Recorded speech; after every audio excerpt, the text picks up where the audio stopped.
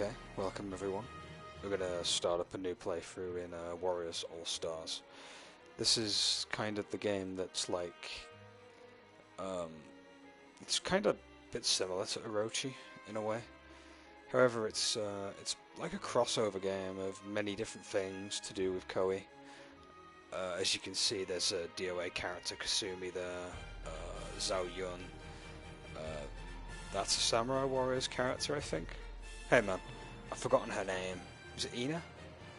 Looks like Ina.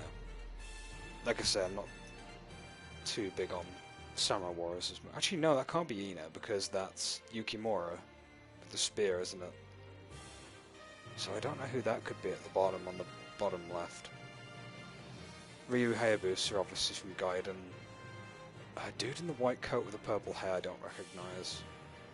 The girl with the blue coat, that's one of the characters from Atlier series, I think. Because the art style is all different, so... That's gonna be weird. How is an Atlier character gonna work in a Warriors style game? I'm actually curious. We'll have to find out when we unlock them, I guess. So, yeah, without further ado, we'll begin and play through this and see what it's like. Apparently there's like these creatures in this game that are like anthropomorphic. They're basically furries. There's like furry characters in this game at some point too. So be on the lookout for that while we're playing. It's going to be one of those strange stories, isn't it, where everything's just mixed together. And we've got to like probably get crystals to return everyone back to their original time zone or something. I wouldn't be surprised. So yeah, we're going to begin. New game. This game features an autosave. That's good to know. Playing on beginner, so I just want to experience the story. 泉が枯れるまであとわずか。そうなったらこの世界が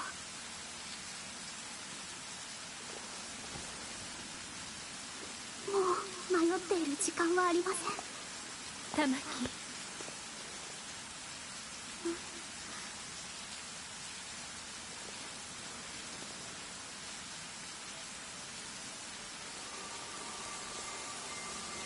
清らなる泉よ、代々の王を守りし仁義よ。 Oh, she's got Yu-Gi-Oh cards. 異界への道を開きたまえ。力持つ者をこの地にいざないたまえ。 So yeah, each of the heroes are in card form, I guess, for this game. 世界を救うために。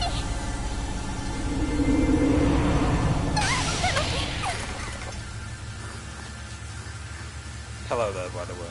I'll best put a comment in the chat.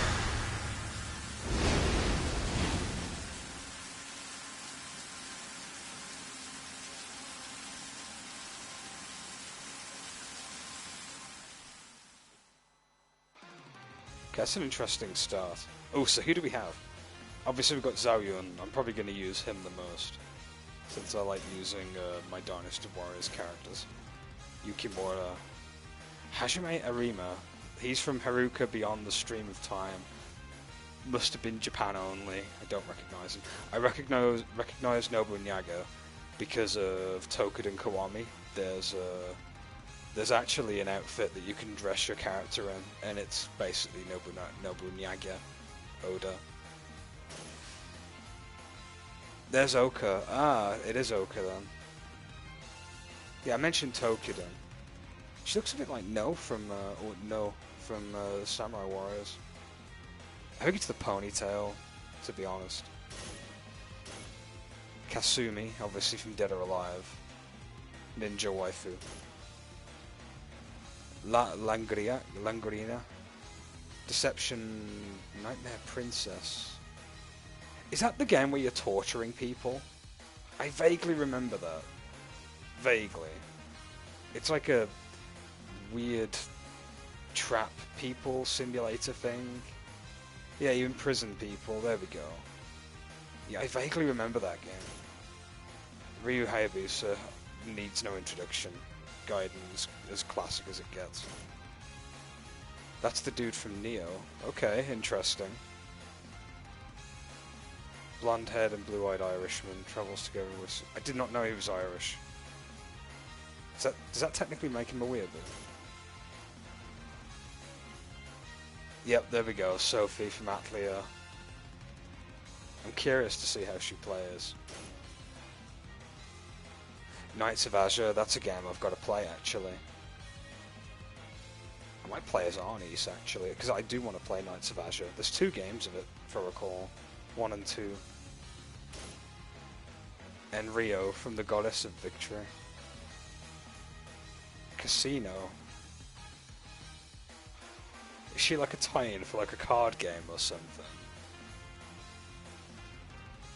Well, I'm gonna Google Rio real fast. I've never seen this before either. Isn't there an anime that's based on like a casino?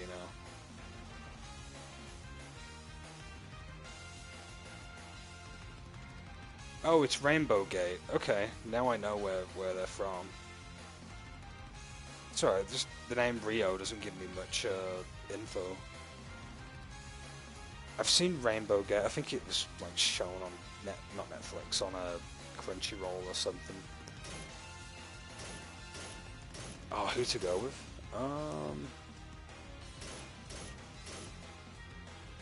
Let's go with Arnis. I think she's a good, solid choice. I mean, I can always play as Zhao Yun at some other point. I'm just curious to see what she is like. Plus, I do want to play Knights of Azur at some point, so I think this is a good way to get introduced to Arnis.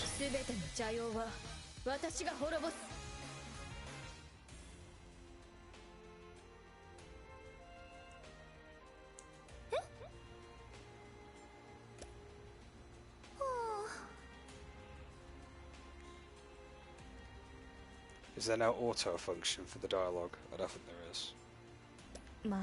Nope. It gets as old school as it gets, just pressing the X button.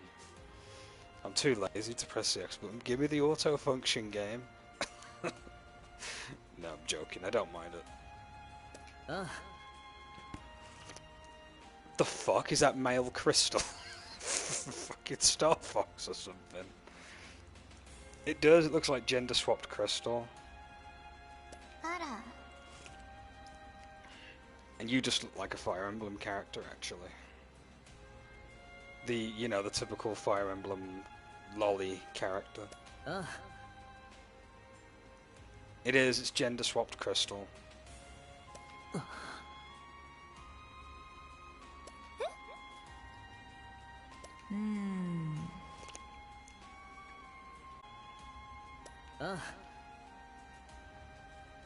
So the world's dying. この世界は泉の奇跡の力によって繁栄してきた。もともとここは作物の一つも実らないほど荒れ果てていたらしい。歴代の王が三種の神器で泉の力を操り、世界中の祠に恵みを行き渡らせることで人が暮らせるようになったと言われている。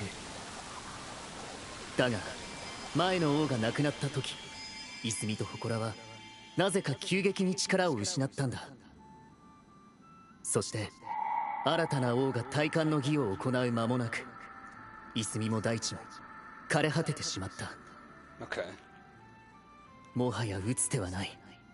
諦めかけた俺たちに叔母上は古い言い伝えを教えてくれた。泉が力を失い、世が滅びに向かいし時、異界の英雄降り立た。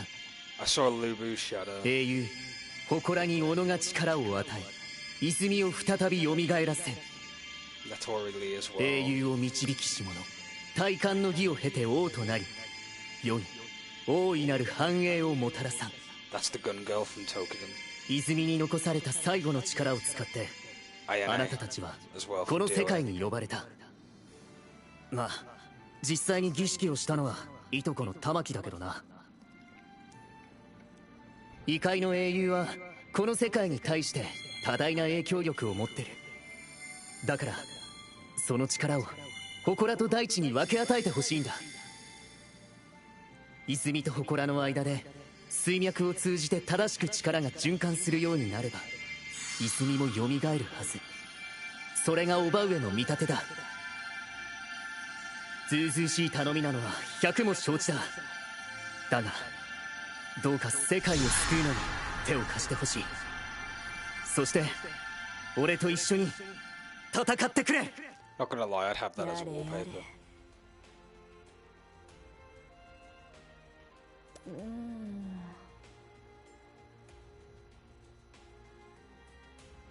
ああ。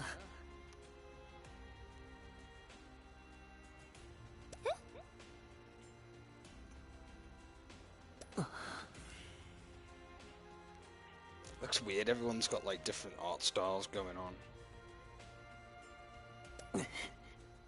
I guess that's what happens when you have a giant crossover. Can't really adapt everyone to one graphical style, I suppose. Ah.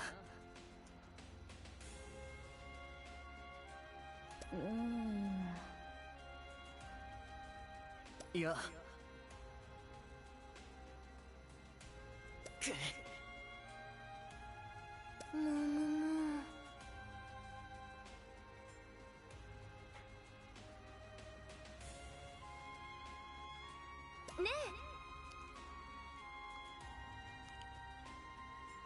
Yeah. Oh.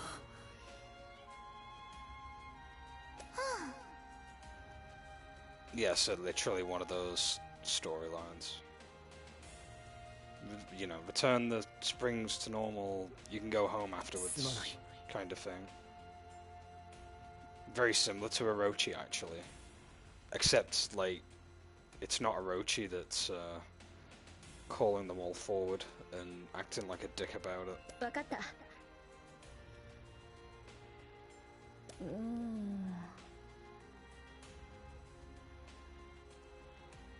そうだな。うん。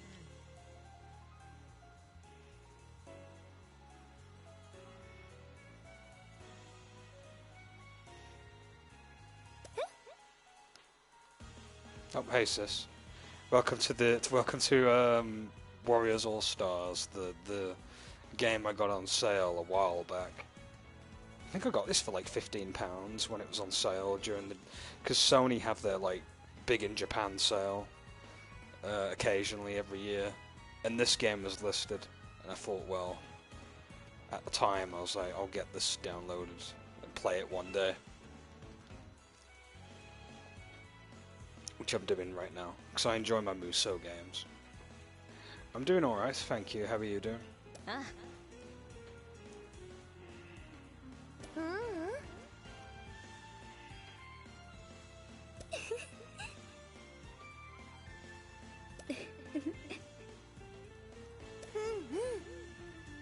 Rio Roland's Tachibana. That's quite a mouthful. Rio Tachibana's better, so. Or Rio Roland's, I guess.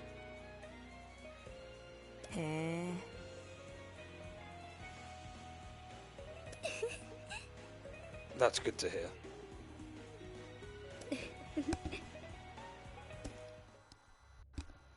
Oh.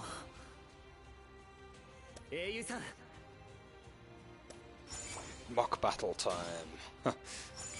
So how does this work then? So you have like a world map. Okay. Yellow crystal, key battle icons, shrines. Take on a key battle, okay. Ooh, got like a little cursor we can move. And that's what the map looks like, which is kind of cool. Learn how to fight.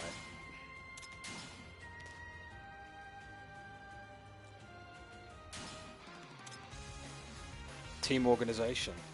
Heroes that befriend you can be added to your team. Additionally, you can use this command to change player character leader as well. Okay, so we'll obviously add everyone into the team.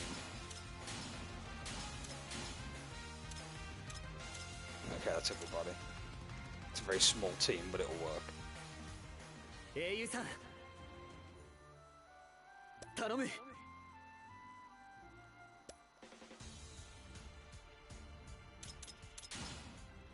Yeah, this is definitely a Musou game to its core. It's even got like the ready up screen and stuff. Hero cards as well, so you can equip cards.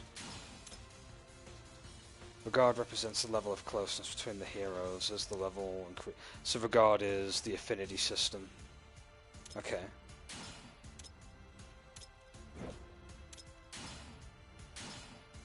Hero info, just skills and levels, I'm assuming.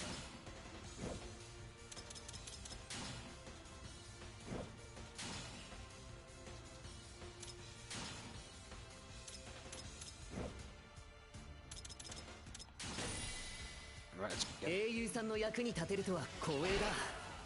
まずは俺の言う通りにやってみ Oh, てくれ。 this looks kind of alright. Jump, normal attack, move, strong attack, charge attack. So yeah, it's Musou to its core.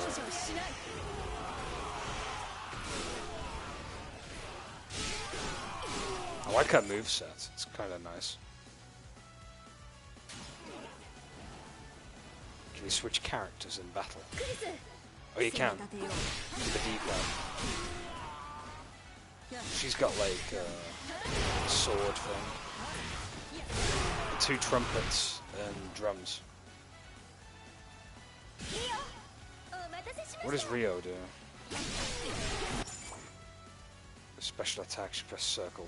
Some Musous have been called specials. Is she kicking and punching? Oh, she's using cards and dice. That's cool. Makes sense. Oh, poker chips. That's kind of awesome.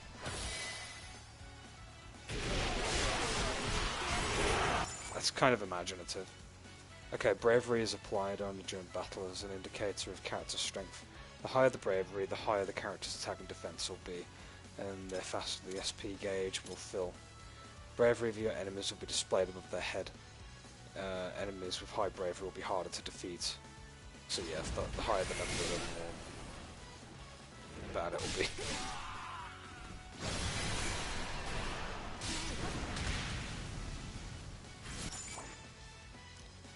You can also do a chemis and block and blade. Blocking and evading, sorry, not blading. L1 and X to move. Oh, it's like a dodge roll of sorts. It's kind of cool, actually. Is there a targeting system?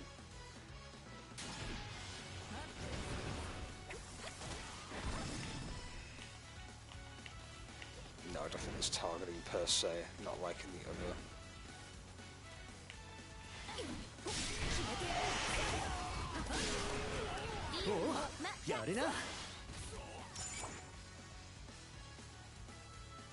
Unleash powerful attacks against enemies. Okay, cooldown timers.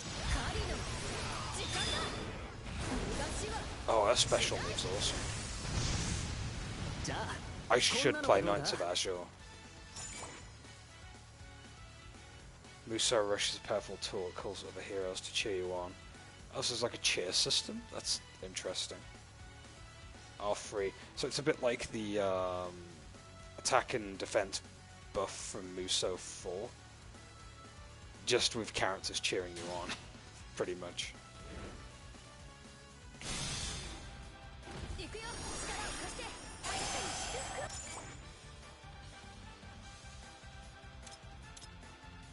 I even like the music playing during the Musou rush.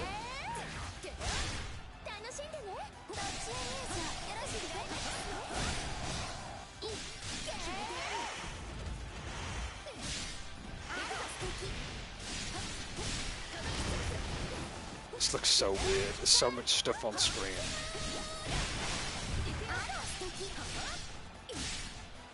Can I activate my ability? I guess I can't.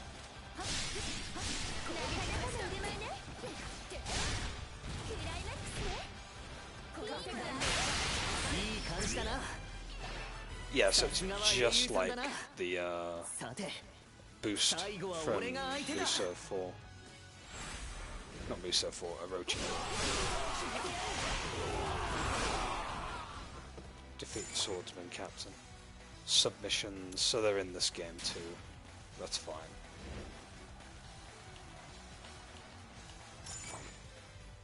Ah, how do you lock on?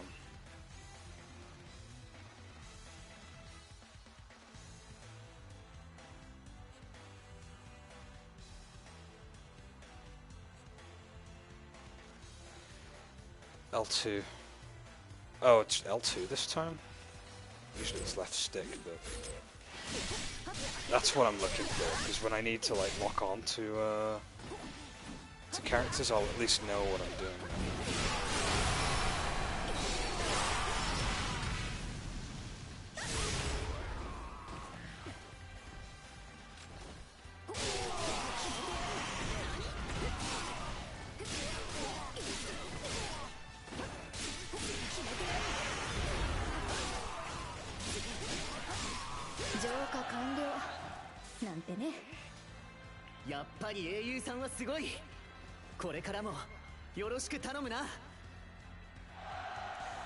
Not bad at all. I kind of like the gameplay system.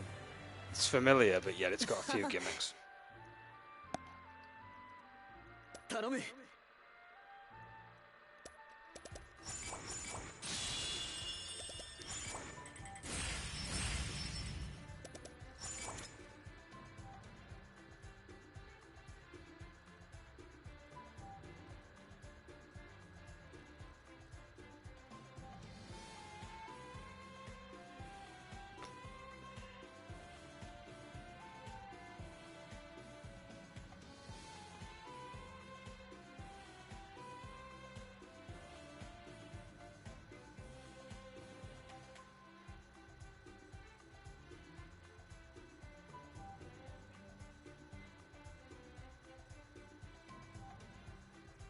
Yeah, no worries. Just do what you gotta do.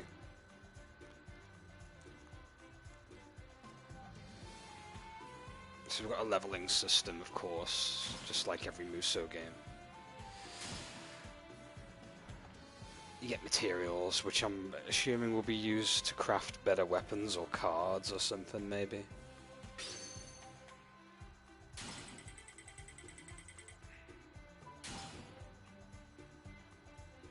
I'm wondering if this game has a weapon system now, or if they're just gonna bundle everything behind the card system, because making extra weapon variants would be a bit time consuming, I suppose. Oh.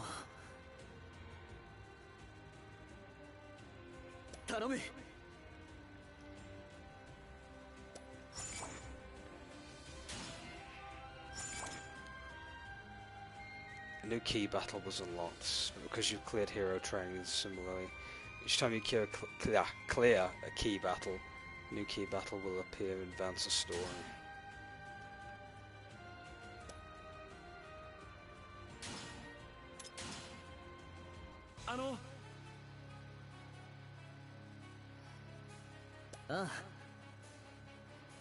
Yeah.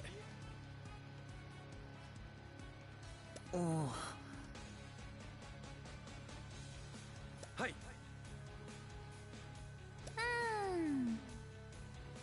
そうだ。おお。頼む。やるわよ。Okay, cool.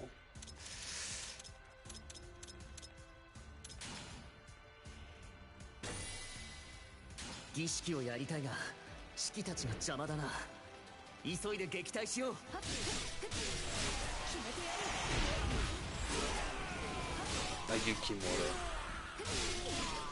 なんか綺麗なところだね。滅びかけてるとは思えないな。いや、この地は英雄の思念で変化したんだ。誰かの元の世界がこんな景色なんだろう。そこをのけ。Ooh, edgelord with the katana.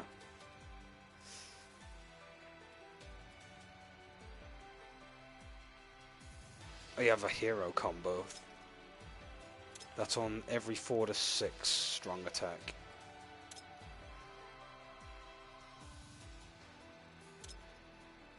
英雄はこの世界に大きな影響力を持つ。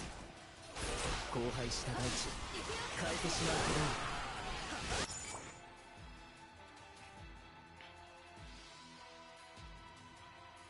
Yeah, defeat the captain you took over the base.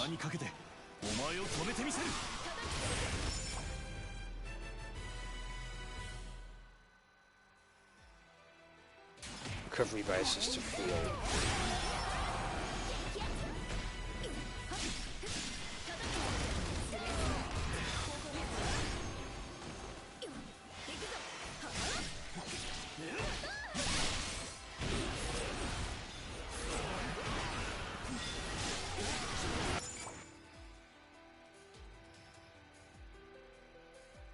Oh, the D-pad thing's an alliance strike. Okay. So it's a little bit like... it's not quite like switching in Orochi. Orochi.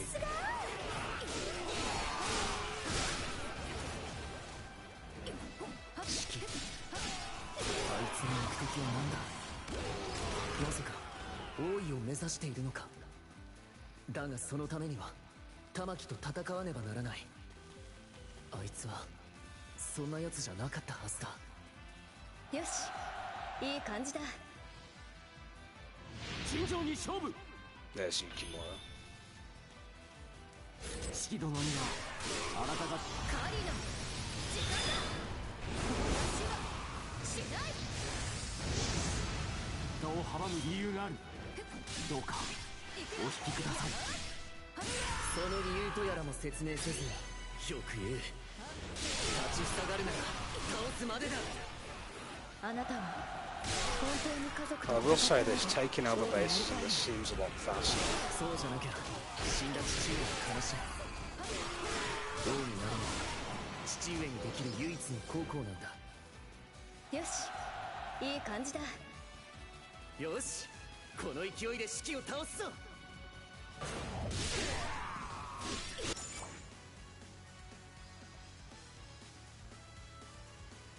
節の兄様にハテラを奪われるわけにはいきません。何としても止めましょう。やっかいことになったな。うまくいったぞ。あの男を倒せばいいんだな。私が行く。なんて勢いだ。四季より先に Oh, there's like a yellow army here now. Oh, Lubu. Nice. いい感じだ。最強は俺だ。刹那は玉木たちの対応に追われている。今のうちに拠点を奪い I'm assuming we can pursue Lubu in this one.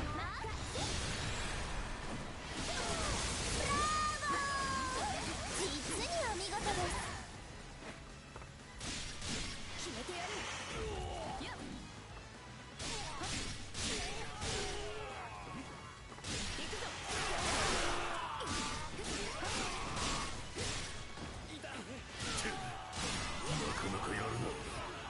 貴様の顔覚えておいてやろう。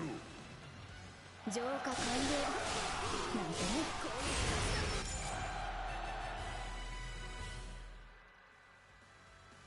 Ah, you get awakening skills after a certain threshold then.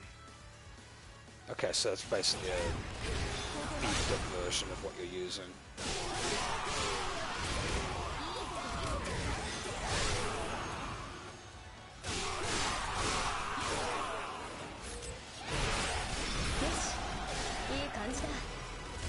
Tamaki, 俺と戦ってまで王になりたいとはな。あいつがそのつもりなら容赦はしない。ひるみはしない。 Okay. Tokuden Kiwami character. 兄と慕う君と戦えば玉木が傷つく。聞いてくれ。それはできない。本来王になるべきなのは俺だ。聞いて譲るべきなのは玉木の方だ。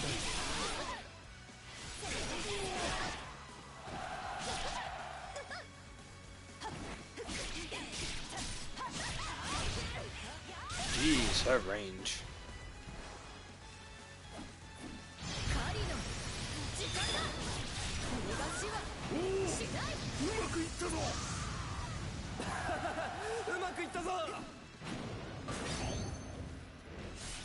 玉木、四季、お前たちの好きにはさせない。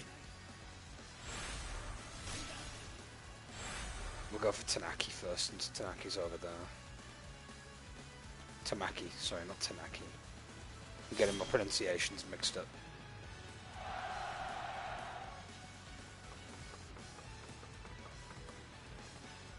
私が節の兄様、どうして私たちが戦わねばならないのです。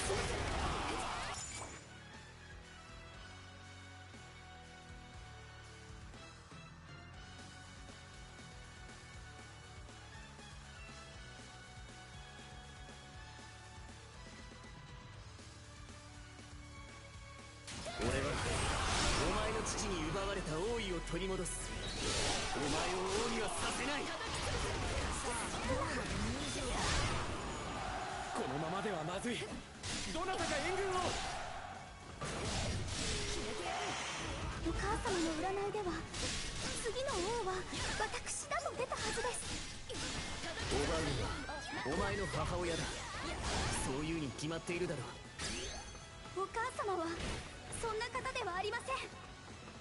節の兄様、考え直してください。考え直すのはお前だ、玉木。俺は王になる。必ずだ。押されている。このままでは。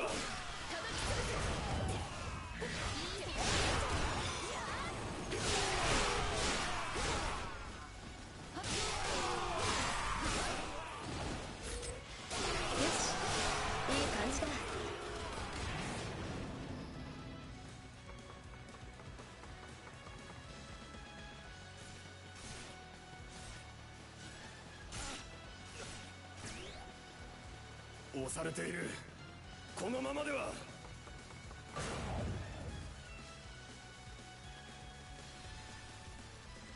いざこの超支流と勝負してもらおう。超支流参る。私こそ世界最強の騎士だ。あ、無双の騎士っていうとこだっけ。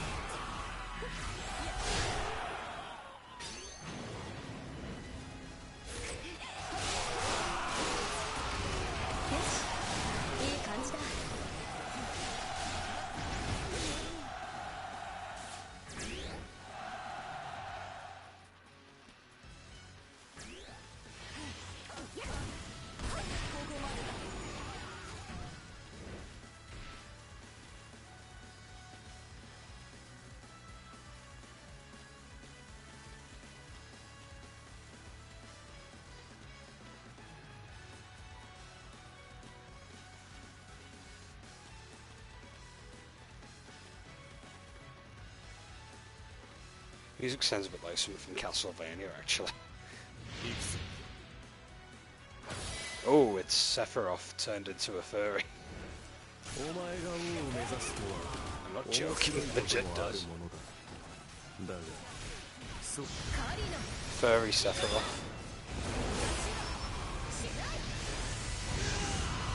こうはさせぬ。四季、何を考えている。お前は玉木につくものだとバカに。私には私の考えがある。だがそれはお前や玉木を王にすることではない。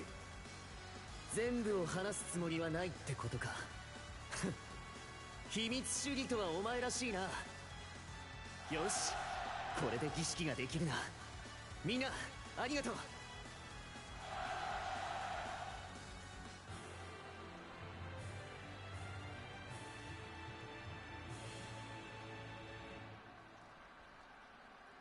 ありがとな。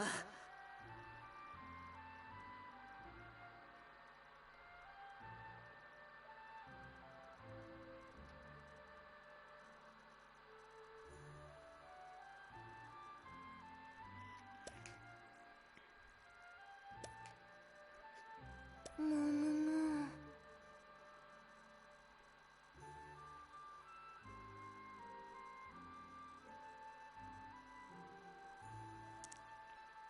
そうだね。いいかしら。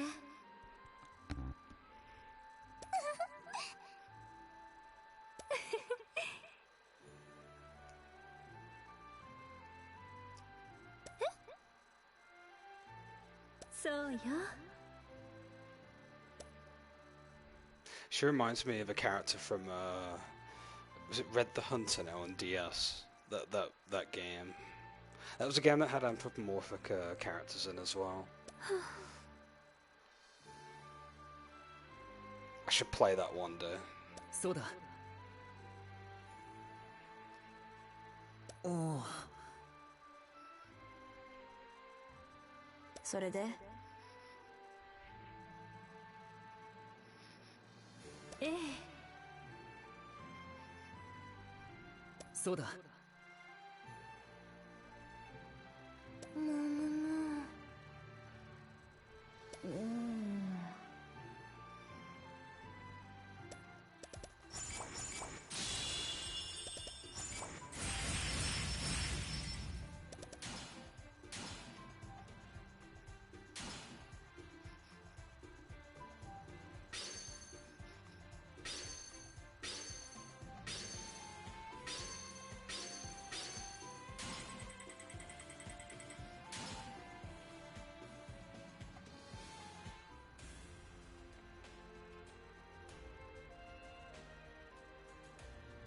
英雄様。ええ。 Oh, it's just like the camp. Looks like it.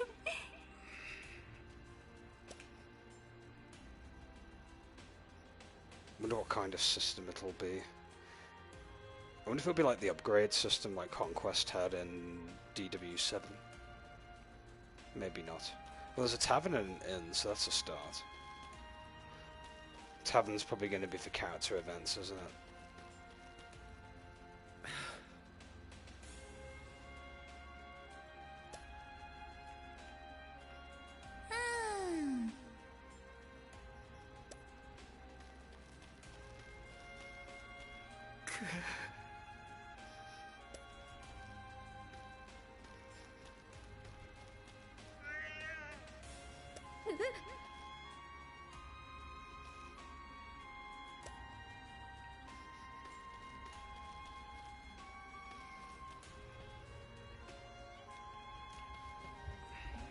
Rio's just chilling.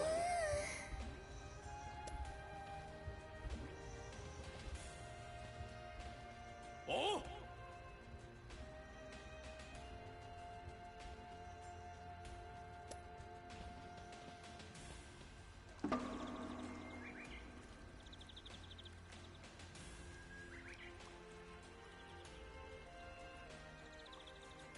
He left the bath due to the presence of an unexpected customer. Wait, there's a bathing system in this game like Tokuden had? That's interesting. Can't use the bath because it's being cleaned, so you can probably only do it once per battle. Yeah, in Tokuden, you could like bathe and get bonuses. The bathing system in Tokuden was quite interesting. Depending on your character's gender, you could only really bathe with the same gender at first. After a certain affinity level had been reached with characters of the opposite gender, you can then go in baths of the opposite gender, which was interesting.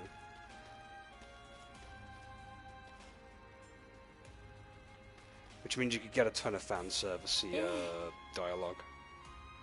そうね。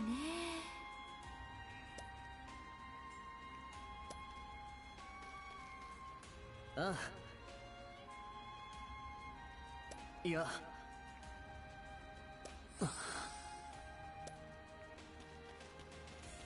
どうなさいますか? Requests from heroes in the headquarters. Oh, these are like side quests that you can pick up, I guess. あの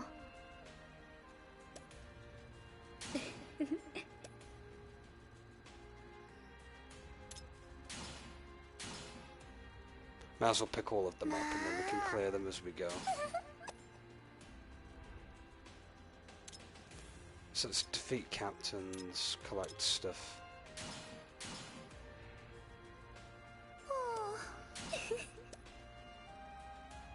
Interesting way of doing side mission stuff. I'm assuming this is the map, yeah, so we can go to the next mission. Oh.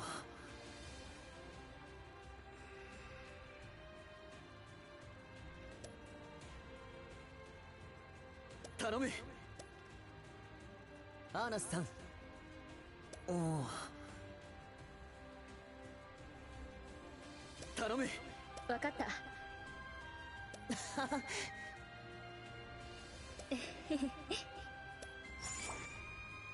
Benevolent princess is unlocked. Okay. Ah.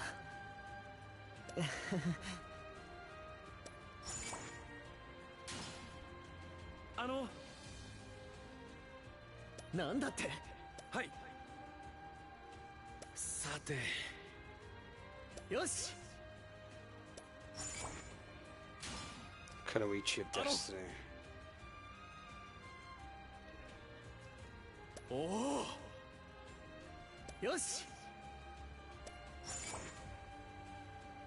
Super secret fighter chick. That's INA, isn't it? さて。 おお。 A witch. That's probably her from Deception, I'm assuming.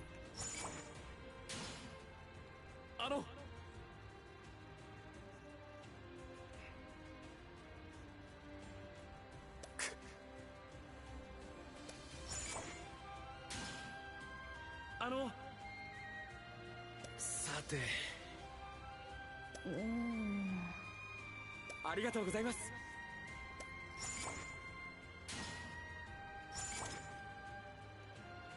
Okay, discovering and developing. As you can see, there's some dark areas on the map around the completed battle. This means you have discovered, developed a new area. When you discover and develop a new area, you'll be able to select from more types of icons on the map. Do not focus solely on key battles, but look to clear other battles as well, in order to gather new heroes or power up existing ones.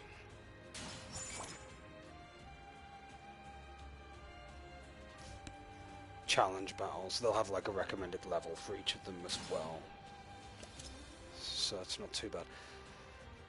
Field battles, you'll get gold and stuff. So it's a bit like Caliber, I suppose, with the when you're wandering the countryside, you'll have encounters. Except this time you can just pick stuff that you want to fight, I guess. Production base, there's quite a lot of stuff here to do.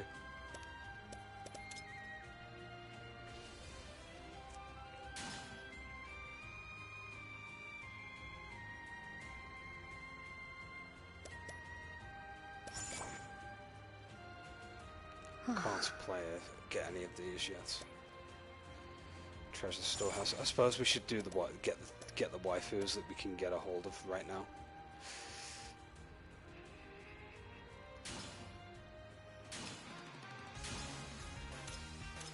I can change the organization when I need to.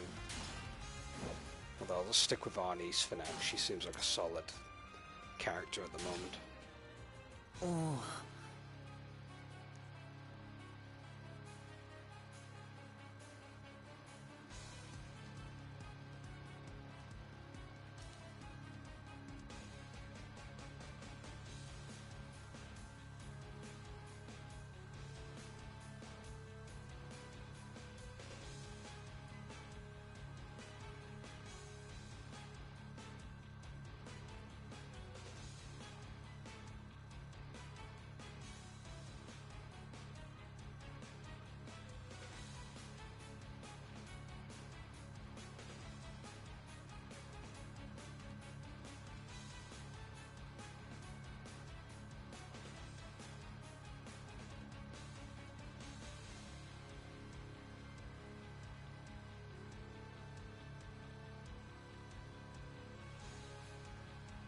Oh, hey man. You haven't come at a bad time this time, you've come at a good time. Playing another Musou game. This is the one that's got like a giant crossover of different franchises from the Koei Koei company.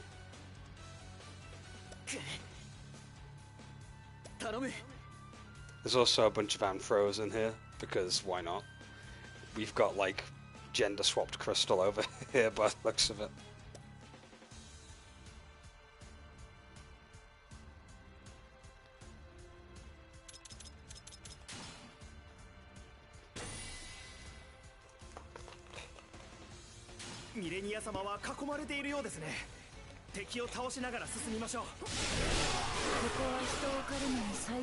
Yeah, pretty much, kind of.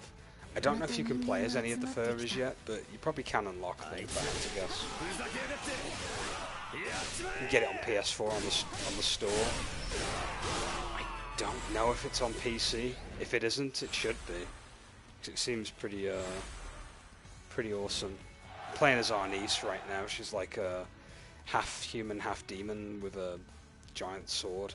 She's from the Knights of Azur series. There's 2 of the games in the series. There's my main Zamu. I could have picked him, but I picked Arnice to play as.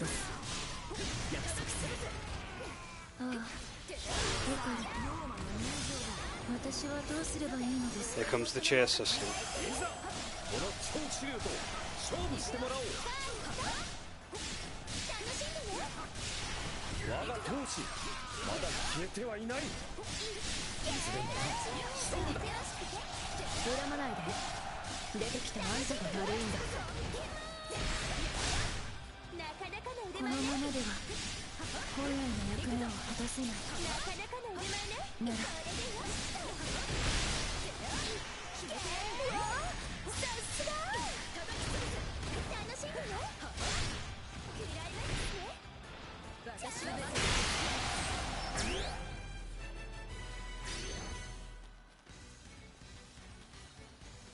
Cool.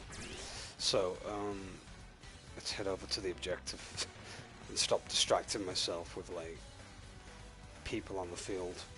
So who's this character that we're going to be bumping into? ヨカルの元へ戻るために Yoko. あなたたちに協力する。それが今の私の役目なら、生きるために私は戦う。さあ。Millennia, I don't recognize her. She must be from a different series. 敵の大将が動かない。私の罠なら引きずり出せる。大変です。敵の援軍がやってきました。 So not all of the games that are being referenced in this game I've played or know about much. The lead character from Neo's in this game, in the first one. Which is interesting. Oh, there's Lu Bu. Yeah, that's although I fought him in the last stage.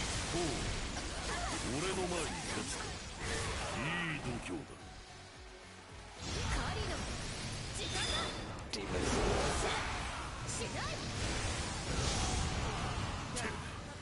なかなかやるな。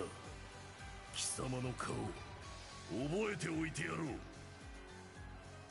突っ走る。恨まないで。出てきたあんたが悪いんだ。俺はシュウソウってんだ。 Seen the shoe army now.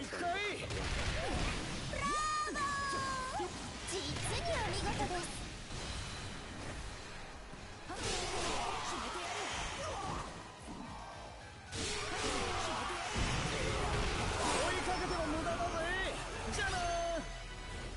浄化完了なんてね。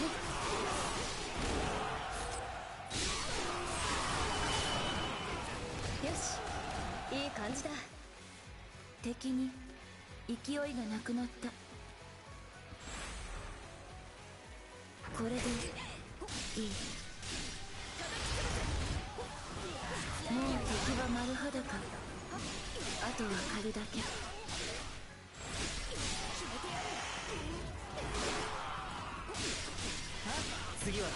あの高台を確保しないか。罠を仕掛ければ敵の勢いをそげるはずだ。私の全力であなたを止めます。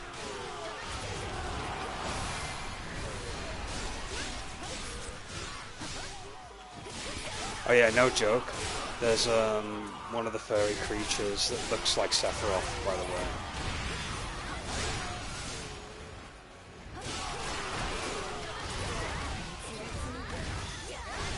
It legit looks like a furry cosplaying as Sephiroth. It's hilarious.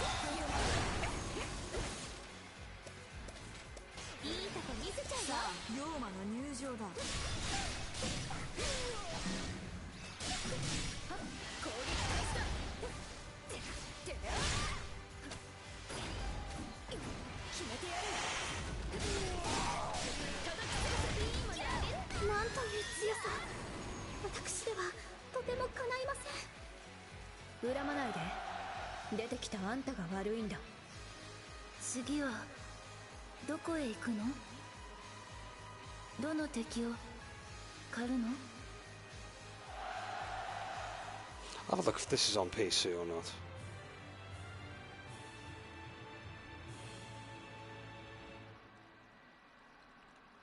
Millennia-san.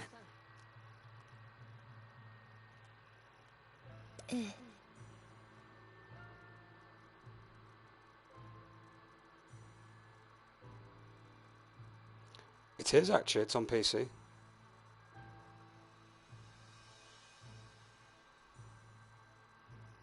So yeah, you can play this on PC. It's pricey though, like most Koei games that are not on sale. $54.99 over here. Yikes! I'm glad I got it on sale when it was on the big in Japan sale on PS4.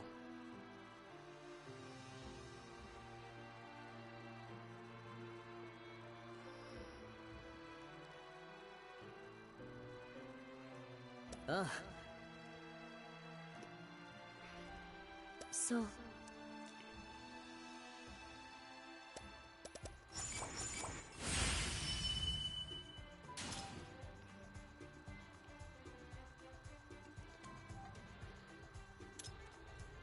Materials can be used to add effects. Okay, so cards are basically the weapon system for this game.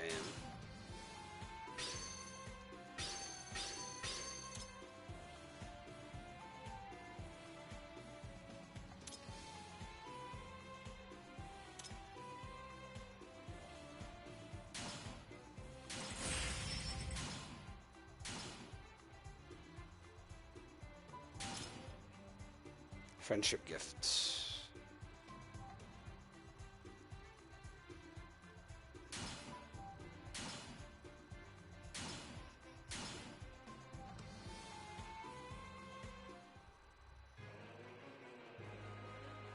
So she was brainwashed by the Time Noids to hunt humans, and as a result lost her memories.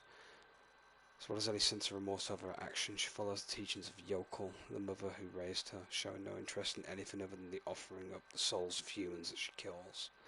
She sounds very edgy, to say the least. ちょっといいか? Oh, Mitsunari's in this game.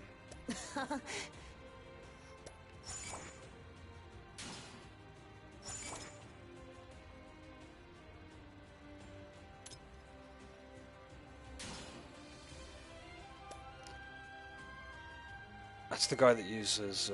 no, it's not. Never mind. That's somebody else. Let's go and get him next, I guess. Oh, wait a minute. Arnie is not allowed to be a leader for this. So we're going to have to switch. Let's use the edgy girl that we just unlocked. I'm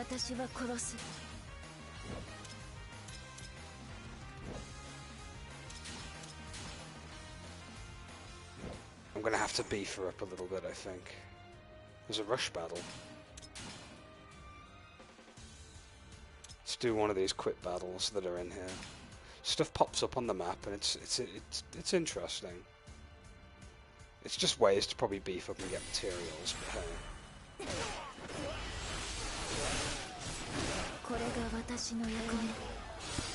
Oh, she's from Deception. Recognized by the attack formation.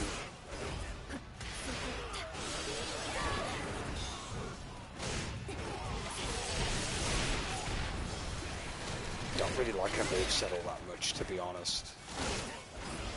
I mean, it's interesting. Probably not what I'm going for.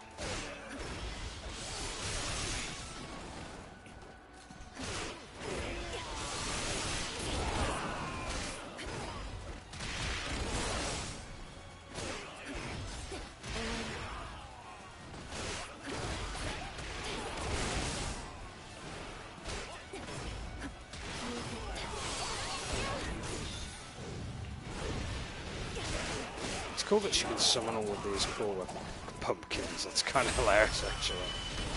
Was not expecting that.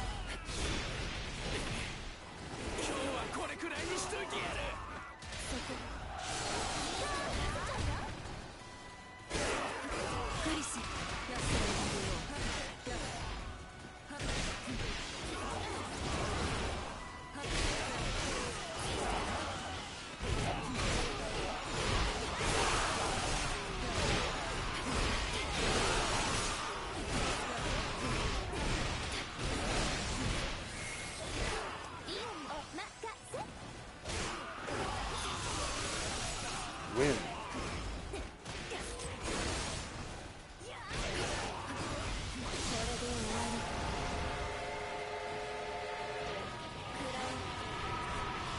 Whoa, she sends an entire train after someone. What? That's interesting.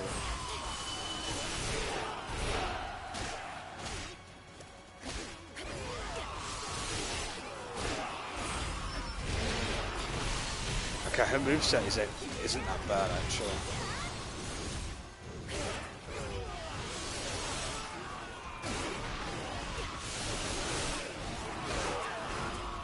She's kind of won me over a little bit.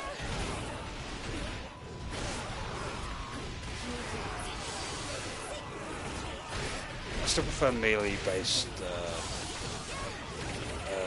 characters with weapons, or at least punches and kicks, but the whole weapon-based, not weapon-based, the trap-based thing is interesting.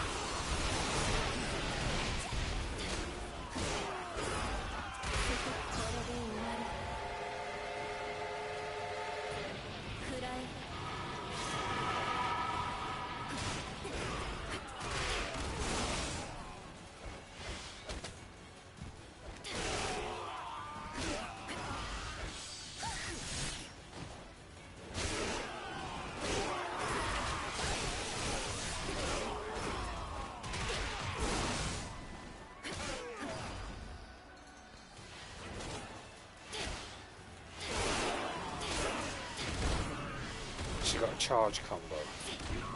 Now she just drops grenades on people. 生きるために私は倒せ。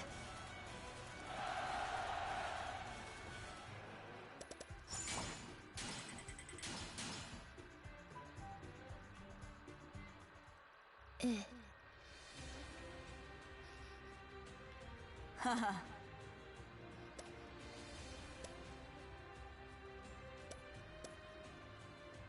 Oh no, that's not Iron Air, it's a different character altogether. Super secret fighter chick. Let's try unlocking you. よし I didn't change my party. Hold on. I can do it here, can't I? 全ての邪妖は私が滅ぼす I'll put her in the team. She can at least be some level of help.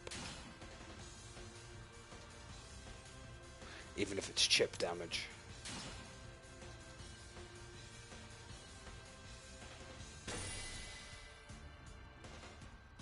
噂の英雄さんはこの辺りにいるはずだ化け物を倒しつつ会いに行こ Toy soldier. Are these like blobs from Dragon Quest? 邪妖まで来てるとはね。まさかお前たちも英雄じゃないよな。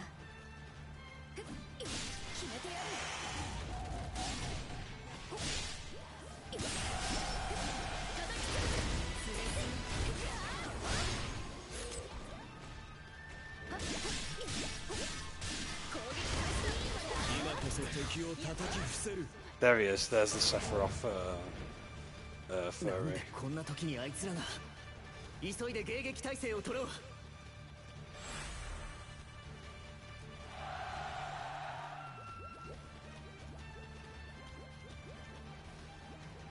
ここはどこなんだろうおばあちゃんきっと心配してるだろうな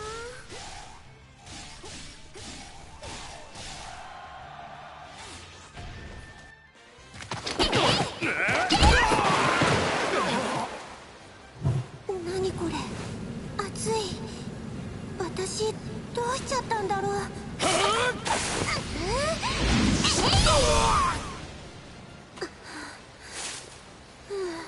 おばあちゃん心配してるかなあまた誰か来たみたいちょっと怖いけど頑張っちゃうんだから I like her already. お手柔らかにお願いします Hanaka, her name is. Is she a DOA character then? I'm assuming she is. ちょっと待ってくれ俺はあなたと話がしたくて She must be a new character if it's DOA. 頑張るぞ Because I don't remember her. She's a DOA character anyway. 完全に敵だと思われて Then る again, I played DOA up to, what, 4, so... な力ずくで止めるしかないか It's been a long time since I've played any Dead or Alive games. 急いで逃げないと待ってくれ話をあれ言ってしまったか邪魔な敵を倒しつつ急いで彼女を探そう化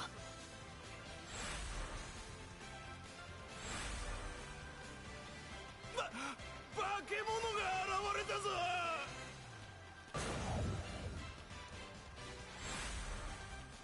Defeat Admiral Puny. さすが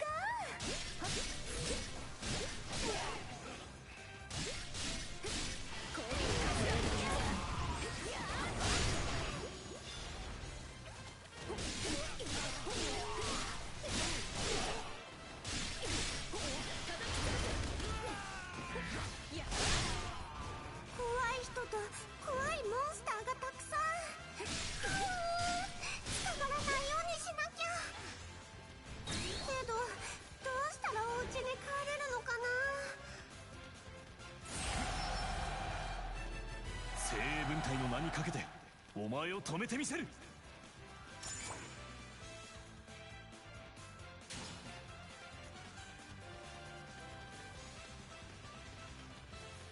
私の邪魔をするかならば消えてもらう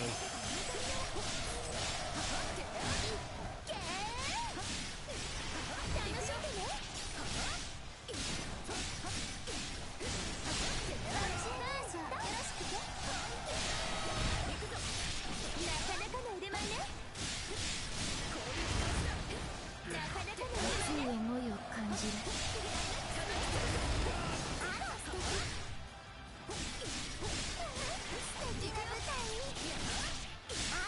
生きるために倒すべきその力に敬意を表し今を聞こ恨まないで出てきたあんたが悪いんだあなたが逃げろこいつ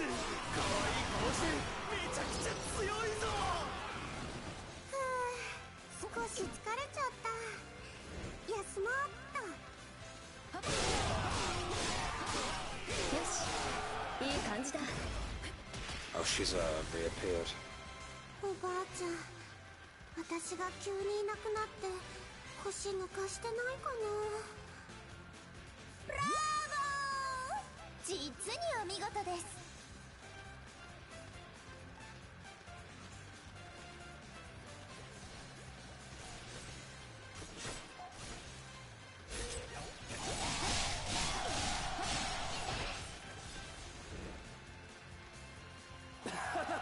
うまくいったぞ。 Looks like I gotta open round. The maps are gonna look a bit different to make some of them look kind of newish.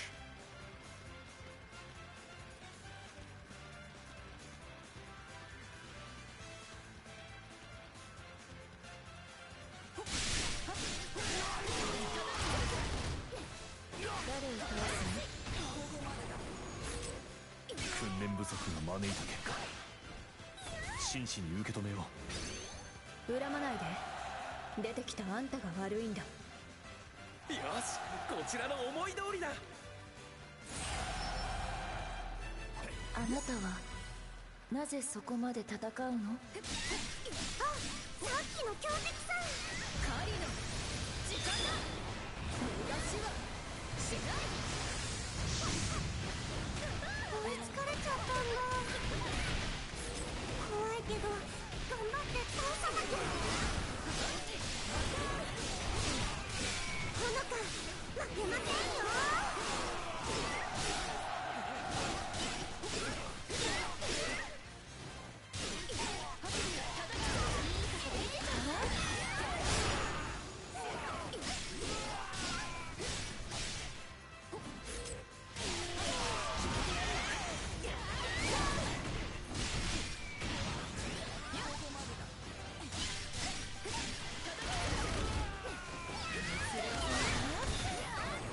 恨まないで。出てきたあんたが悪いんだ。また負けちゃった。私どうなっちゃうんでしょう。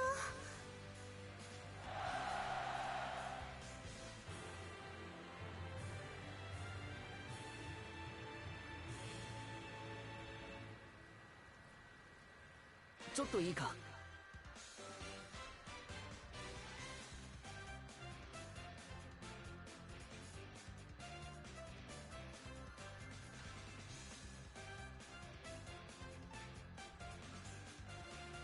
英雄さん、どうしよ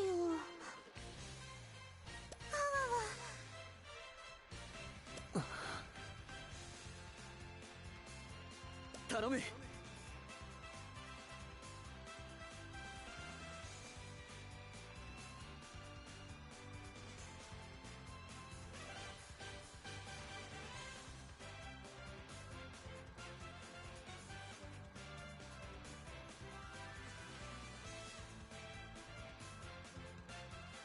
Yeah, she's from Dead or Alive. Had to double check.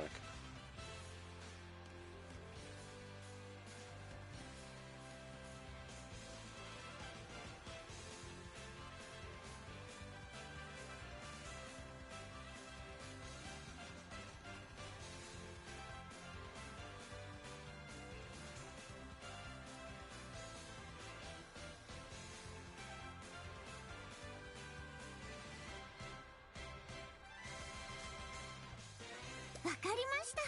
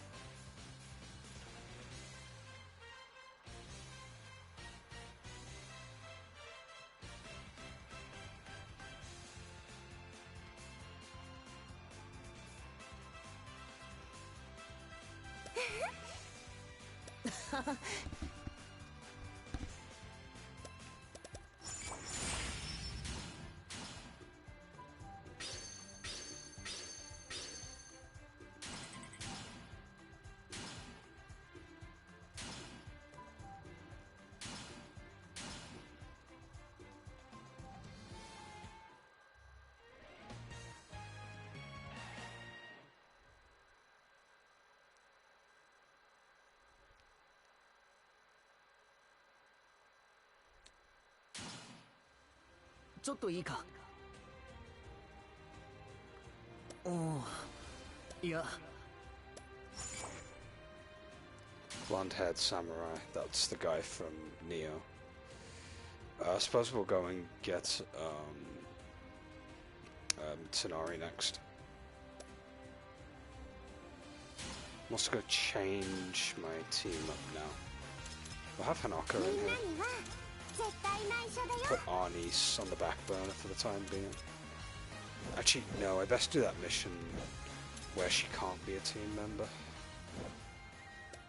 That way we unlock this dude.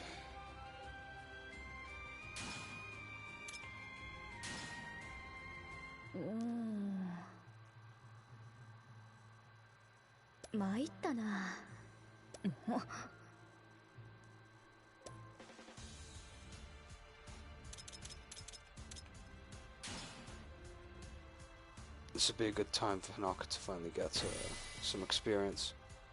Hey, welcome back. Yeah, she's a fighting style character.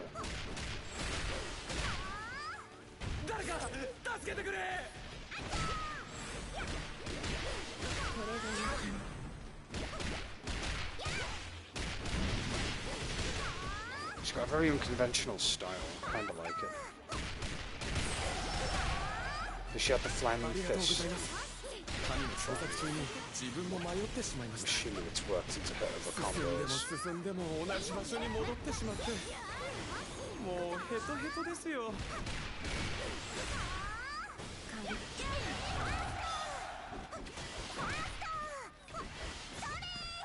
She got an uppercut as well.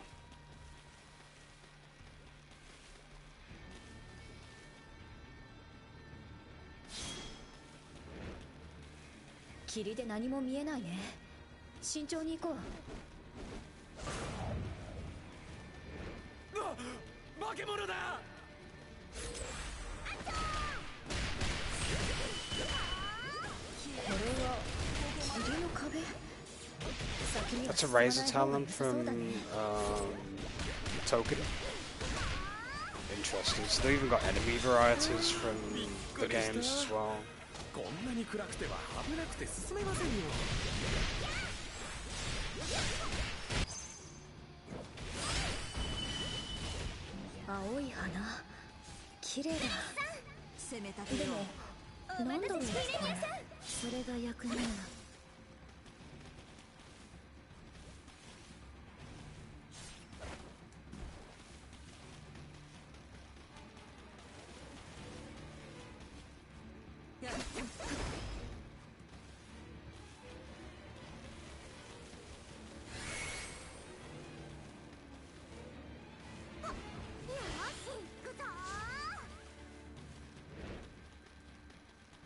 Is the torchbearer going to do anything?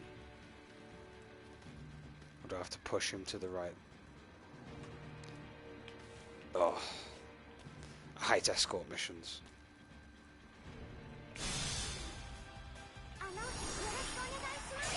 keep accidentally triggering things and I don't mean to.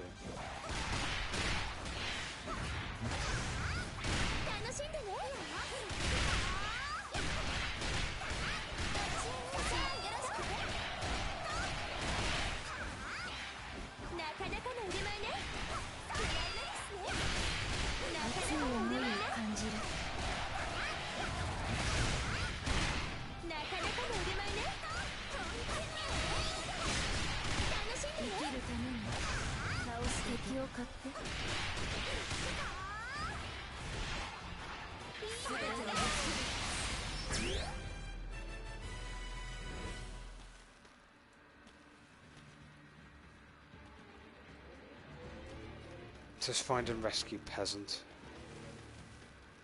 Ouroboros. I'm assuming that's an enemy type from Knights of Azur, maybe?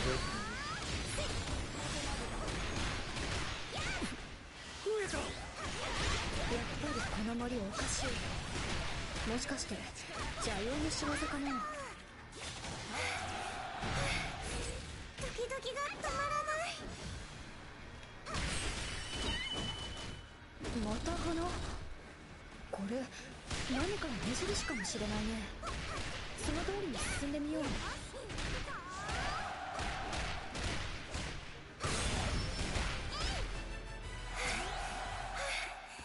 ドキドキが止まらない。あれ、ここは森の入り口？振り出しに戻っちゃったよ。It's a bit lame. It's probably because I touched the fog while comboing.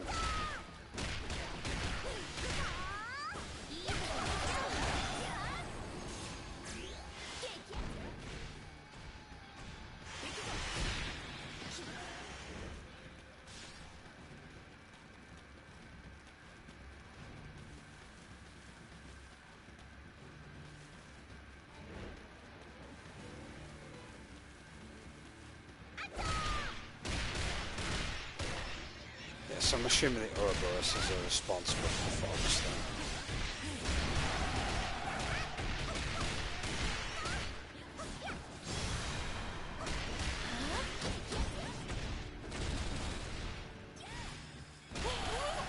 喜んでいいのかな。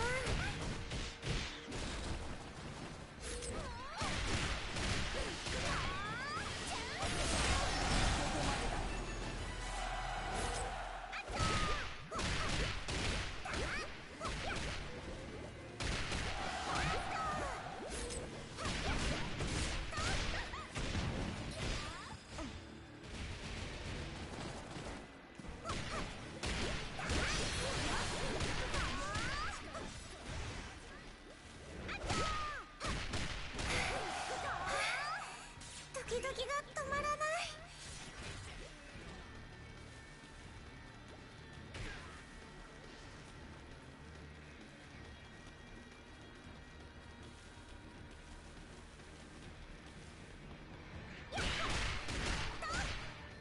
誰か助けてくれ。今の声、行方不明の人じゃない？おーい、助けに来たぞ。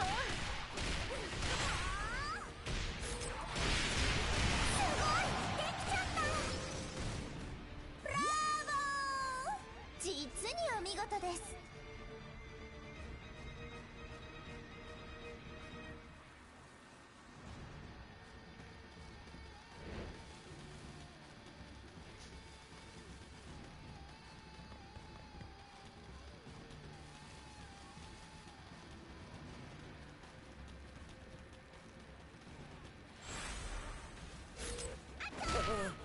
どうかお助けください。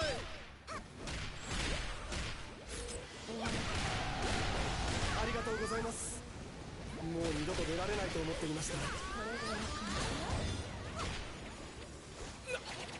こいつがどこから。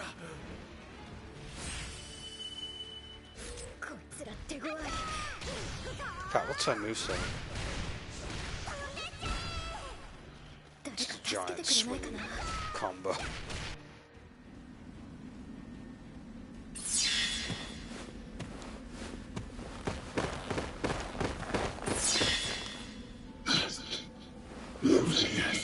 今すぐここから去るんだ。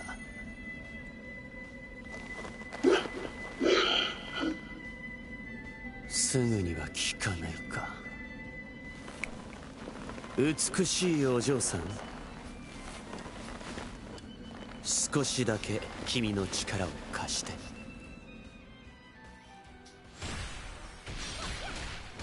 敢なお嬢さん、少し術を強めてみるから時間稼ぎを頼めるかい？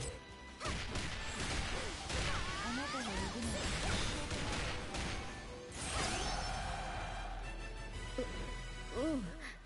指のなんか絵に描いたような色男さんだな。俺はダリウス。この森に住んでいる。留守の間に怖い思いをさせてすまなかったね。今奴らに暗示をかけているんだが、彼らには俺の術が効きにくいらしい。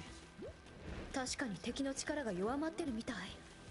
あの人は結構すごいのかも。あなたはさっき何もないところから出てきたよね。その術で味方を安全な場所へ移せない？ It's got like a body slam, that's kind of cool. 敵の強い意志に阻まれているのか。ここでは少しの距離しか移動できないんだ。さあお別れだよ。よかった、うまくいったようだね。くそ、なんだこの森は。凶暴な化け物どもめ、どこへ行った。お前たちなぜこんな怪しいところにいる。さては化け物の仲間か。火を使うつもりかな。森を焼かれたら民を連れて逃げられなくなる。これは鬼の仮面の出番かな。お嬢さんたちまた手伝ってくれるかな。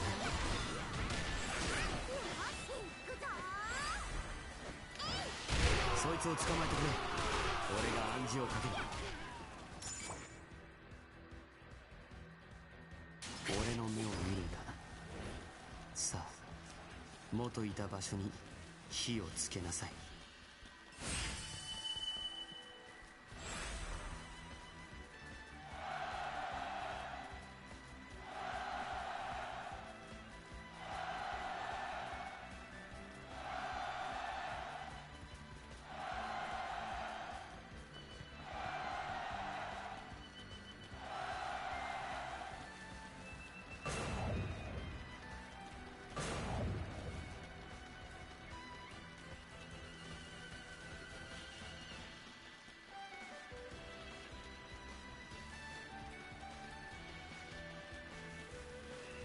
We should run a bit quicker.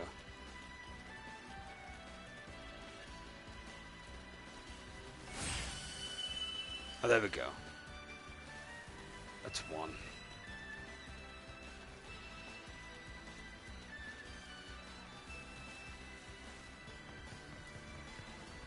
I feel like there needs to be like a horse system in this game, really. Because every Musou game has them. I guess maybe not for this one.「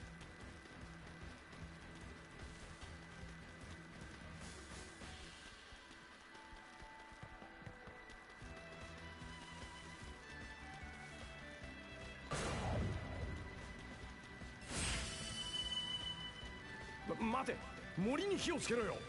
何味方の陣地に火をつけてんだ。敵は大混乱のようだな。そろそろお引き取りいただくとしよう。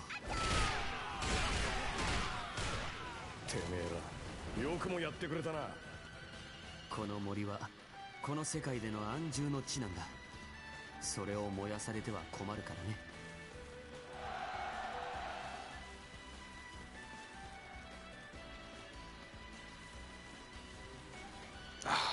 That's an entire gate. I can't go there. I have to go round.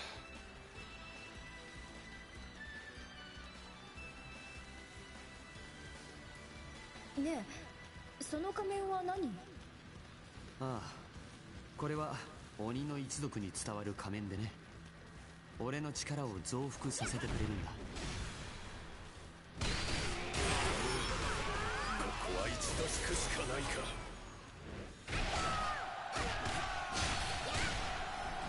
Okay, side mission's done. 勇者に挑もうってか。いい度胸してるぜ。勇者に任せな。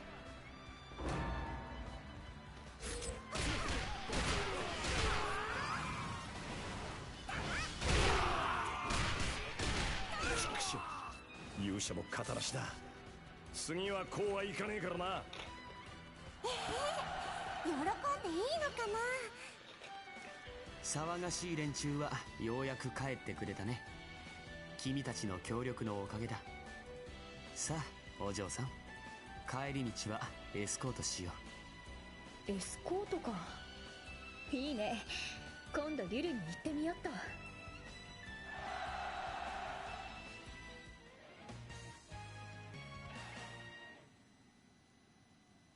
ねえ。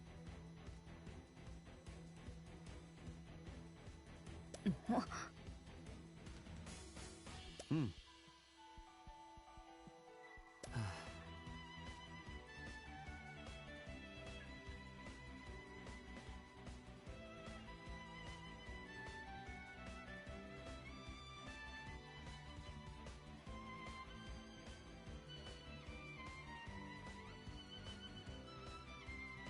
おお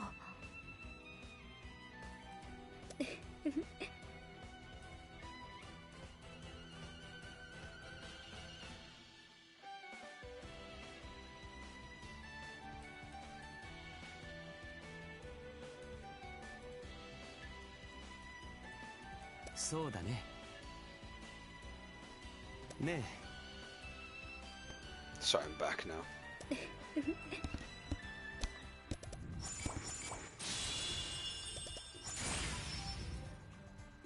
Yeah, Hanaka's pretty good actually. I do like her moveset.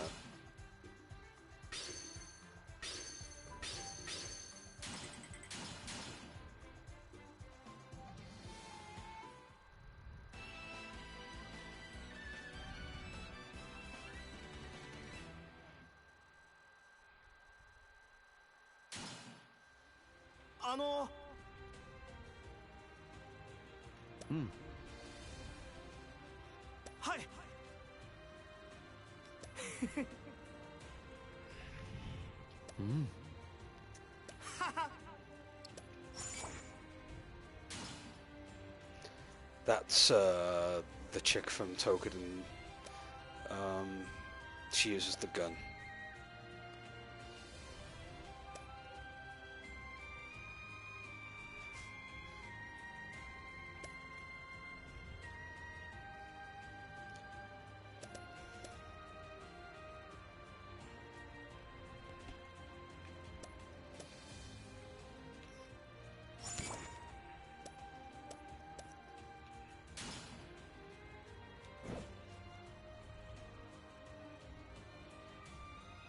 Yeah, I remember GeoGuessr. I've seen a few videos on it. I think there's a guy on YouTube called GeoGuess Wizard, and he's like really good at it. Like, he only has to look at a certain place for so long and then... Oh, really? That's kind of cool. Lots of people can like play along, I guess.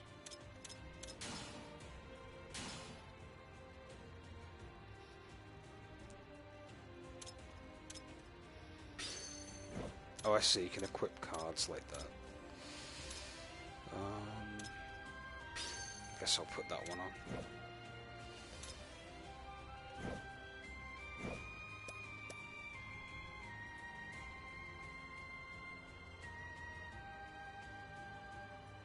That's actually kind of cool.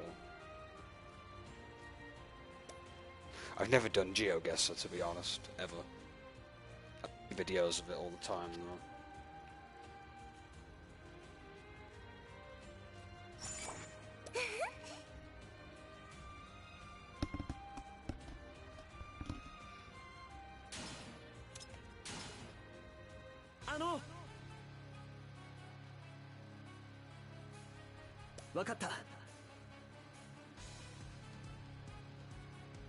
Hey.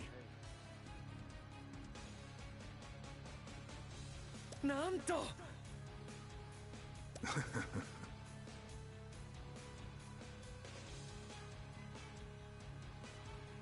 Oh, it is, okay.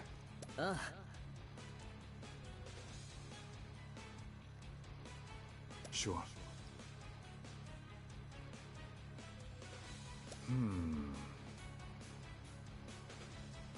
そうだ。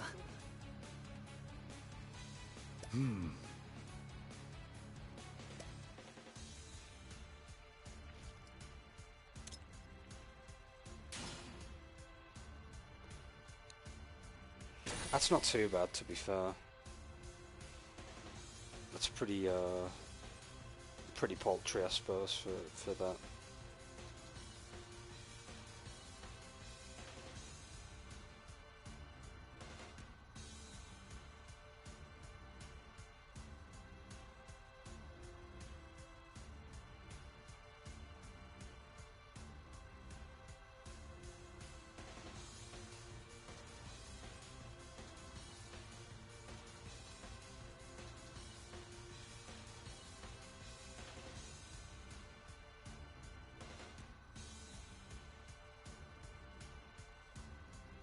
俺たち本体が正面から当たる。ミリアムさんたちは西門を頼む。城内の味方が倒されたらおしまいだ。急ごう。 So you're another lost champion. Show me what you got then. I suspect that spot is the best course. But that's just my opinion. Why do I have a feeling I should play Leo? If that's what the main character sounds like.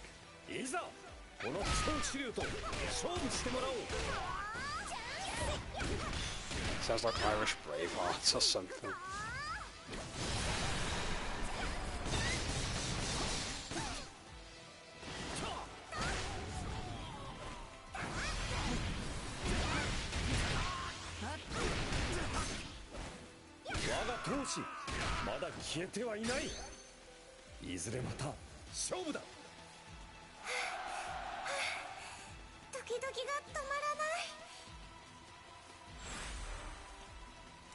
This one's talented, that's for sure.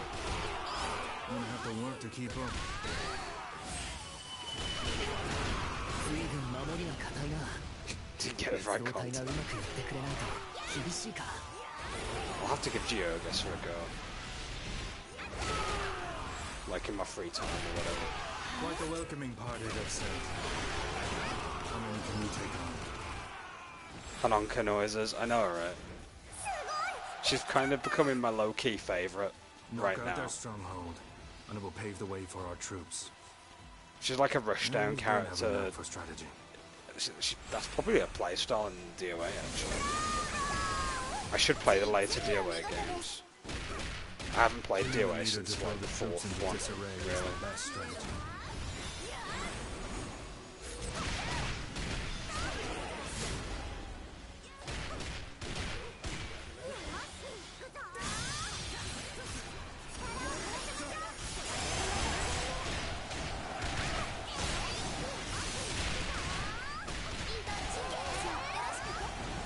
Well played. Well played.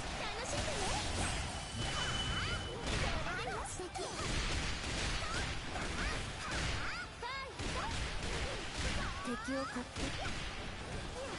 生きるために倒すだけ。敵を倒さなくてどうすればいいの？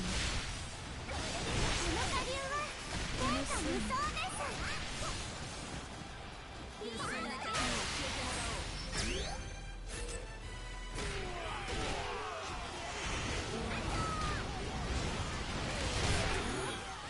ここは一度引くしかないか。 Oh, I see what you mean. Just literally one glance kind of thing. I gotcha.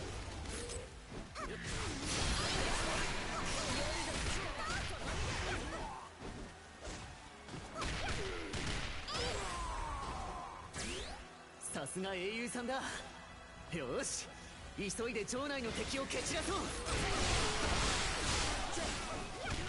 You're quite the warrior. Fancy a battle after the battle's done. But first, let me show you what I've got. It's only right and fair. 敵は両方疲弊しているようだな。全軍で城を落としにかかろう。 Yeah, I can imagine it being really, really difficult. Especially in that kind of 奴 setting. らまでお出ましか。このままじゃ挟み撃ちになる。 So many enemies outside. But killing them will be pointless if the castle falls. Leave these to Some me people and are just help our really good comrades at it, I inside the suppose. castle. I can handle this.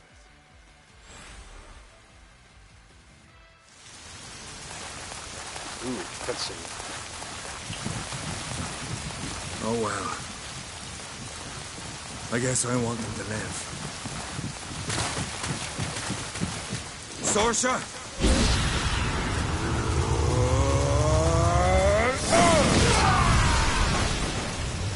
Let's do this. あの金髪の戦士。 It may sound really bad at me, but every time I see William, I just think of Mitsurugi from Soul Calibur, to be honest. Hey, Natori. Natora. The one who punches and kicks in Samurai Warriors. ご託は無用。 Hey, Ryu.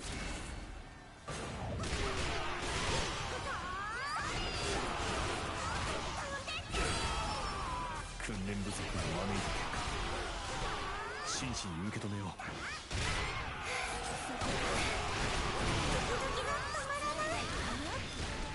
Angry Hanaka noises. 味方で本当に良かった。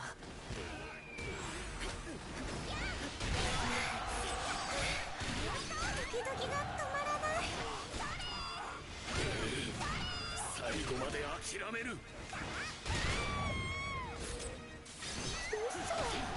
ウィリアムさんの攻撃まだまだ続くの？わあ、さすが。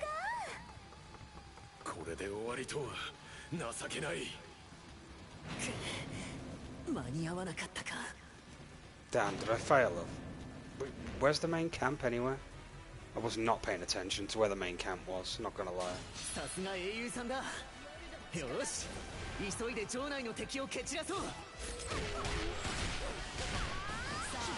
Like the warrior.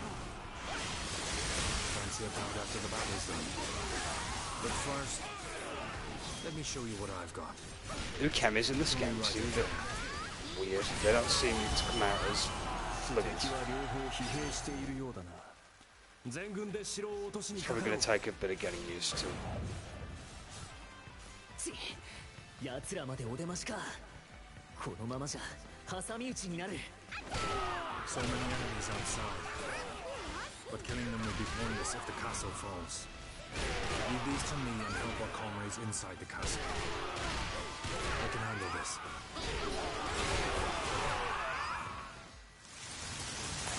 Skip. あの金髪の戦士、手がつけられねえ。誰に倒す化け物以上だ。みんな引け引け。 Taking over the nearby fields first. あれがウィリアムさんの本気か。味方で本当に良かった。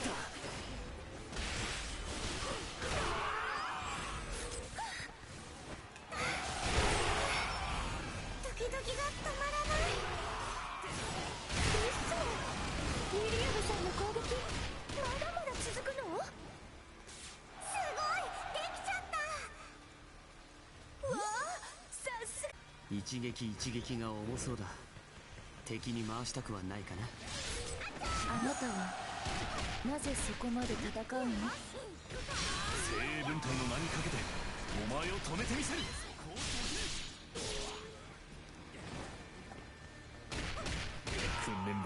Yeah, you gotta press like L1 as you bounce onto the floor. It's a very odd recovery system. 喜んでいいのかな。 Or recovery from being juggled, I should say. 参る。ご託は無用。こ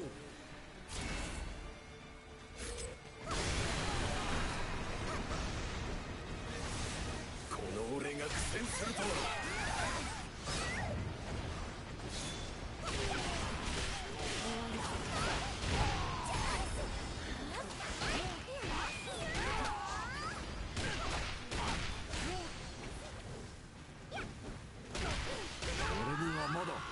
なすべきことがある。ドキドキが止まらない。この俺が苦戦するとは。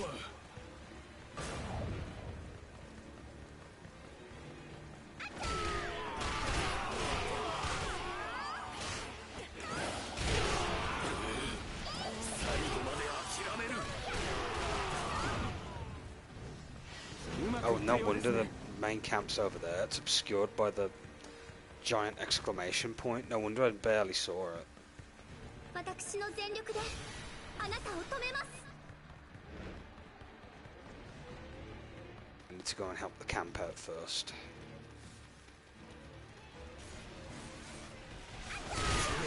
ありがとうございます。ここは私が。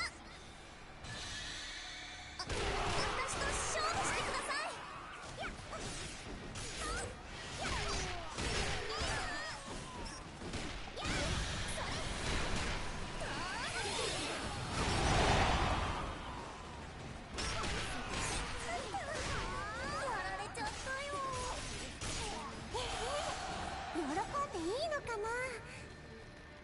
おお、さすがのご活躍ですな。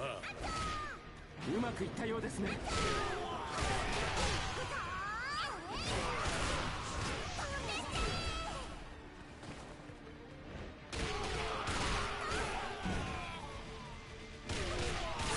いう強さ。私ではとても叶いません。 What more spies, essentially? Usually, I was gonna say, usually they're kind of embellished in like media, essentially.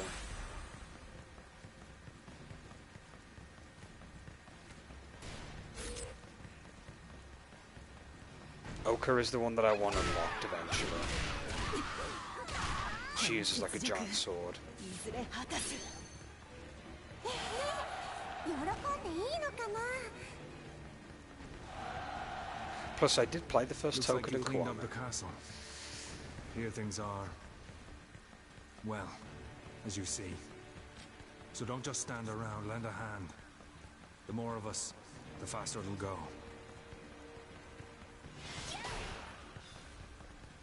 I just need to fight Cheeky, if I can find him. Or if I can reach him, I should say. The furry that's cosplaying as Sephiroth. 私の邪魔をするかならば消えてもらう。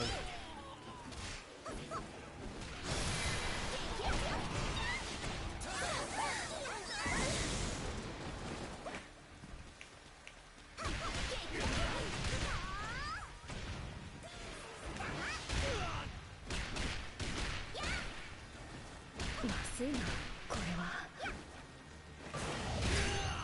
Body slammed. You've certainly shown your worth. Now I know who I'm fighting alongside. I'll fight with everything I've got. So you do the same. おお、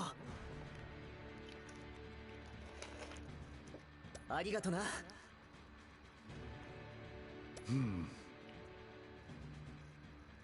Like how everyone talks in grunts when it's the little like character portrait scenes. なんだって。 Small little phrases and grunts, essentially. Setsuna.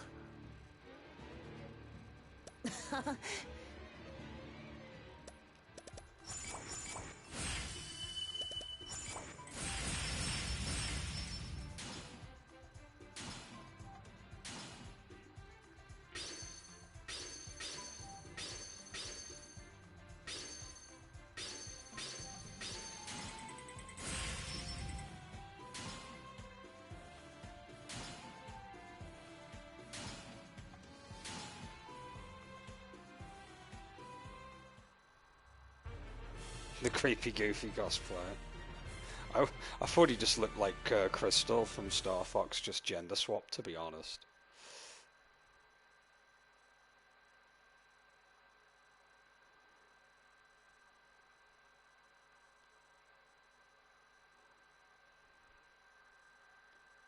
そうだね。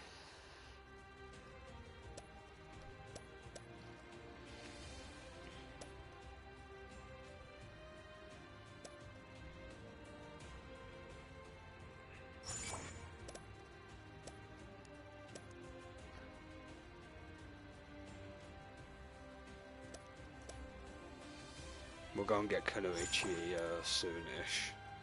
We'll do this one right now. At the minute, I'm just collecting characters that I can unlock, so... おお。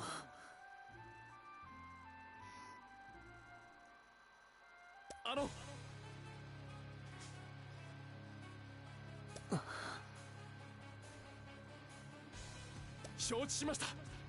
よし。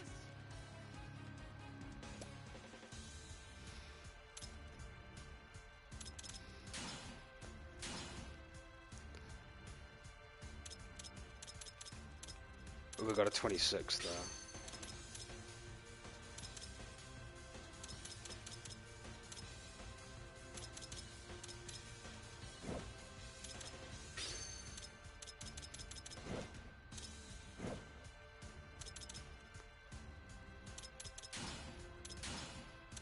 Actually, everybody should have a card equipped. Now that I think about it.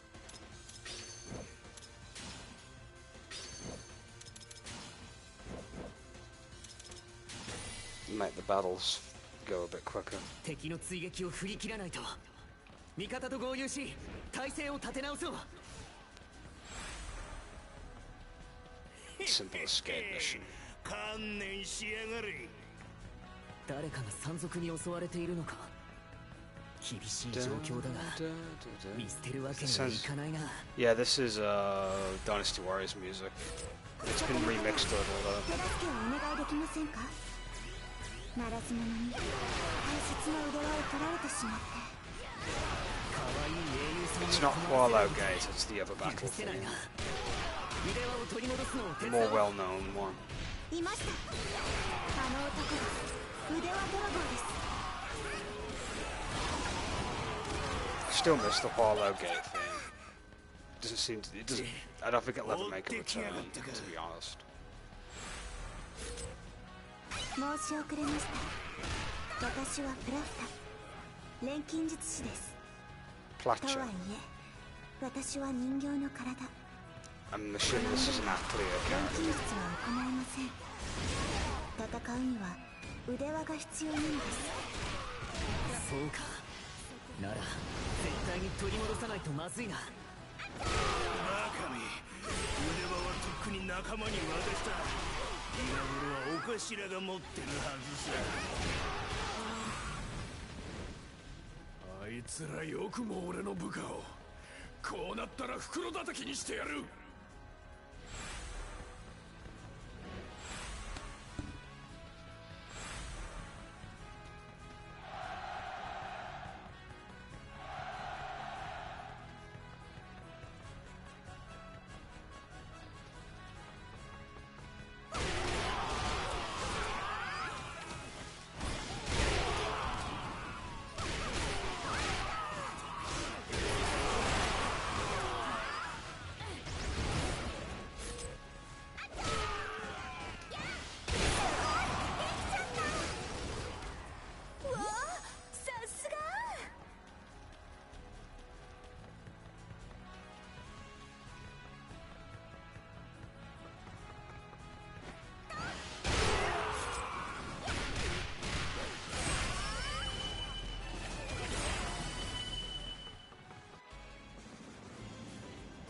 腕輪を取り戻していただきありがとうございます。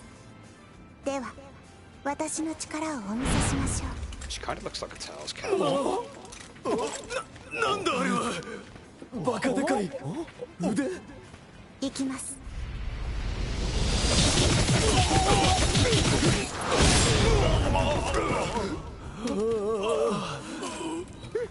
なんだあれ。化け物か。逃がしませ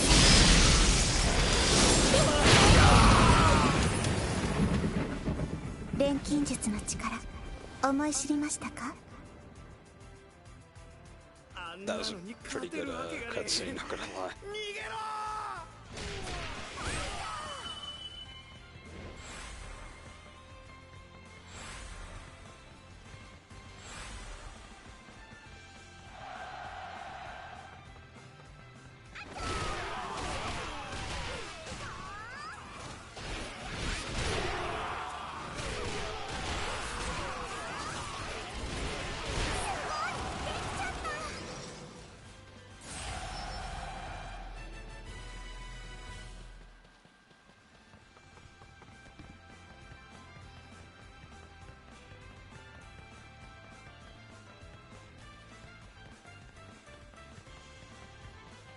いざ竜のごとく攻め抜か。 Hey, it's Zoyan.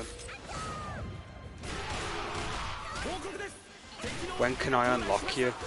I mean, I could have picked him from the beginning, but I do at least want to put a bit of effort in unlock him 力 rather. をお貸ししましょう。ここに来る前に兵器のようなものを見ました。うまく利用すれば戦力差を補えるかもしれません。私は兵器を動かす方法を探ります。あなた方は少しの間敵を食い止めてください。すごい、できちゃった。ブラボー。実にお見事です。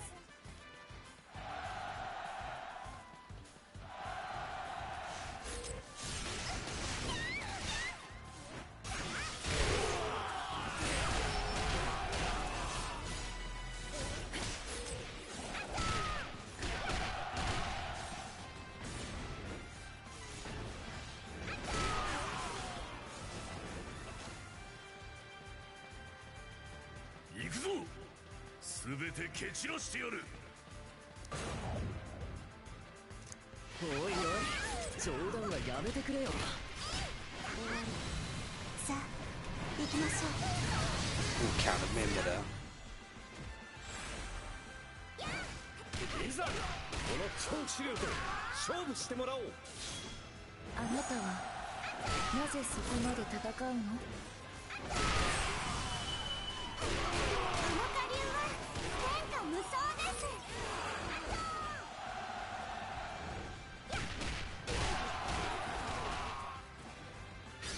初めての兵器を簡単に操作している。可憐なだけじゃなくて頭も切れるみたいだな。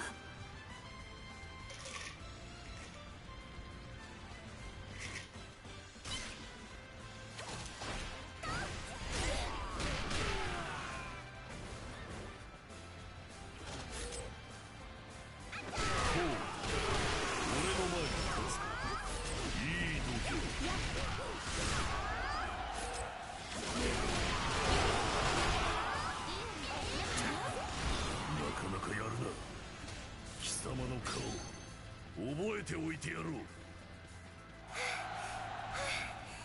ドキドキが止まらない。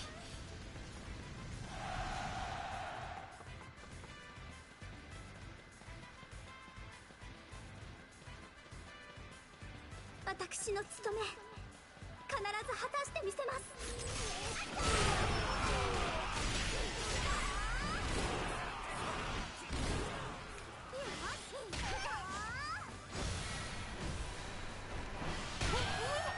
喜んでいいのかな。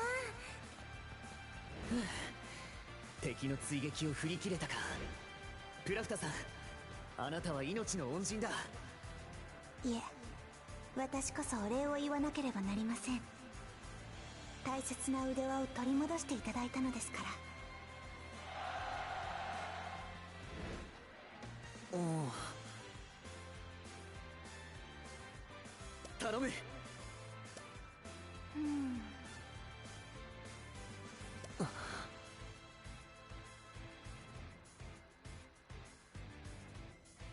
わかりました。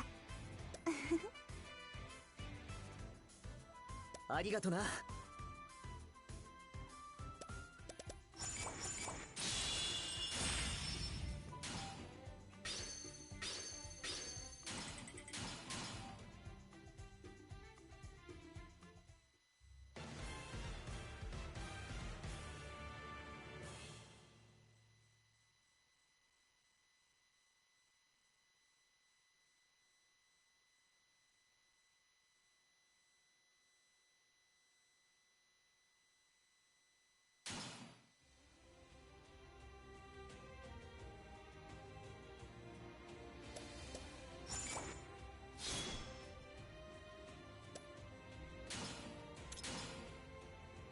おお、よし。どうしよ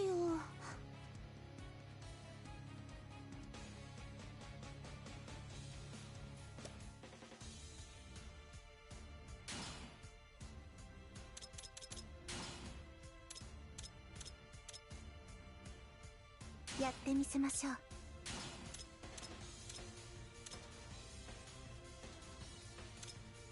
さあ、狩りの時間だ。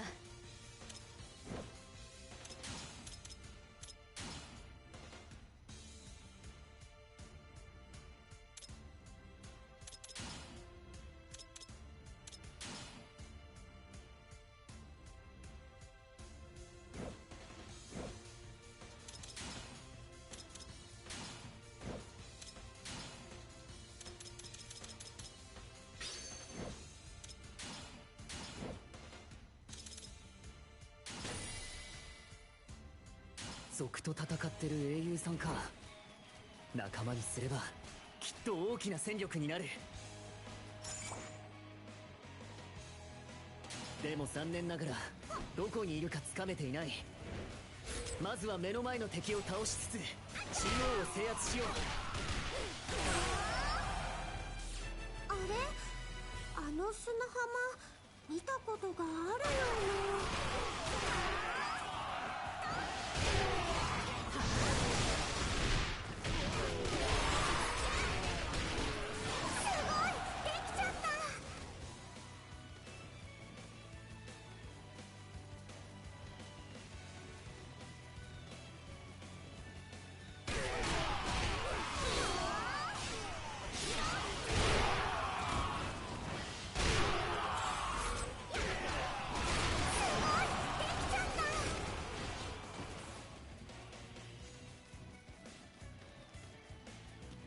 この妙な世界、ドノバンの策略としか思えない。また私で実験するつもりなの？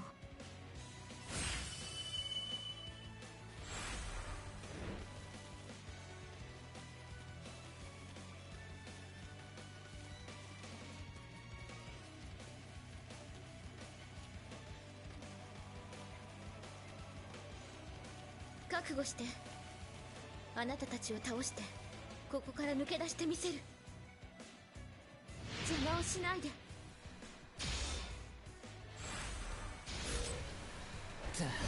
何の話だ。もしかしてあなたに見とれてたから怒ってる？とぼけても無駄よ。その手は食わない。手荒な真似をしてすまない。どうしても話を聞いてもらいたくて。美しい英雄さん、 Bloody muted myself. Didn't mean to do that. 共に戦ってくれ。 So yeah, Kasumi. ごめんなさい。悪い人ではなさそうだけど。 It makes sense that she's in this game too, considering she was already in Orochi 3. I can imagine her moveset being just the same, pretty much. でも俺は諦めるわけにはいかない。彼女の気が変わるのを信じつつ、ひとまずここにいる族は討伐しておこう。すごい、できちゃった。俺たちの縄張りを取り戻せ。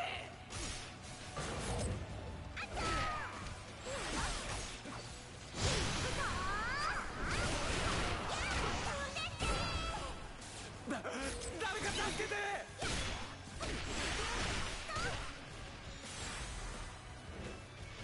なんであんなところに民がいるんだ。俺を誘い出す罠か。でも見捨てるわけにはいかない。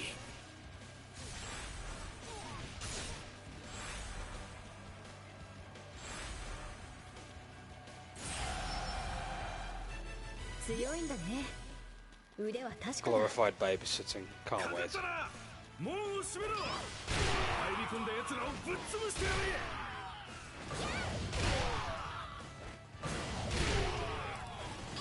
やっぱり罠かよ。俺は相変わらず甘ちゃんだな。時間が経てば救援が来るはずだ。それまで民を守りきる。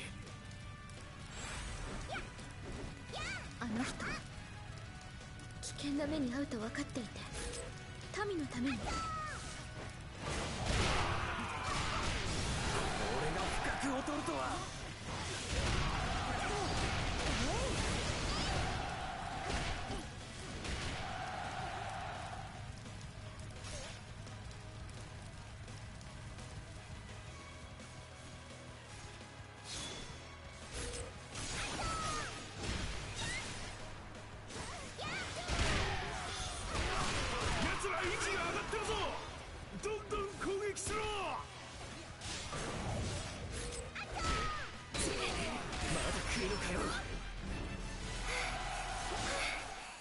ドキドキが止まらない。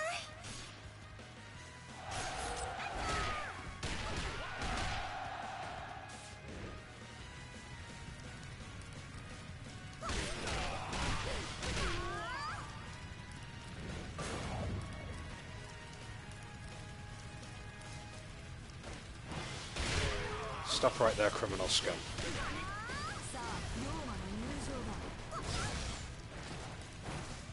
まだ倒せるのか。もっと人数をかけて攻撃しろ。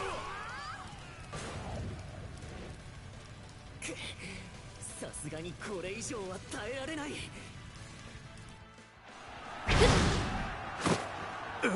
なんだこいつら。やっちまえ。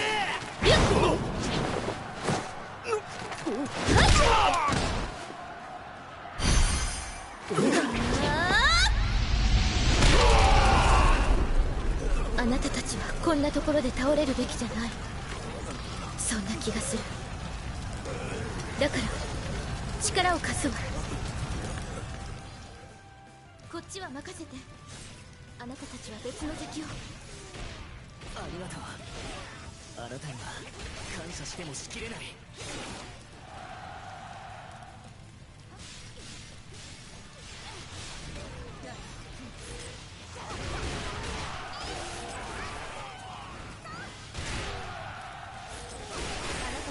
私は倒せない。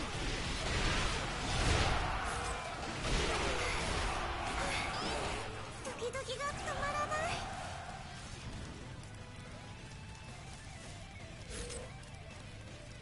い。いざ尋常に勝負せよ。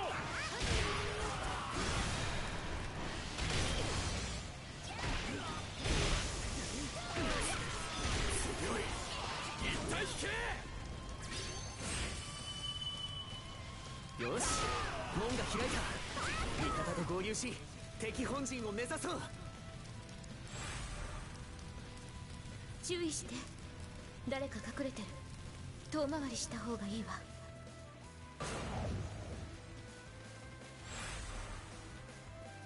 情報収集は忍びの基本。この戦場は把握してるから私を信じて。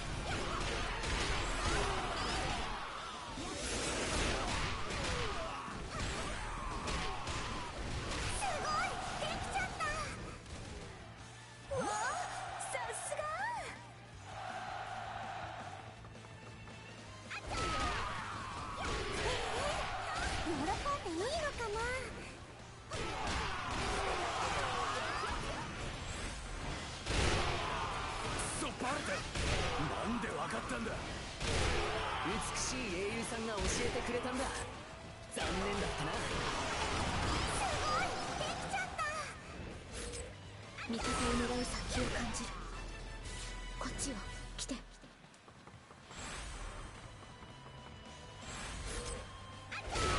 私はドノバンに囚われひどいことをされた。それからは望まぬ宿命と戦う日々を。この混沌とした世界はそんな悪夢を思い出させる。一刻も早く抜け出させて。この戦いで分かってくれたと思うけど、俺たちはあなたがいないとダメみたいなんだ。どうかそばにいてくれないか。あなたの言葉は軽くて調子がいい。それにどうしようもなくお人よし。でもその心に嘘はないと思う。だから一緒に行かせてもらうわ。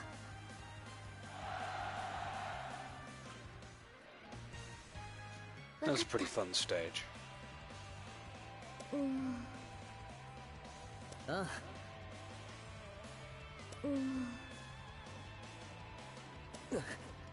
その。そうね。ああ。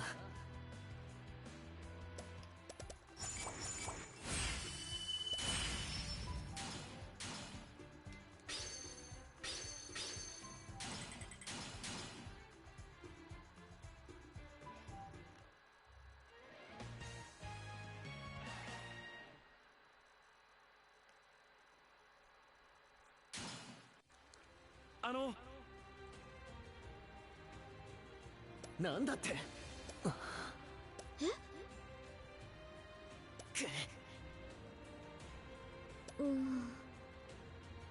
頼む。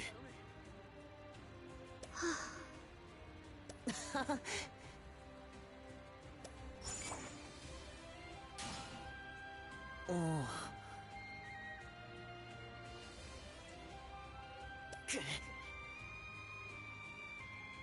おお。英雄さん。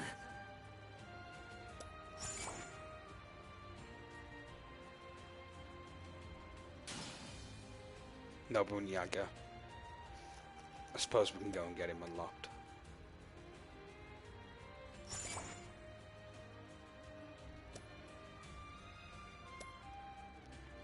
I should maybe go and get the other deception character as well after I'm done with the Tokuden character that I want to get, or one of them I want to get. そうだね。うん。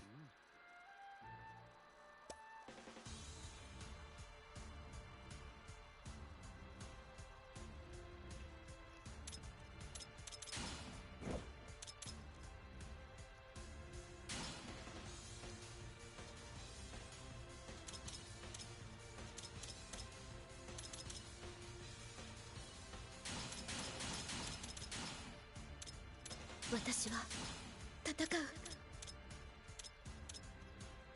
私を信じて。やってみせましょう。コンサートの始まりだ。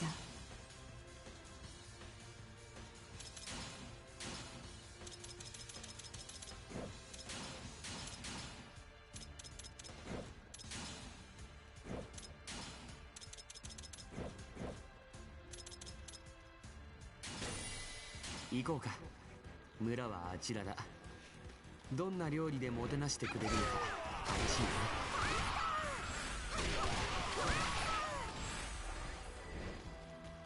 俺たち今めちゃくちゃ機嫌が悪いんだよ。お前でうさばらししてやるぜ。こんなところに山賊がいるなんてね。村が心配だ。先を急ごう。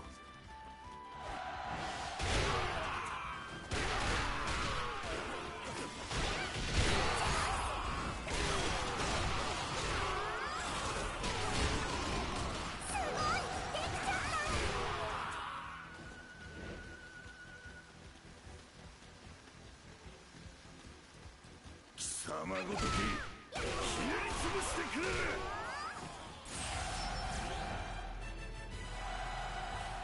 おお、ダリウス殿、ようこそと言いたいところなのじゃが。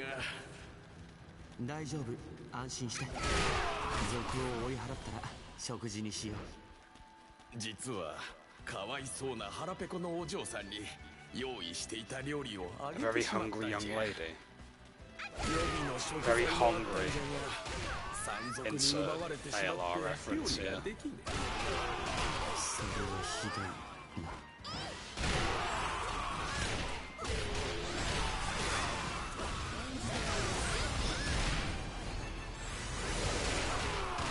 この辺りには山賊がたくさんいた。ということは奪われた食材も近くにあるはず。食材だけでも取り返してあげよう。その腹ペコのお嬢さんにも会ってみたいしね。すごい、できちゃった。食材を一部取り返せたね。他のものも取り戻そう。強いのね。あなたが味方でよかった。この村の食材は全て奪われた。お頭に何されるかわからねえ。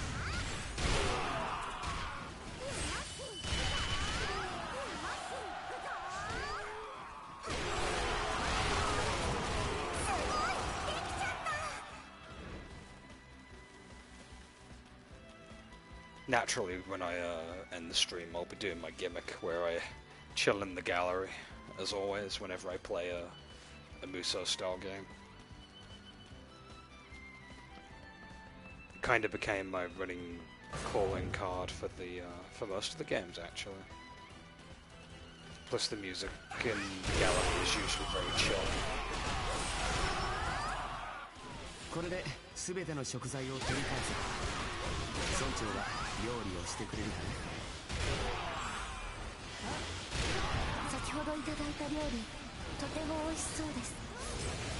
我慢できないのでここで食べるとしましょう。なんだかいい。 What of the Orochi games? You're close. You're もう close. 料理を作ってくれたのかな。 This is Warriors All Stars. It is a giant crossover game of mainly Koei's other franchises mixed into a Musou game. There's some Samurai Warrior characters and Dynasty Warriors characters in here, but it's not mixed like いい香りです。 Here we've got a Tokuden Kiwami 腹ペ character. コが限界であると認めます。早く食べましょう。そうしましょう。I like the fact that she's cooking. 可憐な乙女の食事を邪魔するとは不届き者ですね。激鉄を起こします。 Yeah, I love any Musou style game. 最優先指令と認めます。困った腹ペコお嬢さんだ。 This kind of completes the Orochi listing, I suppose you could say. The only one I've not done is 3, which I'll probably get to eventually. I'm in no rush to be streaming 3. Not yet, anyway. 俺たちは村長の頼みで食材を集めているだけ。よかったら一緒にどうかな。もっといろいろな美食を楽しめない？魅力的な提案であると認めます。 I just wish 3 was PC ported, but they never made a port of it for PC, which is unfortunate. But instead we get this game, which is amazing. This is on PC as well, by the way. You can get this on PC. 村長が危ない。助けに行こう。命令があります。もったいないですが。 It's got all the bells and whistles that you get in every Musou game, pretty much. You've got like an attack and defense boost, which plays just like the boost in Warriors Orochi 4. But instead of increasing your attack and defense, you get like a frenzy mode.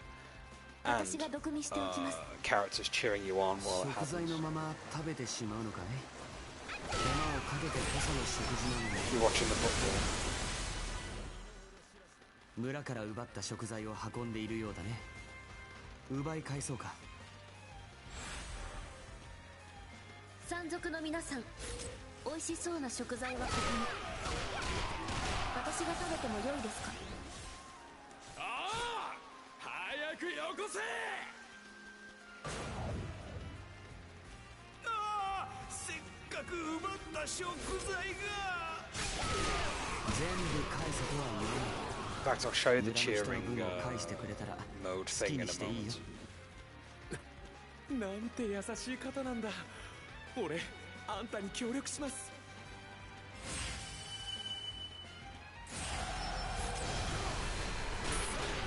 なんだってこんな目に。よほどお腹が空いているんだね。村長に頼んで君たちの分も作ってもらうよ。なんて優しい方なんだ。俺、あんたに協力します。村長の身の安全は確保できたね。あとは山賊の親玉をこ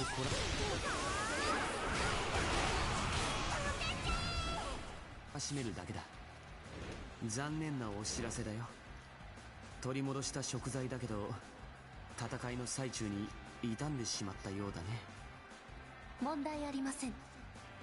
改心した山賊に旬の食材の調達を依頼するです。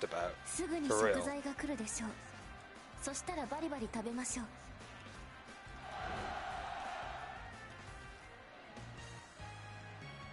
Insert company ran by old men here meme. No, sorry. Insert company ran by old men meme here.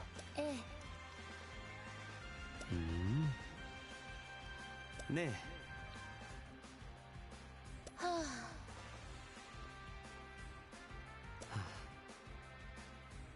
いえ。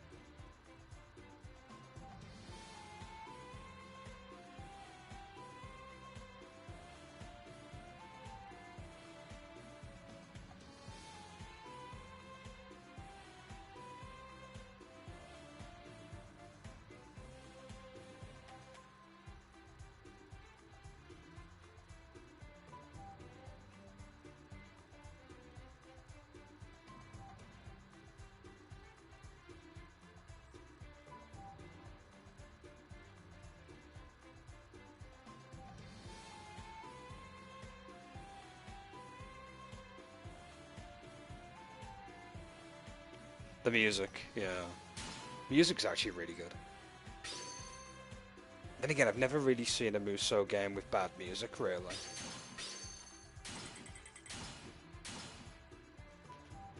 No? Unless you want to count the one on the GBA, which is a Dynasty Warriors.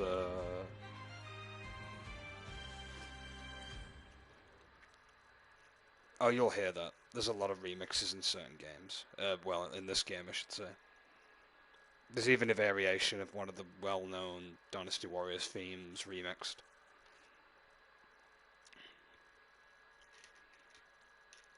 But we never get to hear the Hualo Gate theme. Because, like, Hualo Gate is just not as popular as it used to be. I guess they've forgotten about OG Dynasty Warriors fans in that sense. That or that variation of that one theme is kind of representative of the whole franchise now.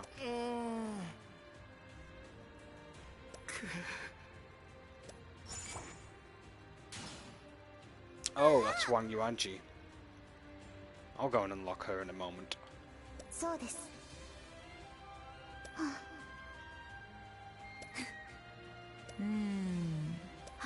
So yeah, we got Horo from Tokiden Kiwami.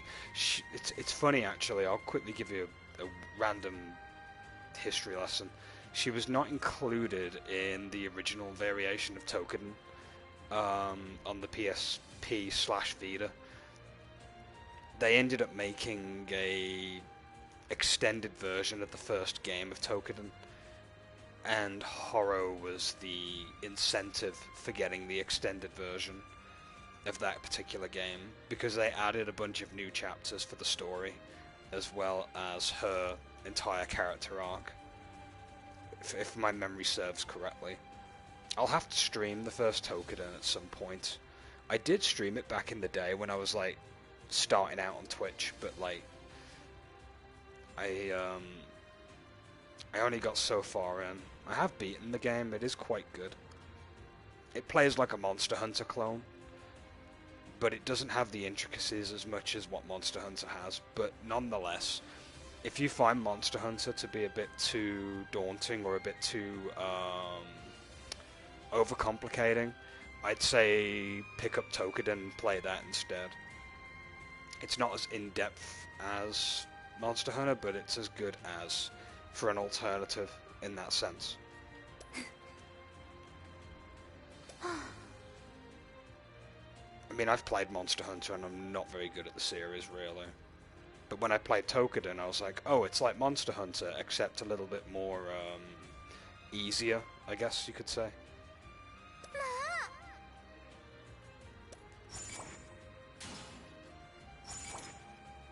Also, technically, Tokiden was the first Monster Hunter-style game to actually have a story. It's kind of funny that Capcom would end up adopting that very same thing years later with Monster Hunter World on PS4.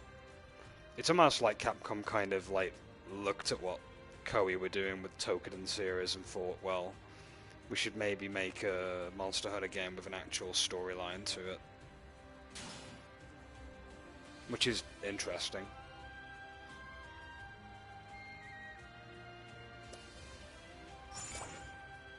We'll go and pick up the other two characters that I'm not too big on. The Deception character and Nobunaga. We'll do Nobunaga first, since he's a bit of a gag character, I guess you could say. Oh.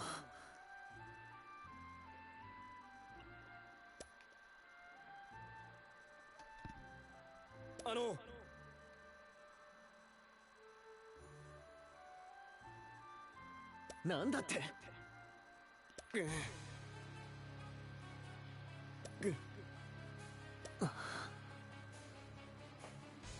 Yoshi!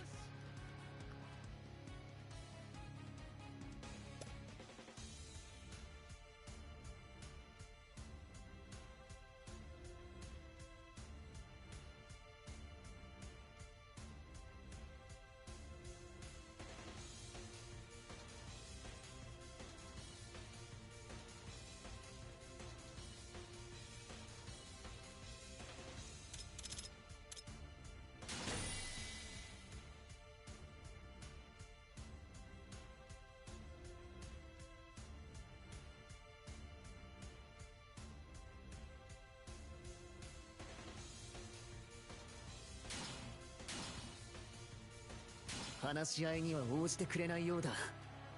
さすが今ノリに乗ってる勢力だな。ウヌラの力見極めてやろう。仕掛けてきたぞ。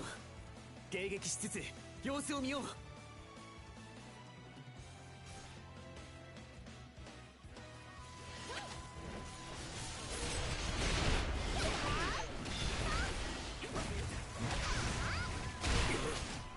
次は負けぬ。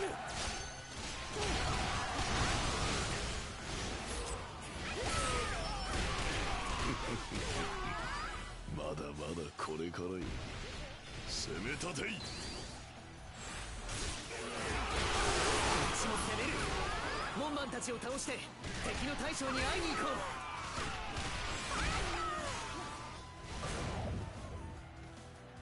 あの方は抗えない魅力をお持ちだ。私はあの方のためなら命を懸けられる。う。本陣を落とされてはまずい。気をつけて進もう。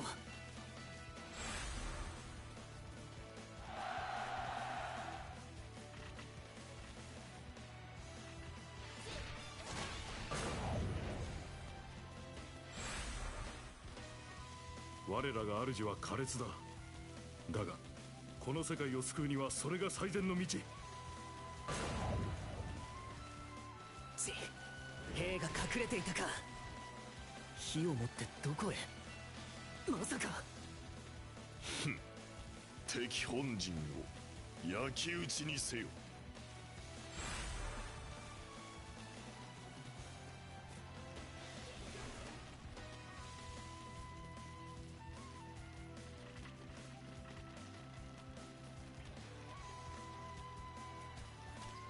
我が武とくと味わうがいい。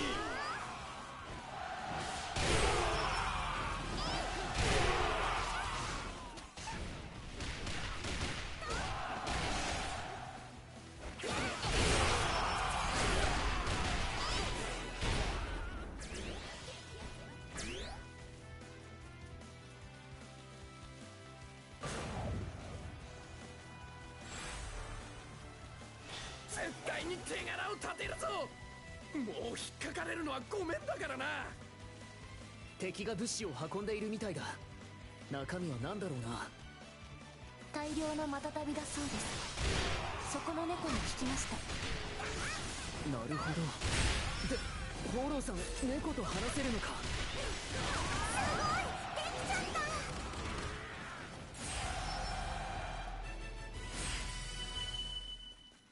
守り抜いてみせます。連携して進むと心強いな。逆に味方が敗走すると厳しくなりそうだが。うわあ、さすが。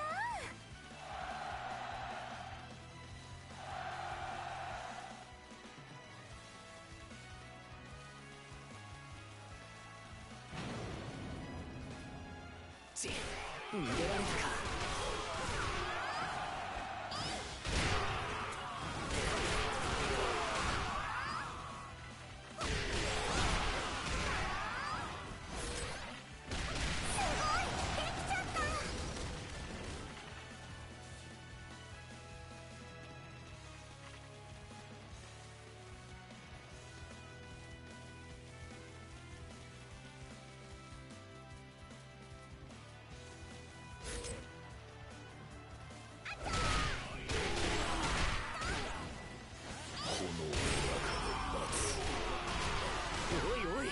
敵の大将が自分の本陣に火をつけたぞ。俺たちの覚悟を試しているのか。すごい、できちゃった。よし、うまくいったな。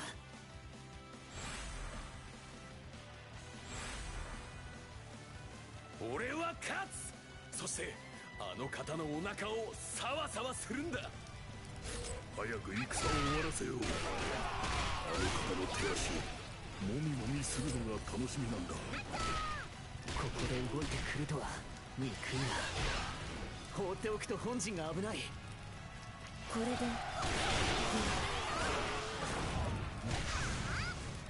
の方は確かに可愛い。だがこの世界の頂点に立つ実力もある。強いのね。あなたが味方でよかった。人間50年下天の内を比べれば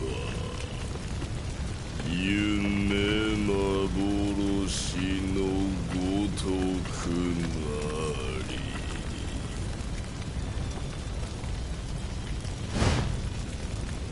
ここまでたどり着いたか。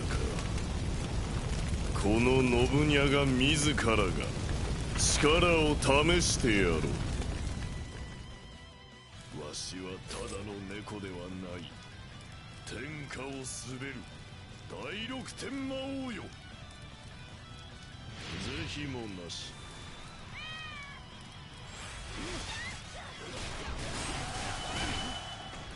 この下流は天下無双です。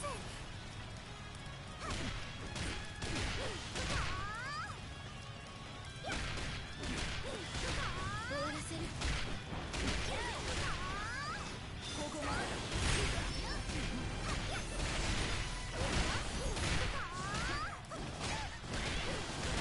これだけ喜んでいいのかな。うぬらの強さよくわかった。よかろう。我が友に加えてやる。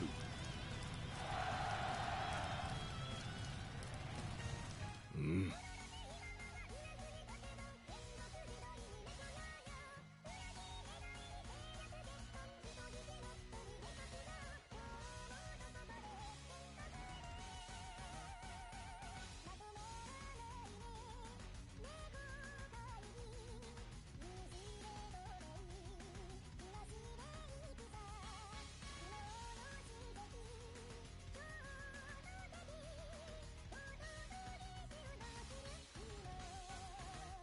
ああ。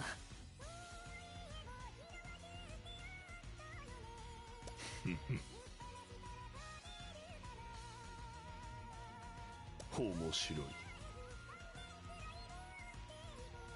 信長さん。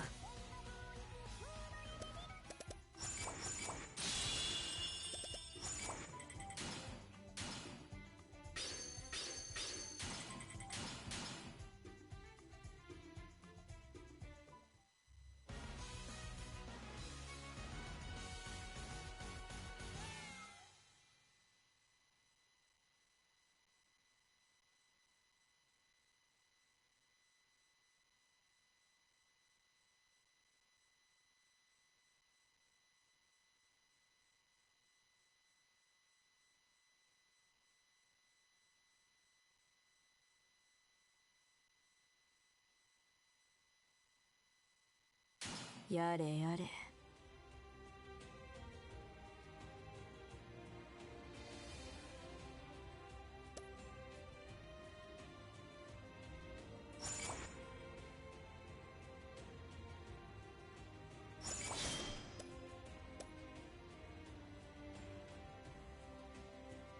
これをどうぞ。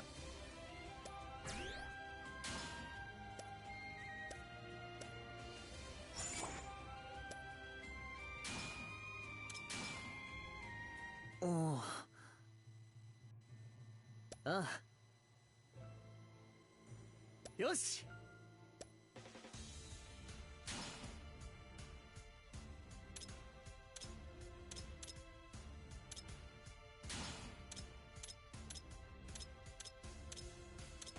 私は戦う。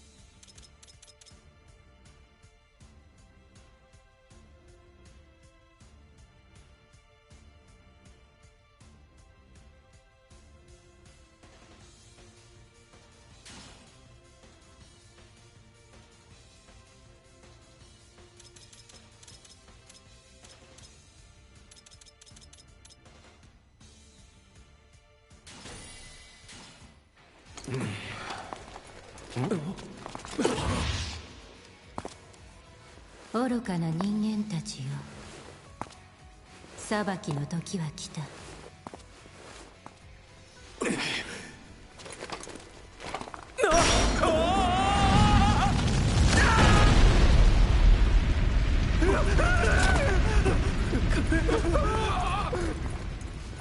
あとはもう落ちるだけよ。また人間たちが運命に引き寄せられた。落ちなさい、今すぐ。裁きの時は来た。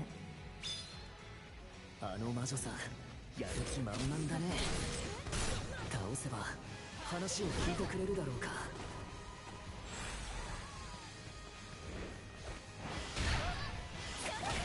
どこにいるのも変わらない。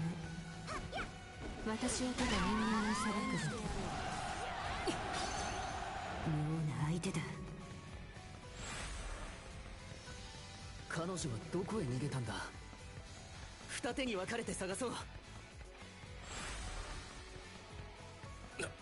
なんだと。まさかそんな。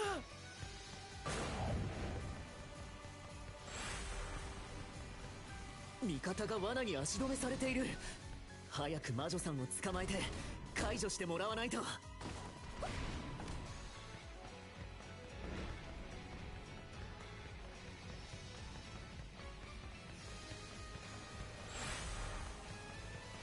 分不相応な追跡者よ、私が始末してあげるわ。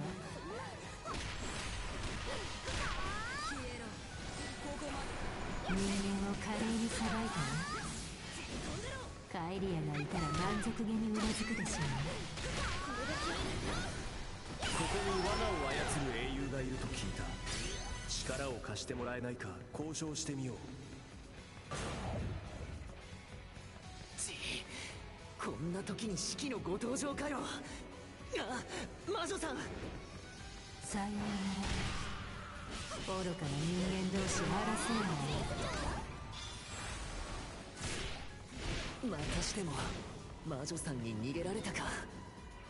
仕方ない。まずは式を追い払おう。彼女の説得はその後だ。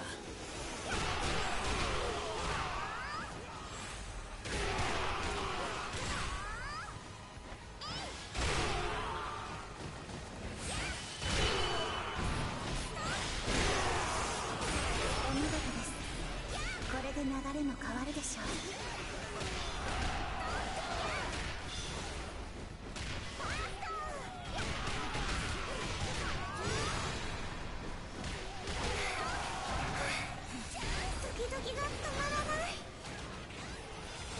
魔女とやら相当来てる。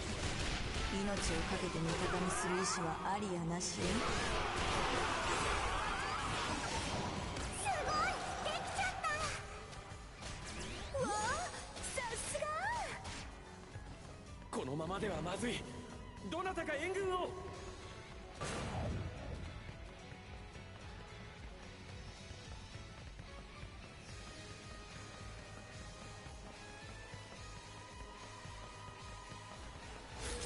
助けていただけるとはかたじけない。モノノフの魂、この槍にて貫かん。ここ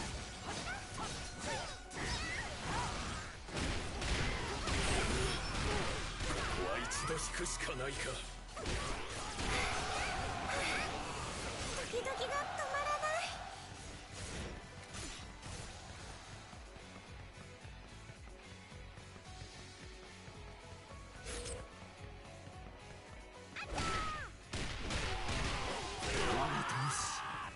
まだ燃え尽きてはいない。喜んでいいのかな。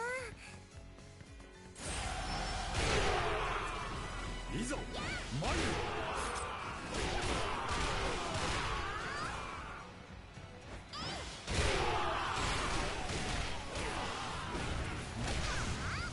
俺にはまだなすべきことがある。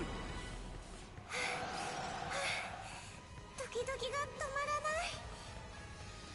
すごい、できちゃった。強いのね。あなたが味方でよかった。では足りてるかしら。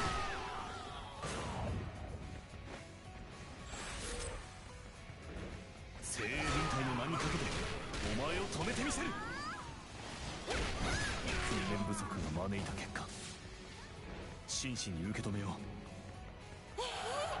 喜んでいいのかな。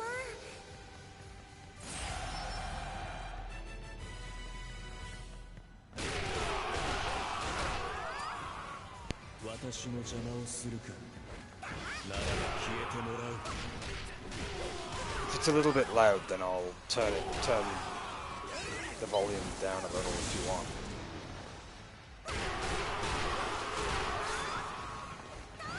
その力に敬意を表し、今聞こ喜んでいいのかな。命をつないだ生贄よ、私が必ず落としてあげる。すごい、できちゃった。ブラボー。実にお見事です。このままではまずい。どなたか援軍を。 Actually, I do. To be fair, I need to check the audio. Just give me a minute. 私のいるべき世界ではない。早く元の場所に戻らないと。 Sounds fine on my end. You didn't hear me? What? No, I did say something. I said, in order for me to take up the hobby, I just need to get the stuff that's on my list. Like the kits for it and that. And I need to practice naturally when I get it. I also said if I do end up doing a video of me carving and whittling something, I'll be, if I do a video of it, I'll make sure it's out in like the woods or something. Because I feel like that could be a fun little video to do.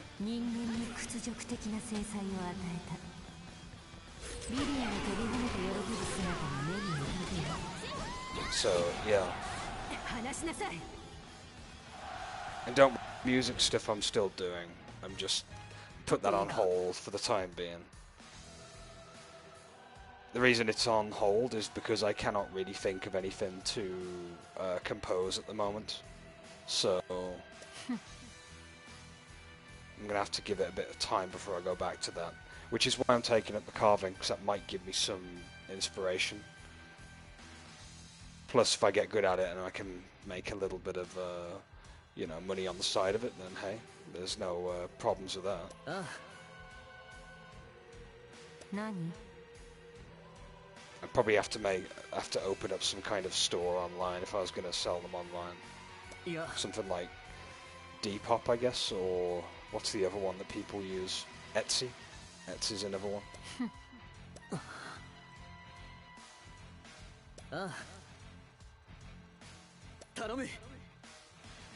But until then, I've got to learn to identify dead wood, what wood I'm dealing with.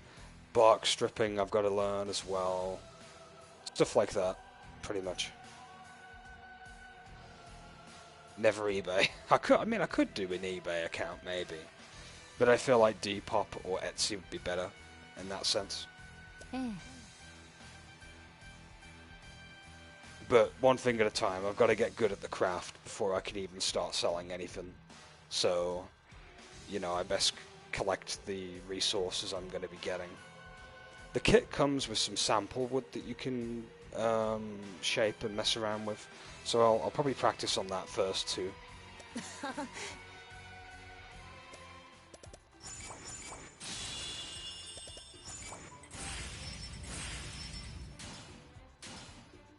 But I won't be getting the kit until next month, realistically. Either next month or the end of this month, it depends.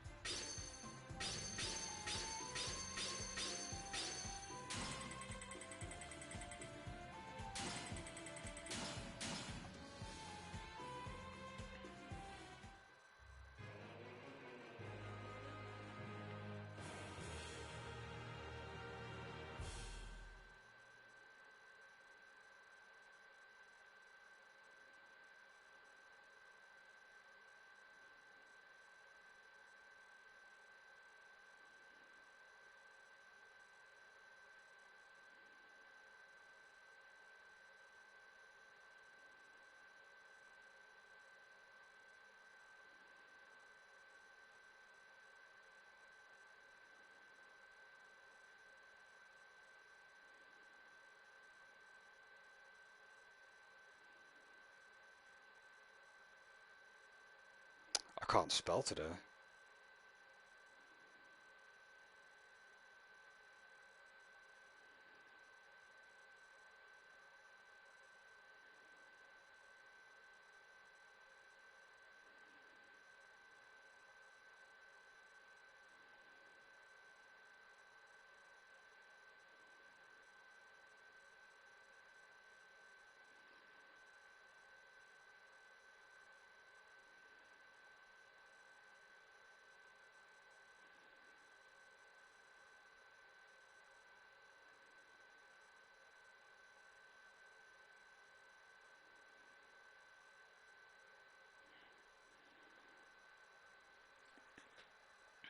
Poggers. Poggers indeed. Sorry, I'm taking forever texting back and stuff. I can send you a screenshot of the equipment that I'm ordering if you want to know what it is and what it will look like. There's another thing I'll be getting as well, which is like a crank-powered radio, which has a power source USB attached to it, as well as flashlight functionality. That's going to be perfect for when I'm out in the field as well. Yoshi. Naturally, like I said, I'll be obeying every single law under the bushcrafting laws in the UK, because we're pretty strict on the rules over here. But as long as your equipment's in your backpack and you're off the beaten track, then you're as good as. Also, there is one more thing as well I was going to say.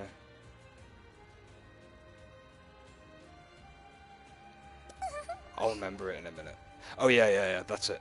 You can't get any wood off trees particularly. Like, I can't walk into a park, for example, and just start cutting trees down, because that's not right. But any wood that has fallen from trees, from storms, or the wind, essentially, is fair game.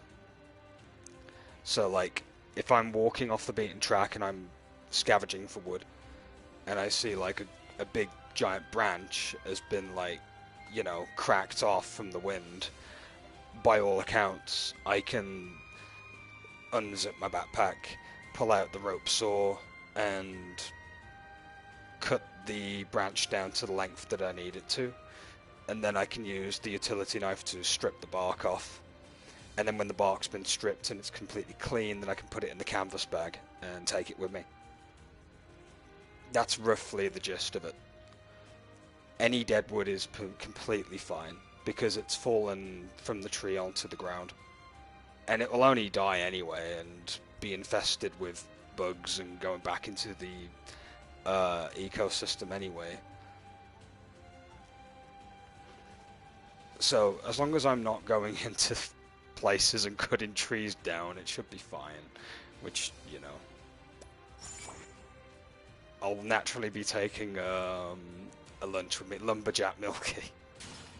Pretty much, I mean, well, not quite. Lumberjacks cut trees down. I'm technically scavenging dead wood, or, you know, wood that's basically fallen.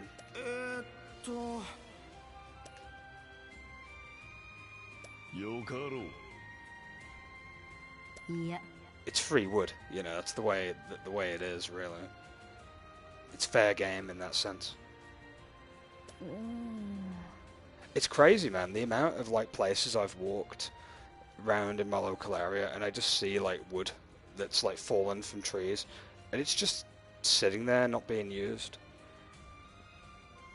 So I thought, hey, you know, I might as well take up whittling and carving, and collect the wood myself, and do something with it. If I can turn them into, like, little decorations or little hand tools.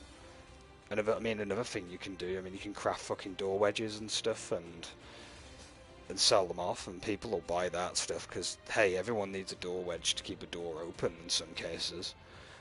You know, the possibilities are endless with wood, really. I mean, I could make a little custom figurine of something, paint it up, and put it out there. Someone will buy it. But like I said, one thing at a time. I've got to get good at the carving part first before I can do all of that, essentially. For now, when I get the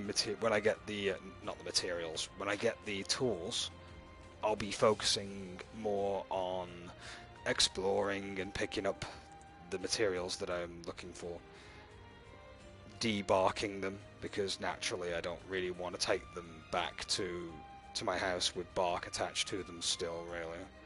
Unless you're designing something that has like a natural look to it and you want the bark to be kept on it as like a what's the word? Like a natural motif, like it's not being touched in that sense. That would be alright.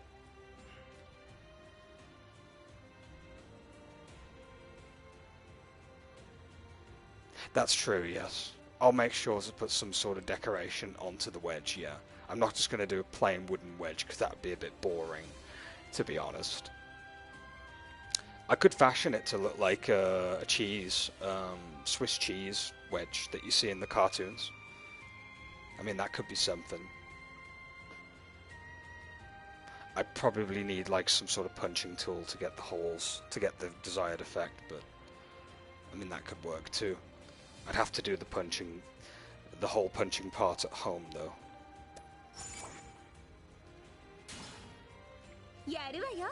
I mean, let's be honest, getting the materials in the field is fine, but like, doing the carving is more suited at home, really, or at least in the back garden. I mean, unless I'm doing a cutesy little YouTube video and I'm carving like a bunny rabbit's ears or something out of wood, I suppose. Okay, bunny rabbit ears made out of wood is a bit of a weird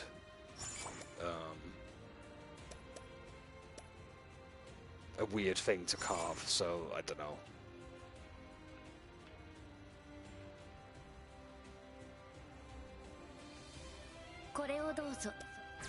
Just particularly anything. Or yeah, I suppose a wooden bunny in that sense, yeah, or a wooden bunny. And I wanted to make a cutesy YouTube video of me like crafting a bunny from wood. That's doable, I mean. Another thing that I'm going to be making sure that my whittling kit comes with is bloody anti-cutting gloves, because I don't want my hands to be sliced up. There's some people that craft without gloves, and I cringe every time. It's like, you're one step away from severing something. Oh. Yeah. Funnily enough, you can get the same effect of protection with like very thick garden gloves as well.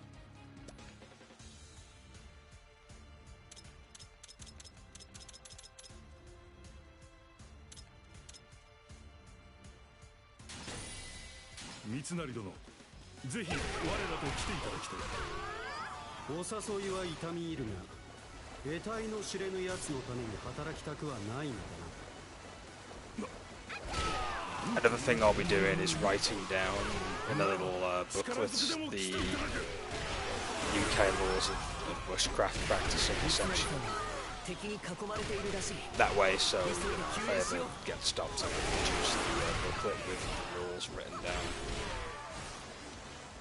Some people suggest writing them down yourself in your own handwriting to basically show that you've taken the time to meticulously write every rule down, in a sense. I get what they mean by that. It kind of like builds character in a sense.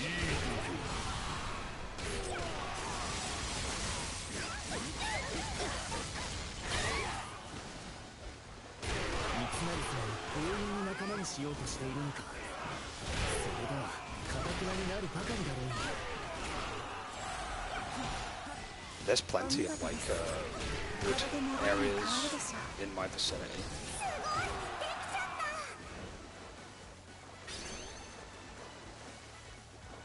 So there'll be plenty of dead wood for me to pick up and strip and put in the canvas bag and take back home, so...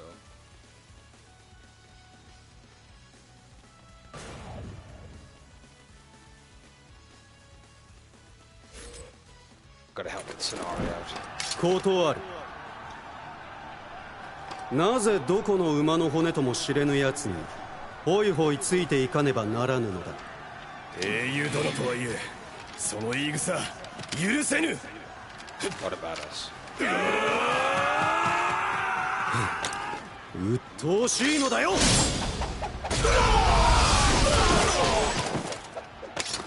気に入らなければ力ずく。それがこの世界の流儀か。恐れ入れ。 I like Mitsunari. He's a very refined gentleman. 三成さんだね。強引な誘いに困ってるんだろう。俺がここから逃がしてやる。余計なお世話だ。貴様もさっきの奴らと同じ類だ。俺はただ三成さんを救いたいだけだ。それ以上でも以下でもない。俺を助けたいというのに策に協力しろ。この辺りの拠点を奪還してほしい。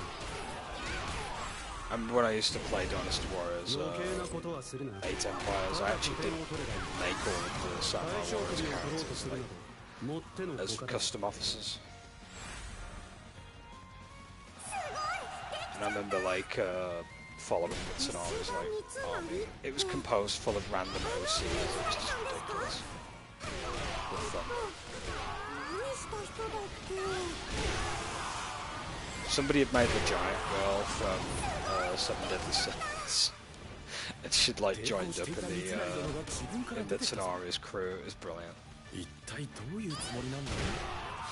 That's the one good thing I liked about Dynasty Warriors 8 Empires. You could have random custom characters other people had made join you in your campaign. Whether that was as a secondary officer or as a ruler.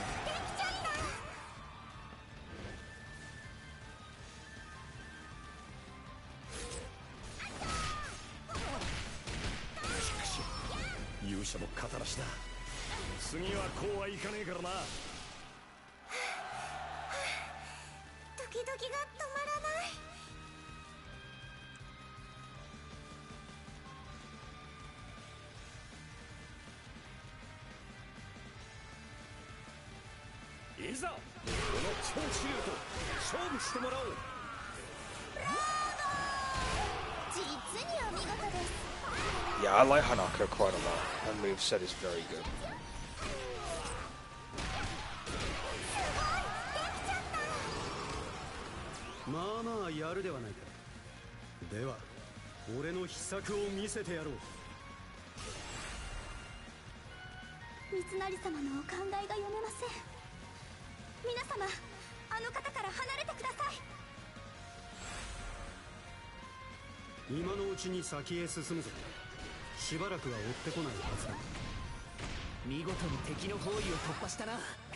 Why orange juice is not orange? What? It is orange, isn't it? Well, it's more of an orange yellow. Kind of.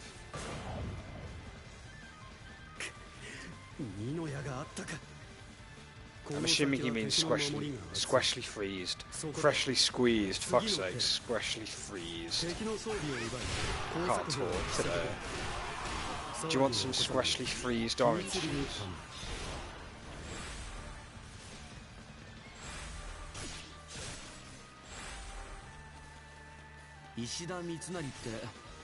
Yeah, I'm assuming your friend means freshly squeezed orange juice.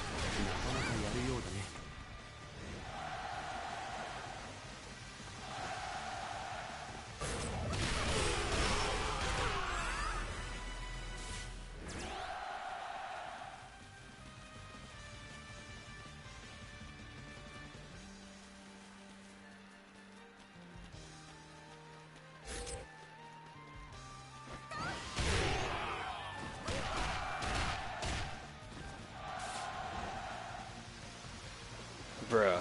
Yeah, I know, right? Squashly freezed. That's a new term now.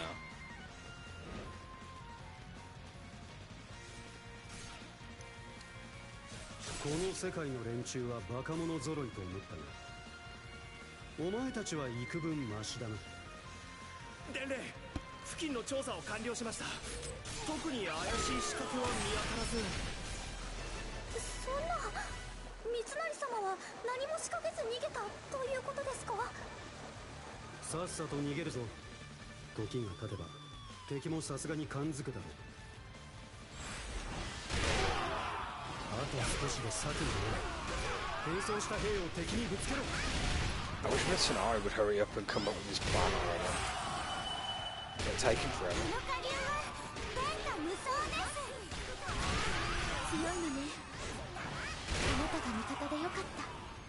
Yeah, I'll screenshot the list of tools I'll be using in the Discord later on. I'll do it when I head offline, like I usually do.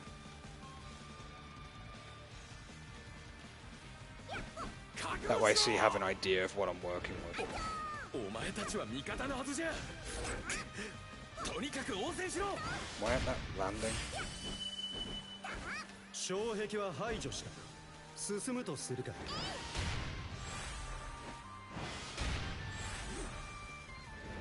すごい。That's weird. 敵が同士撃ちをしてる。It wouldn't let me fight that dude for some reason. Alright, cool. 敵が間抜けだっただけだ。こんな戦果、誇るに値せんの。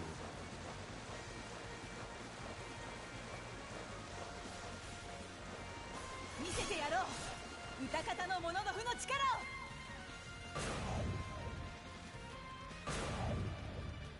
Believe it or not, I actually did pass my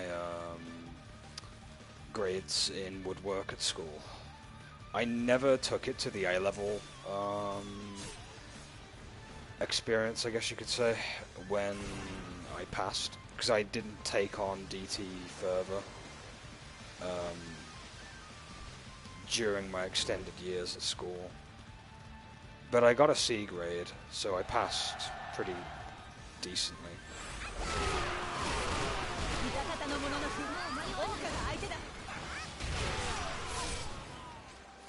Oka. I kind of want to.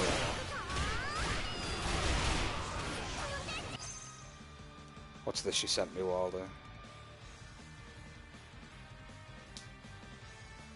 Handmade pottery teapot. Ooh. That's clay, isn't it? If I recall.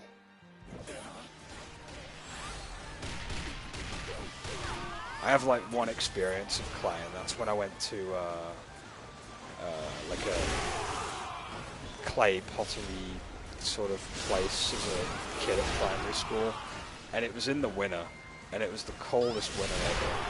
I have such bad memories of it.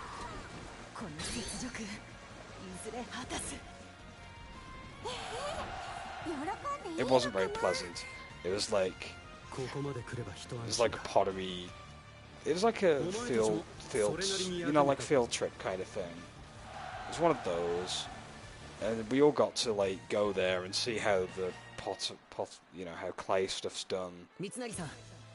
And then we got to have a little go, and we could like make something that we wanted to make. I ended up making like a little, what's the word? It's like a little tumbler of sorts, kind of. It was basically like a shot glass, I suppose you could say. Little dick. What? No, I didn't make a little dick out of clay pottery. Don't forget I was at primary school. But like, it was like a little cup, really, more than anything else. But I didn't have a handle on it. It looked like I'm looking back at it, it looked like a shot glass made out of clay. It looked ridiculous. But I remember going at the trip, and I remember like being excited for it. And then when we got there, because of the season of it being winter, and I was constantly fucking cold there, I was like, it was the most miserable field trip ever. It rained too, which weren't much fun.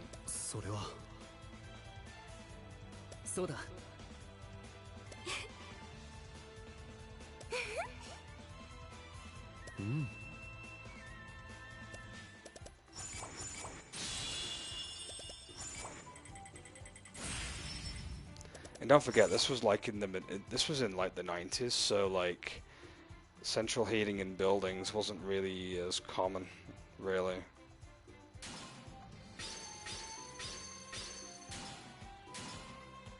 sure central heating was around back then, but like it was expensive and most places couldn't afford it. So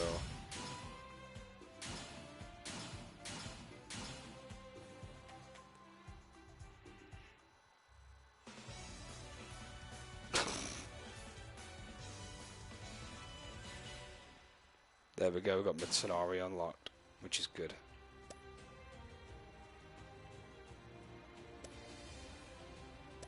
Yeah, something, we've not gone to the hot springs. I keep forgetting to go back to camp. Mind you, because we've been unlocking stuff. Ooh, is there an event going on here? Oh, he's gonna play on the slot machine. Look at him go.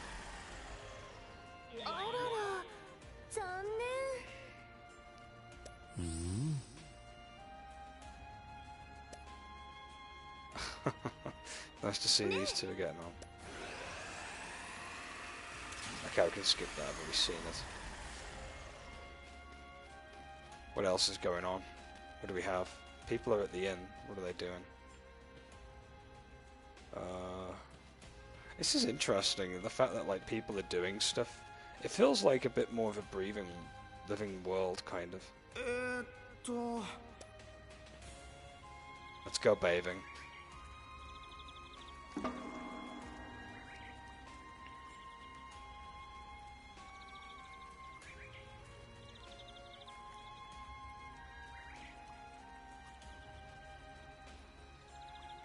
Everyone enjoyed the bath together. Cool. There's your bit of fan service.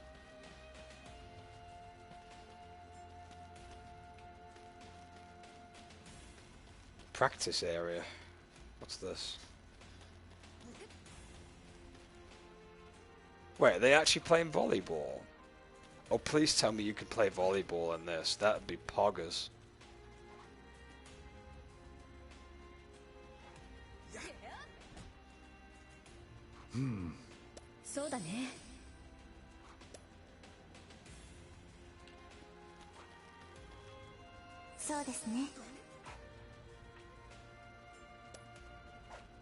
I don't think you can. Oh, it would be nice if you could play volleyball.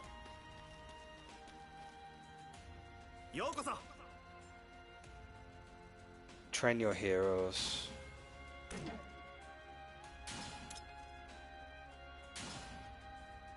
Oh, it's just like the leveling up process with money. Oh, that's lame. I was kind of hoping we could play volleyball. That would have been quite fun.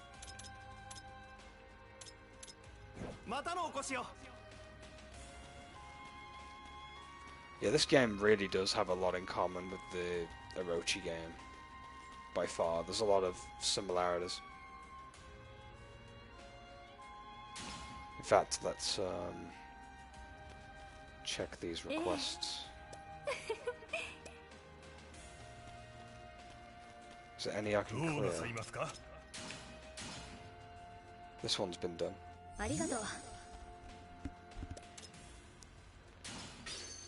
So yeah, it increases regard level 2, which is good, as well as give rewards.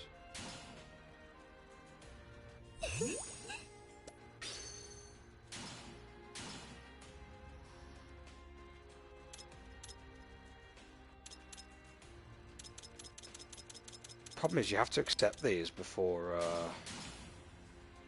thingy. You like warm orange juice? Can't say that I've had it warm, actually. I've had Robinson's orange juice warm, but then again, that's probably not the same thing, is it? Because that stuff's like diluted juice.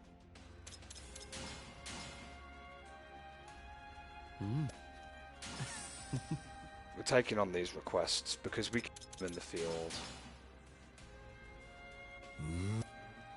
Yosh.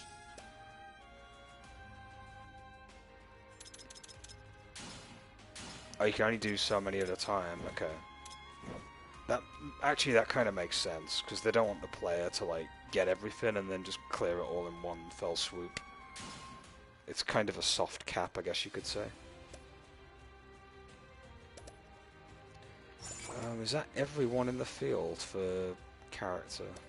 No, Wang Yuanji's next. I can't put Horo in my team, which is interesting.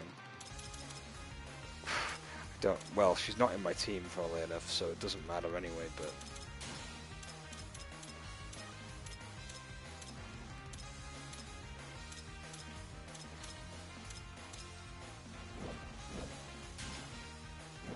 We'll go and get Wang Yuanji. That's very strange why Horo can't be in there, because she's got nothing to do with Wang Yuanji, because she's a Dynasty Warriors character, but whatever works, I guess.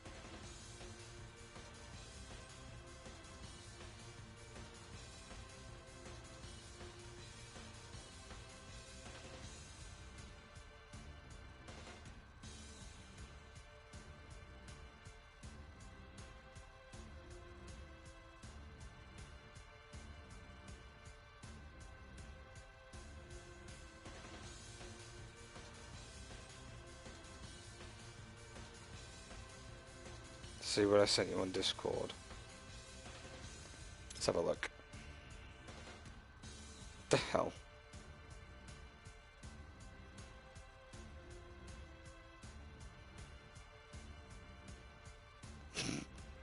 Looks amusing. Oddly amusing. 村にはもう食べ物がないってのにまた襲われるなんて皆さん腹ペコでやる気が下がっていますね We unlock 私も her. 腹ペコですが村を守る She's not really my Dynasty Warriors main, but she is fun to use.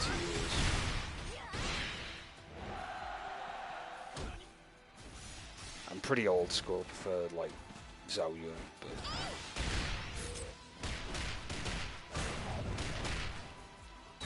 たな敵が増えましたか。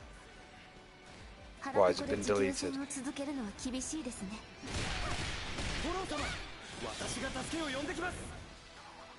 Oh yeah, speaking of like images and stuff that got deleted, Amber Lynn did a mukbang recently, and she had a bit of a backlash to say the least, which is a bit of an understatement.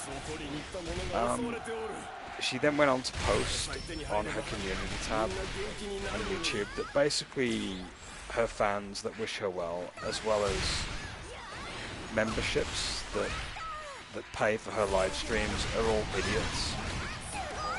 She soon deleted when that got like put out there. I just found that rather amusing.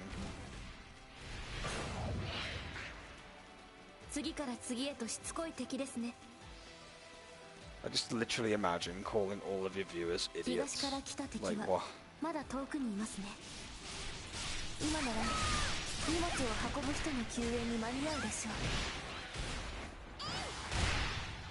like how they've put the Token and Kiwami monsters in this game, by the way.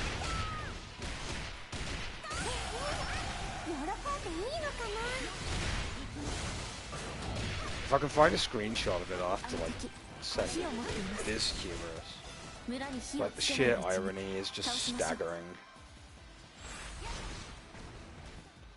It's just as bad as DSP making fun of Pokemon card collectors whilst playing Pokemon Snap.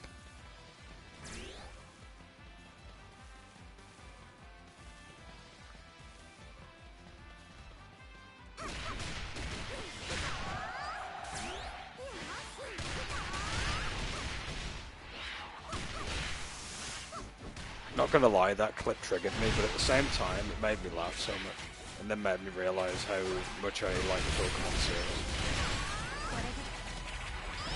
At least the generations that I play. I mean, I don't really play anything past Gen 7, really. Mainly because I don't have a Switch. But hey, if Gen 4 remake is any good, I'll be possibly getting a Switch at some point. That being said, the overworld character designs though, oh, they could have definitely picked better character models. That's for sure. Like, how do you go from Gen 6 character models to like whatever the hell that chibi design is? It's so bad.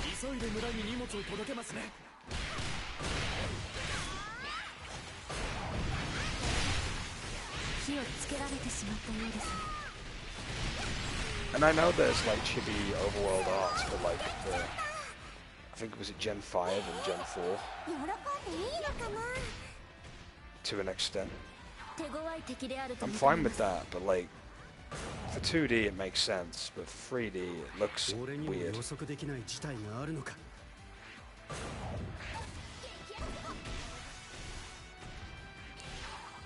Well, I'll tell you a horror story with orange juice. I ended up drinking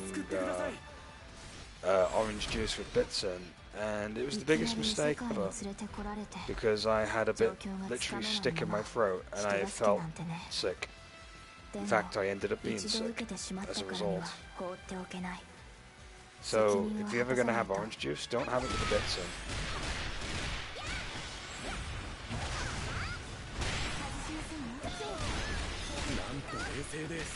No, not with toothpaste, with orange juice with bits.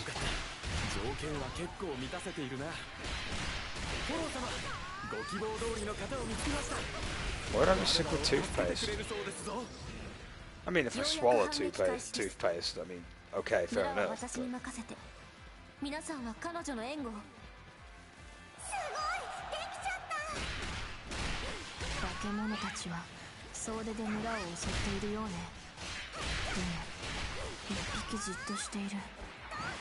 Speaking of which, I've had the best chocolate ever recently. I've had like white chocolate with lemon meringue taste to it. Oh, it's amazing.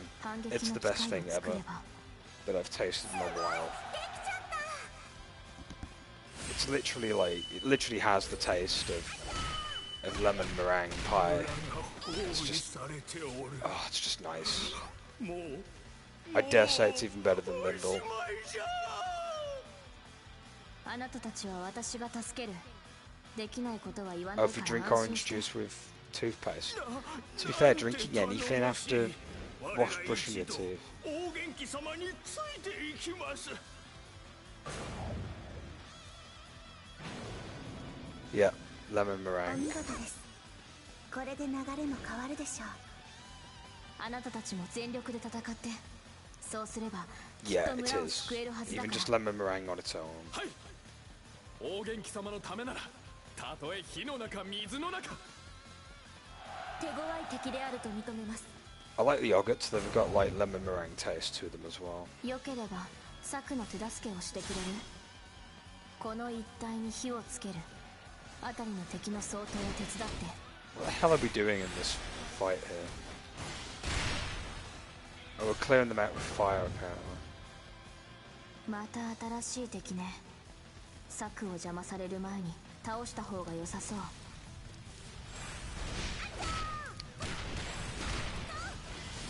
救援感謝です。あなたはいい人ですね。また敵が増えましたか。早く倒してしまいましょう。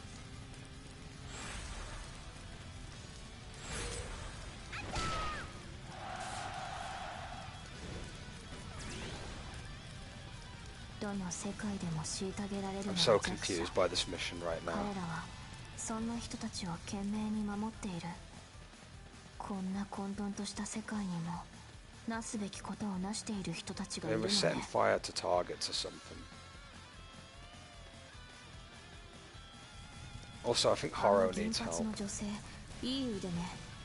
村の人を守りつつ的確に敵を倒 But し you てい know る。 Horo's okay. 味方に彼女がいると思えば安心して戦える。こんなにやりやすいの Yeah, は I did. It was a こ bit の世界に strange 来 though. て初めて。 But then again, a lot of things that you send me are strange. I ended up coughing really hard today and I've like pulled a muscle in my back. It's so annoying. Every time I like talk a little bit or lean forward, I can feel like a nerve in my back. Like, 彼女を仲間にしたい it 欲 feels 求 like が it's あ on ると認め fire, ます。 if you know what I mean. It's not very nice. この下流は天下無双です。ブラボー。実に Yeah, I was not expecting that. 腹ペコが限界です。進軍したいのですが厳しいかもしれません。 No, not icy hot, more like 村 burning に hot. 食料を届けた方が良さそうね。 I think I've just pulled the もし nerve, 貯 that's 蔵庫 all. があるとすれば輸送しやすい場所。広い道の先、あの拠点も怪しいけれど敵に占拠されているようね。すごい、できちゃった。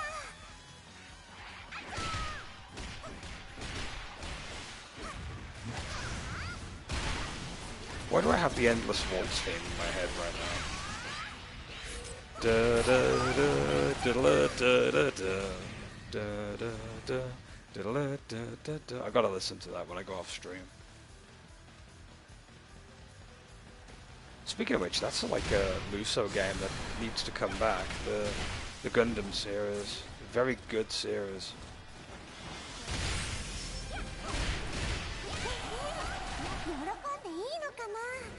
I wonder if I could download them on 360 and then stream them through OBS with capture card.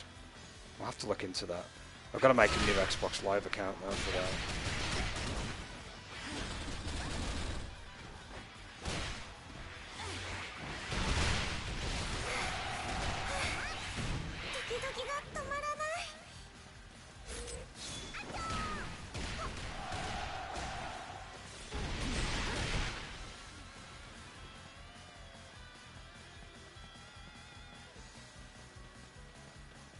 The best Gundam Warriors games were 2 and 3. The first game's good, but it's slow as fuck in terms of its combat pacing.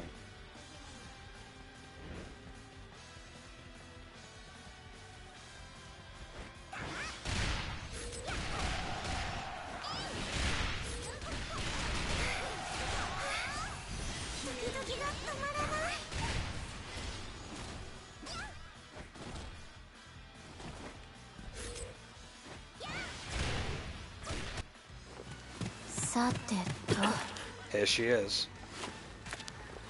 お願い。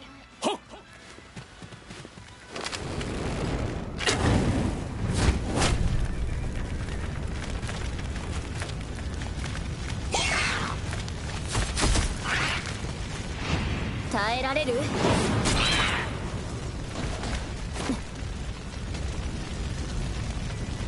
上々の出来ね。 The Dynasty Warriors community waifu. Everybody loves Wang Yuanji. 無事に策を実行できた。あとは I'm more of a Yu Yang kind of guy, but like I can see why people like Wang Yuanji. Like I can see her appeal.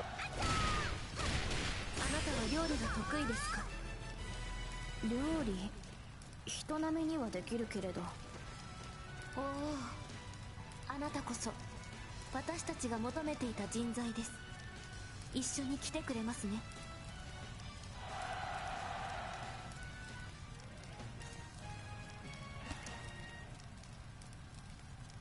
素晴らしい。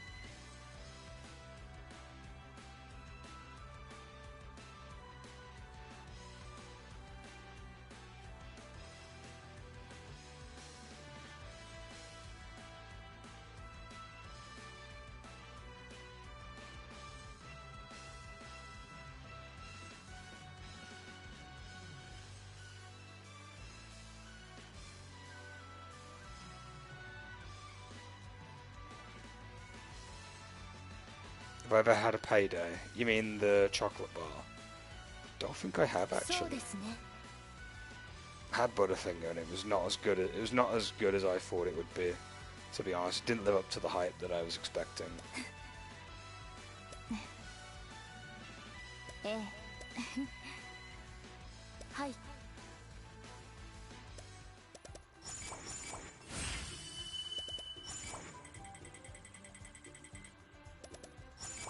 It's like a peanut butter chew bar. Ah, okay. I'll probably have to give a payday a go, to be honest. If I see any in the store this week, when I go and see Sean, I'll do that. No, don't destroy that. Actually, yeah. I've got to sort out my cards. Actually, I've got way too many of them. So. Finally got Wang Yuanji.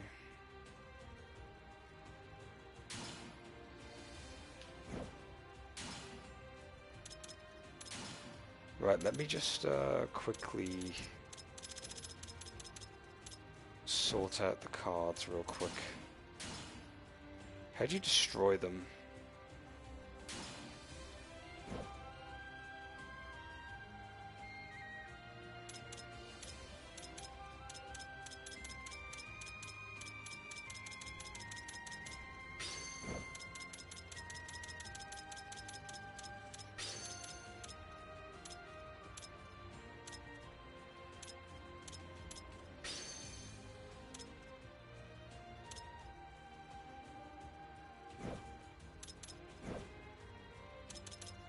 Is there a way to even get rid of them?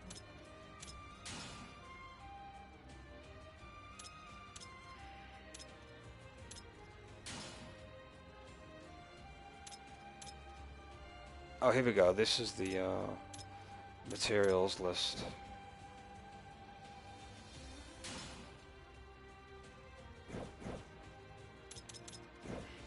I don't think we're going to get features to like forge forge cards and stuff until we get further into the story.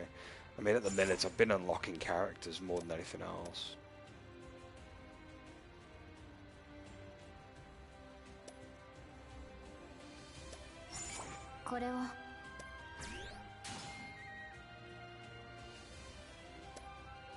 Untold Intentions, so yeah, that's like mission 1 and stuff to do. Benevolent Princess, I can do that. これを The Whip of Love from Wang Yuanji. Nice.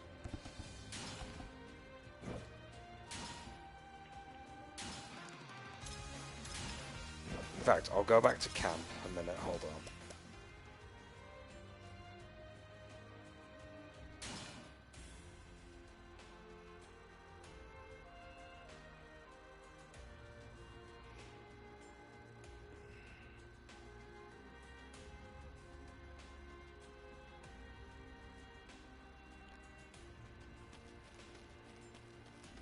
Tavern in... Yeah, we haven't got anything to craft cards or get rid of them yet, I don't think. This is not as far as what I can see anyway.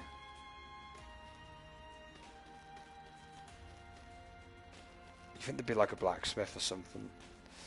Right.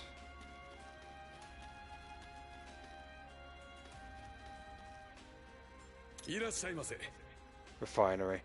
Ah, this is it. It's a refinery, it's not a blacksmithing place. Yeah, I just need to destroy a bunch of cards that I don't need.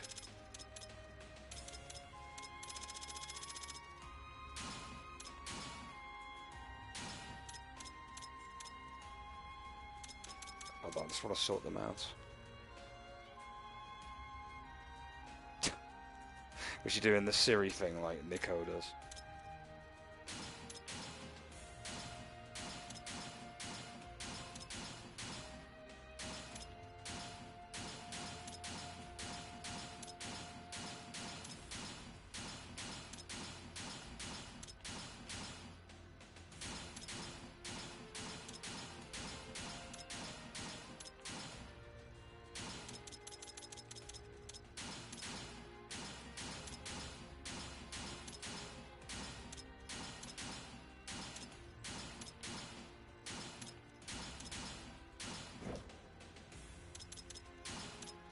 So you can enhance cards, which is interesting. So how do you enhance a particular card? You can only do it with one effect on it, obviously. And it costs money and materials, which is fine. Lindilts have an artificial flavor. Do they? Maybe that's what makes them so nice. Maybe the theory that Kazuhiro Miller had with Code Talk about chemical additives being the thing that the brain desires could have some cohesiveness to it. Double edge. Is there anything that just puts my attack up?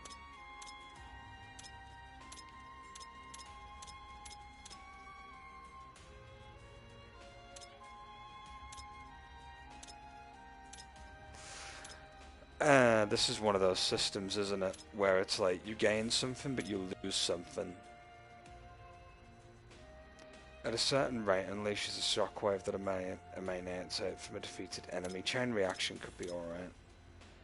Material Hunter. Cursed Blood. Negates any damage at a certain rate.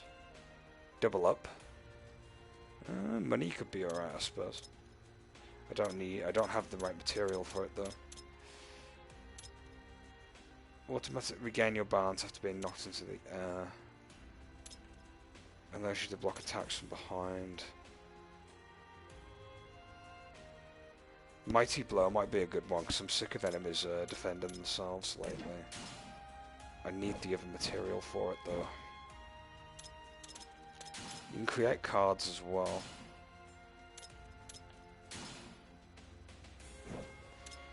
I'm assuming by using other cards. Oh, I should have kept all those duplicates. I feel like an idiot now.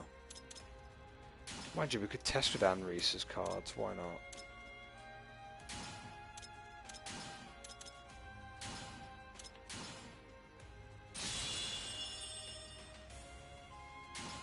So you get like a variant that could be better.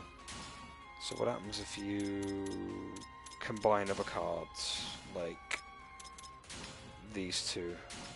Well, okay, these three. What happens?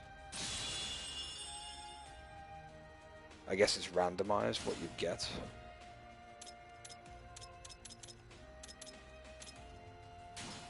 You can enhance card attributes, which is nice.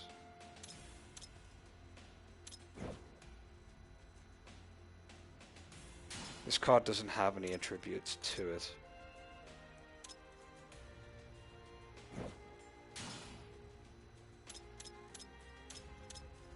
And they're mainly for Anis or Rio.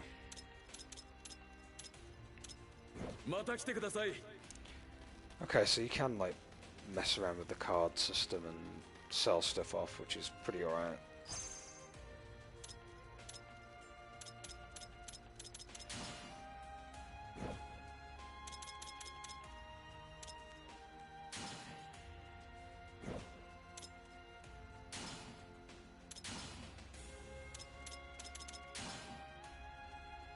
I best save a slot. I haven't saved.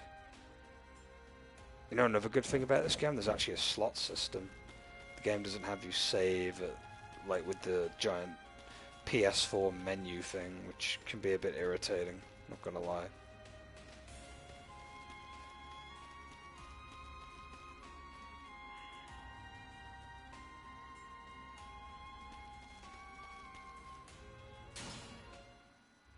Let's go back to the main menu. Well, world area.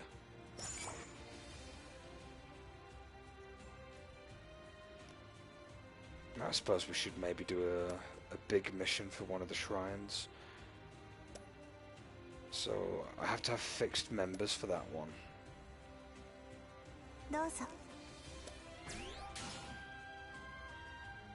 That one doesn't require fixed members. That one can't have her as a member. And that's about it. Right, so what I'm... Oh my god, Rio, stop giving me random shit. I just want to get to the benevolent princess. There we go.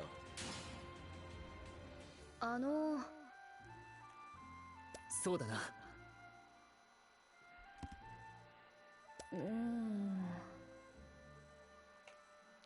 Oh.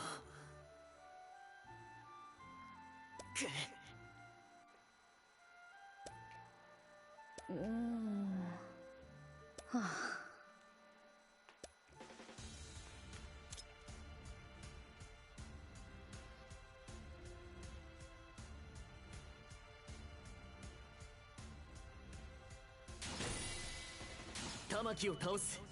まずは邪魔な前線の奴らを撃破しよう。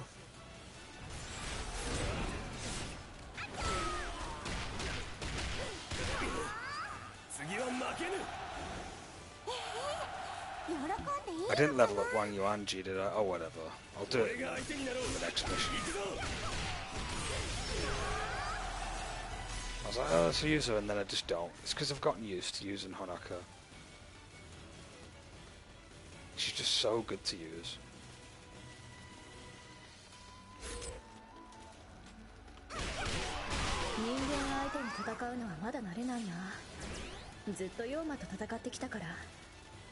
Bakemono とずっと戦ってきたのか。それは大変だったろう。そうだね。でも大切な人を守るためだったから。そうか。このままでは総崩れになってしまいます。応援が必要です。再び前線の守りを固めましょう。いい流れですよ。敵の目は前線に向いてるみたいだね。この隙に奇襲しちゃおう。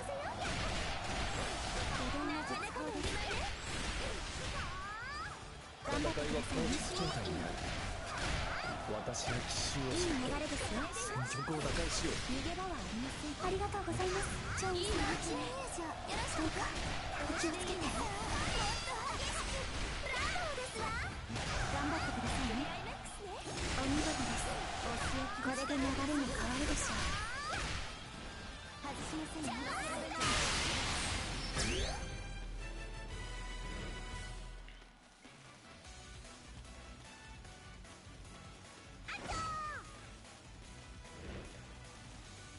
Launch a surprise attack from the Tamaki forces.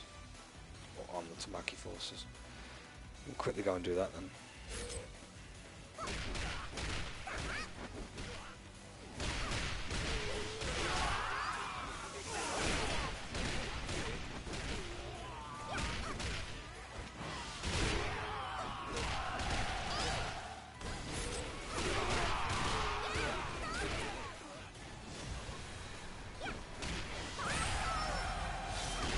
bravery system's quite interesting, to be fair. Like, it feels like a secondary algorithm for the leveling, but like, it's kind of like a capper of sorts in a way. I guess it serves as a way so you're not one-shotting everything right away. Although it's probably going to be a moot point when you max out.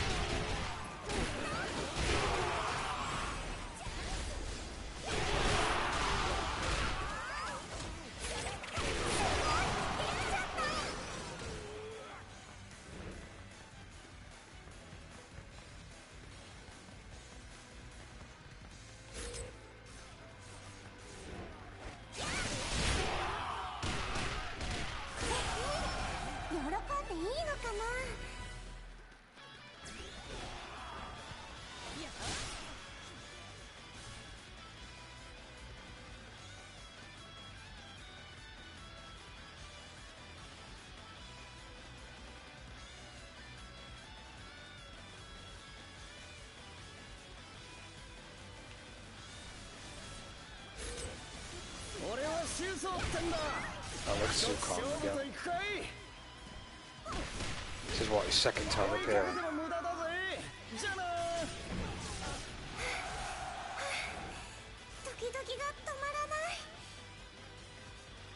強いのね。あなたが味方でよかった。玉木殿は世界のために戦っている。王位が欲しいわけではないのだ。そんなことは分かってる。あれ？じゃあなんで刹那さんは玉木と戦うんだろう。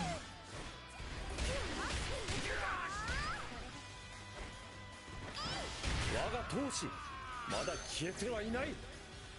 いずれまた勝負だ。喜んでいいのかな。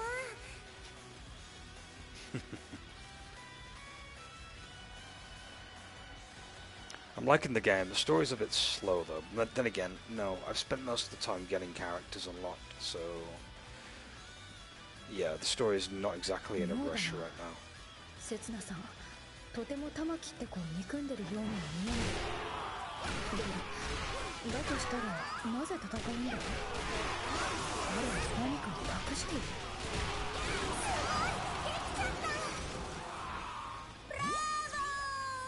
実にお見事です。敵の力を見誤ったようだ。さて困ったね。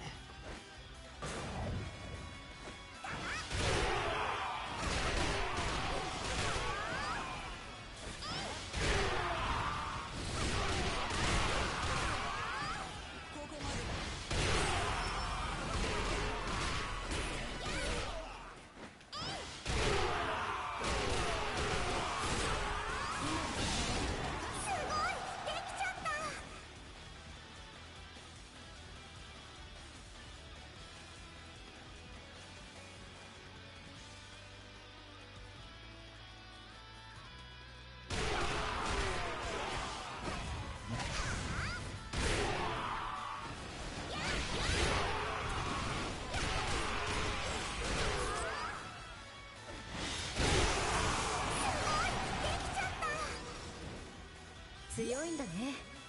腕は確かだ。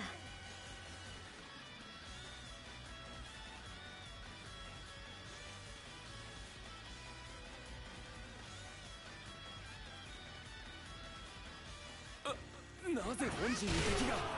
ここに来るまでに趙雲様と遭遇しているはず。趙雲様が敗れたということでしょうか。まさかそんな。よし、うまくいったみたいだ。一気に倒そう。すごい、できちゃった。玉木、この戦はもう勝てねえ。とっとと引き上げるぜ。わかりました。全軍撤退を始めてください。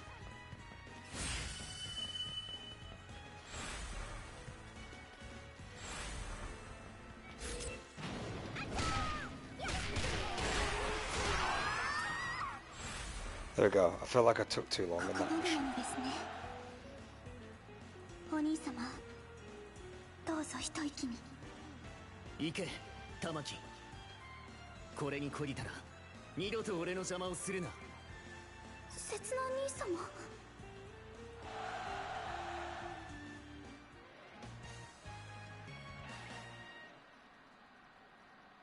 刹那さん。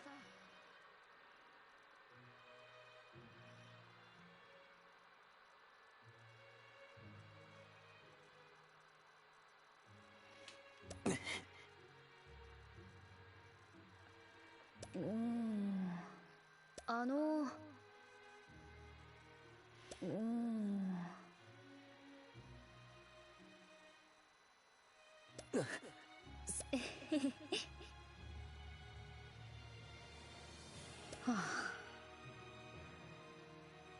うんうん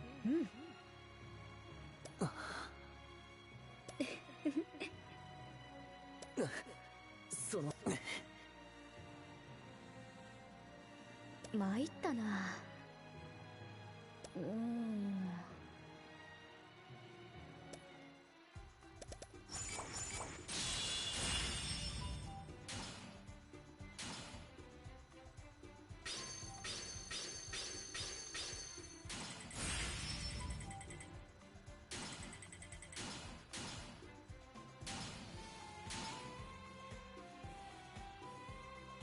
刹那。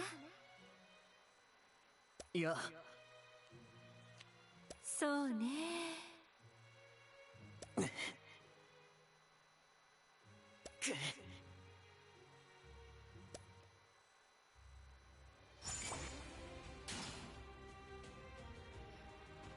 Okay, the battle's been done here, so it's expanded more.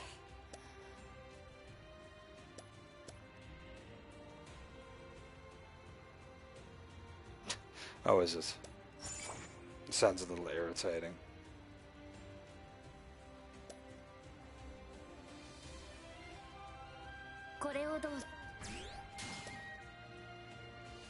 Do these have to be in my party or what for that one?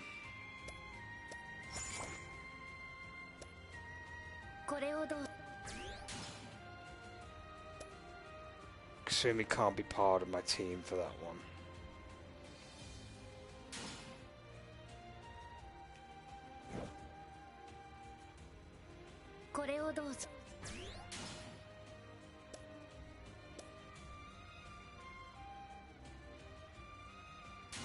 Let me just re-edit my party real quick then. She can't be involved, so I'm going to have to put Horo in my team.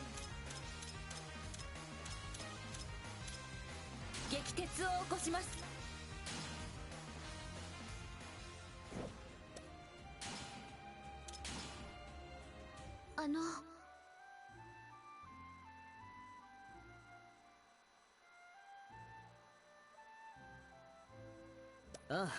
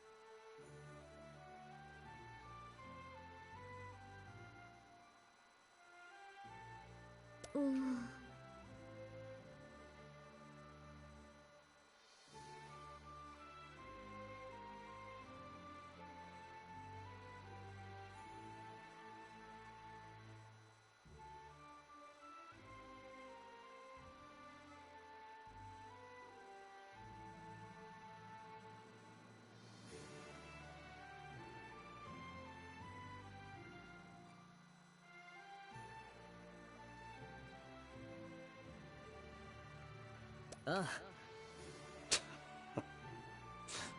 Oh, whoa. Oh. Yeah, there's a lot of grunting and noises between characters because, you know, voice acting would be a bit more expensive, so...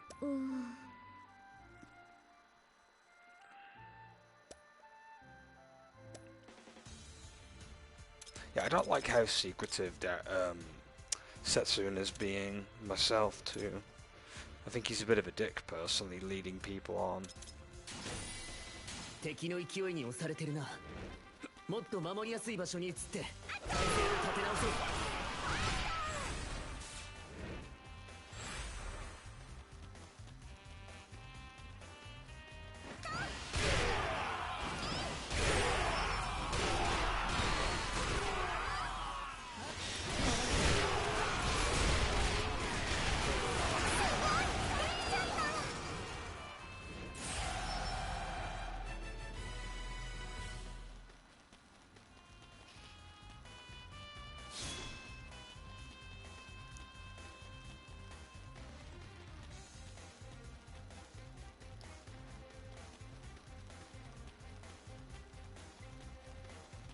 Music to this level is pretty good though. Ryu Hayabusa's here.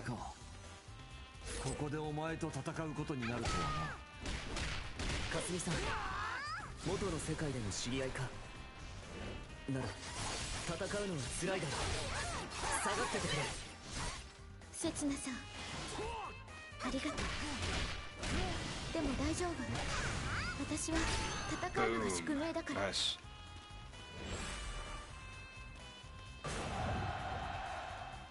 お見事です。これで流れも変わるでしょう。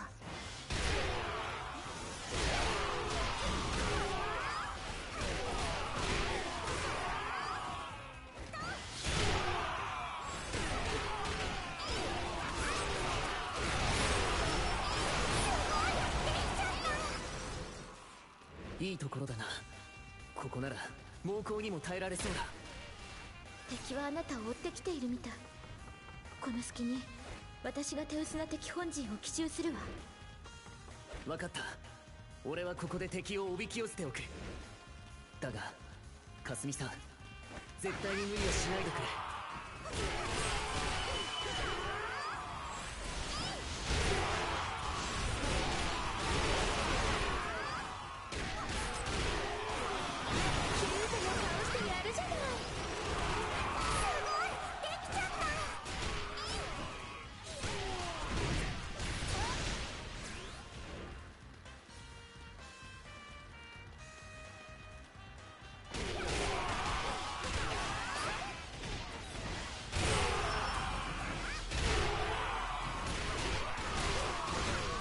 せつなさんは優しい。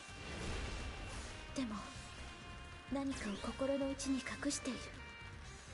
いつかそれを教えてくれるのかしら。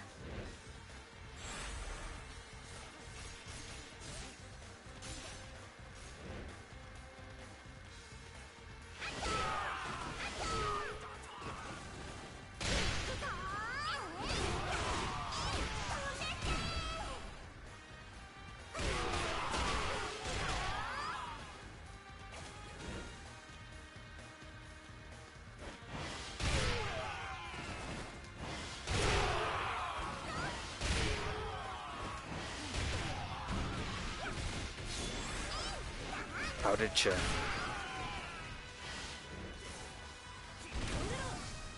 Everything good, I hope.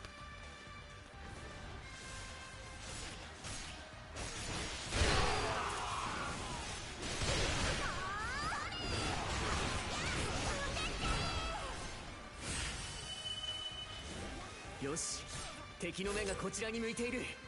もっと引きつけるんだ。敵の動き妙だな。万一のため俺は下がっておく。さてと敵陣に進んだ方が良さそうね。 Oh god, man, that's really good.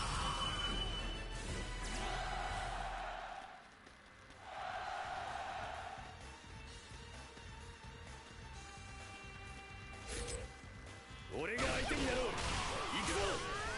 力をお見せしましょう。時キが止まらない。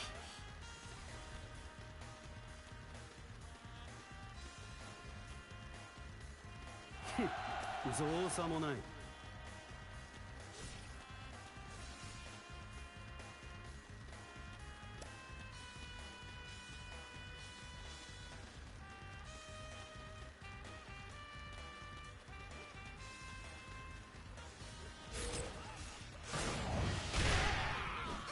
隙だらけに。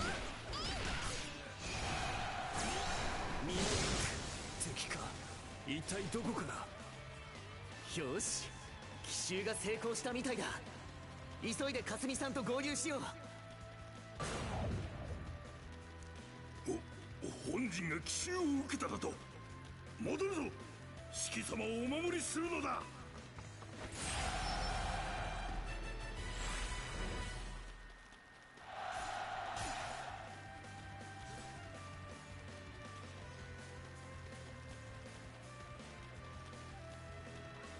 ごめんなさい。ああ、see. あなたたちを倒すことが世界のためになるんです。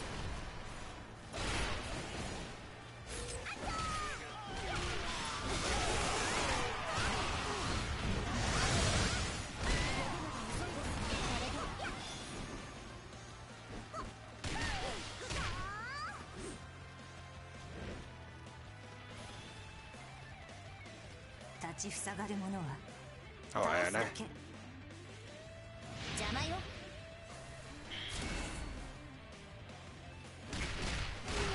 何よあんた、次に会ったら許さないから。ドキドキが止まらない。お前たちから見れば四季の行動は理解できまい。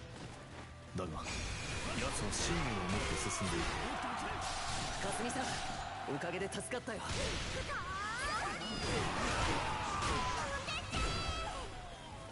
怪我はないか。私は大丈夫。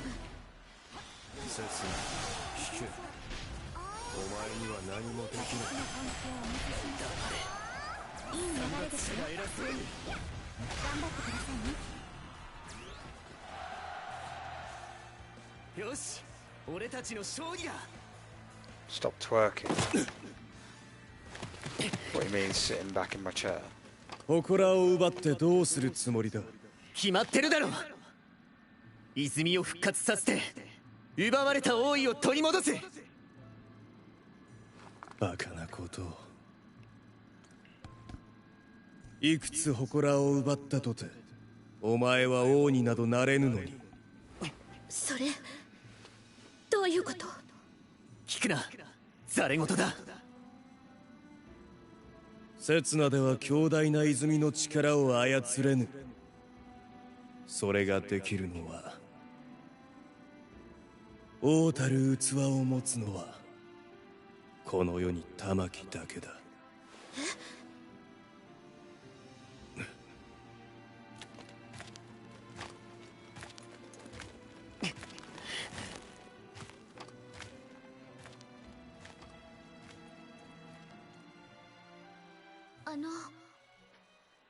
そうだ。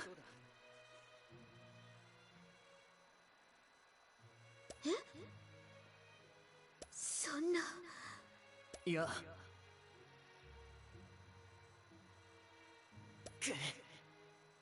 頼む。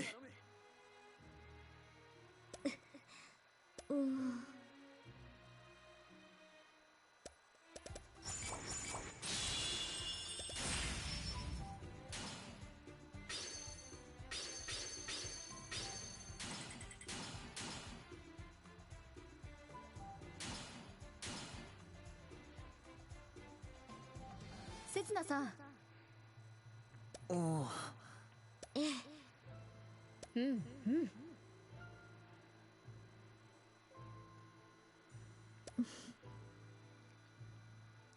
Criminal undercover. その。ああ。いいえ。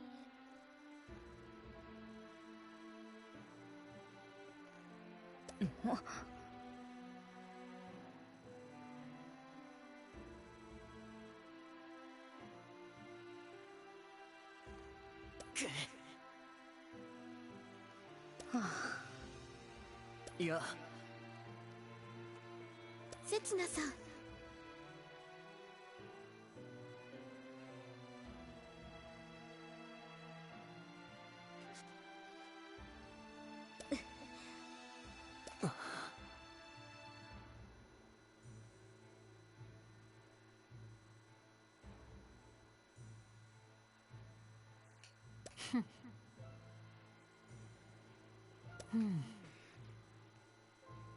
そうだね。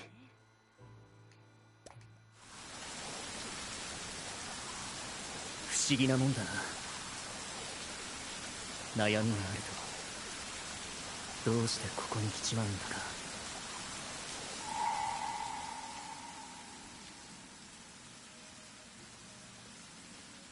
せつなお兄様。玉木か。何かあったのですか？悲しい顔をしています。大したことじゃない。玉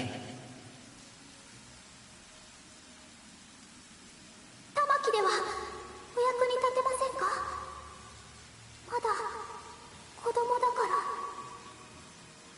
ら。いや、俺はいつも玉木に救われてる。お前の笑顔にどれだけ励まされてきたか。だから今度は俺がお前を助ける。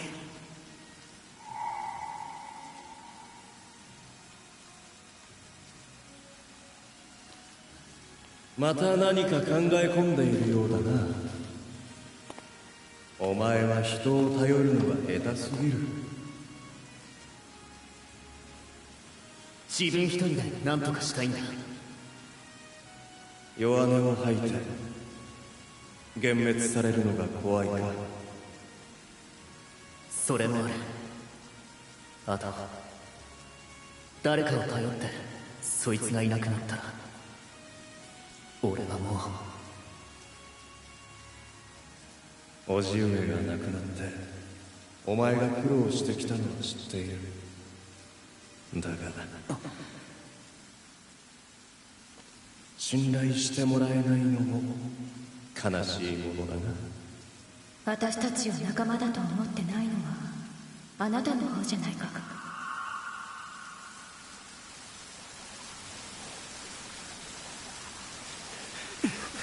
大変です。どうした？アーナス様たちが敵に囲まれ大怪我をされたと。このままでは。なんだと？今はあなたと一緒には戦えない。すぐに行く。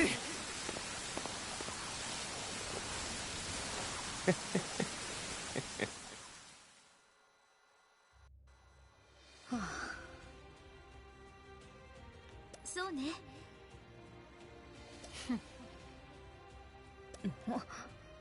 ええ。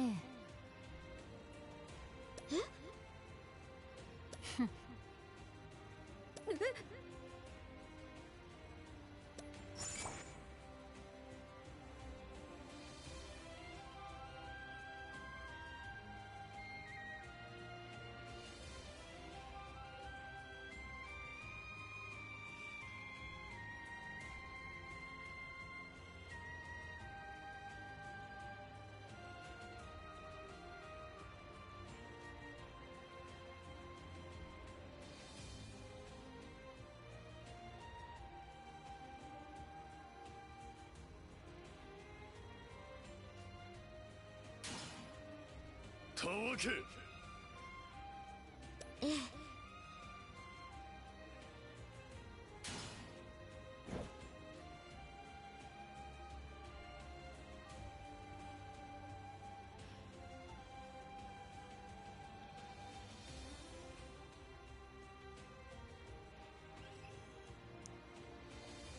うん。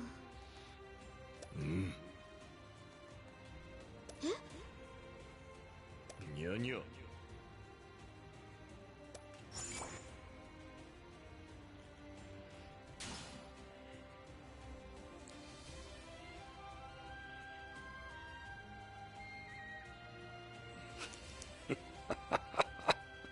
He's actually a guy that hates modern Sonic, funnily enough. Everyone thought it was like a troll. He's serious, by the way. He's legit serious.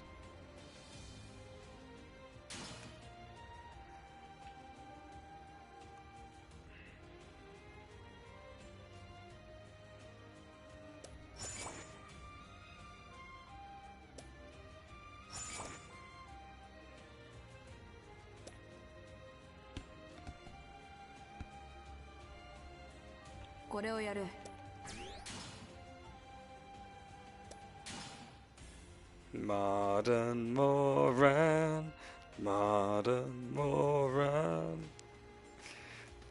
God, that song's an instant classic.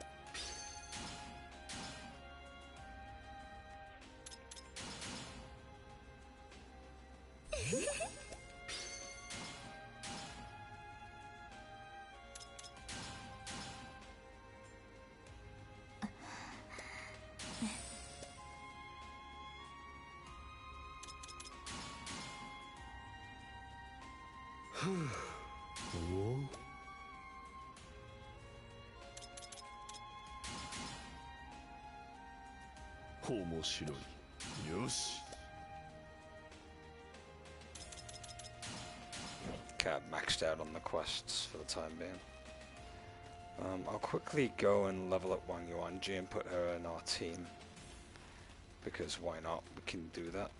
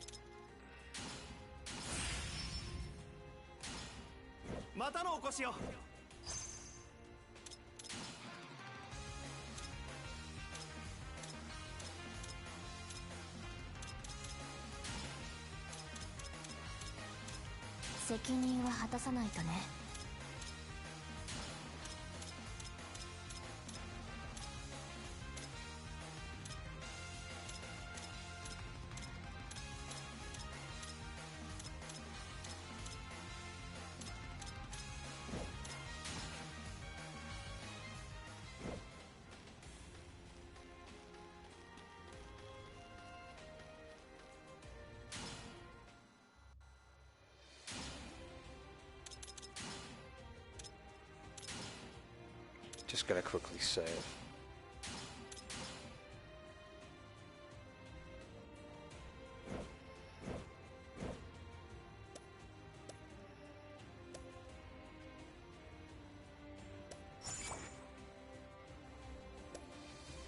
We'll do the bonds of friendship next.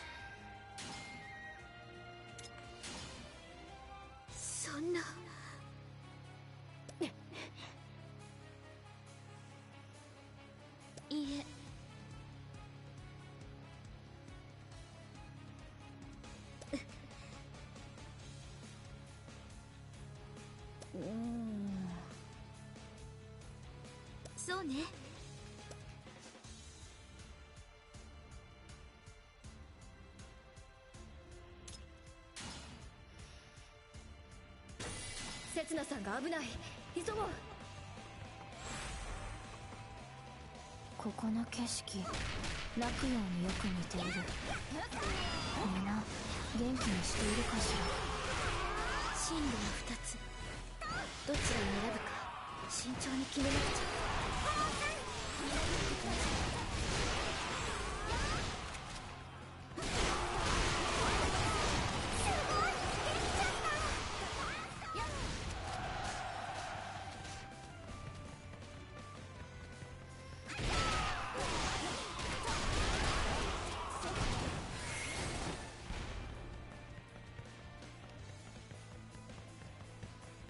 我が部とくと味わうがいい。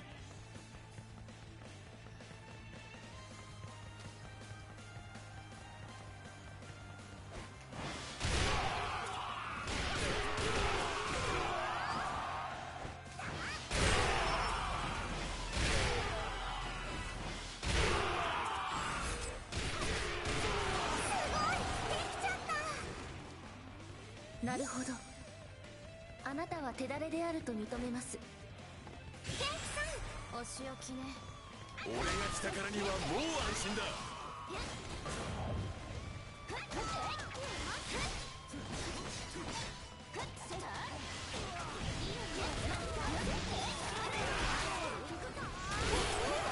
でいいのかな。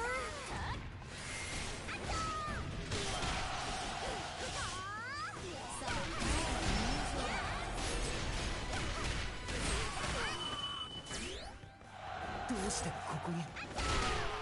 もちろん助けに来たんだよ。さあ急いでここから脱出しないと。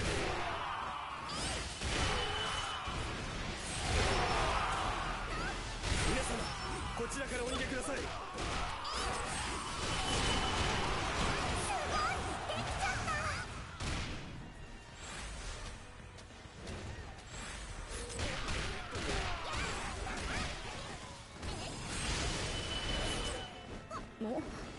なんだこの石ころは。石碑か何かのかけらに見えるけど、何が書いてあるかはわからないわ。キュートな顔してやるじゃない。いったった。すみません。止めようだなんて思い上がってすみません。そうよ、せっかくの大物逃すわけにはいかない。承知した。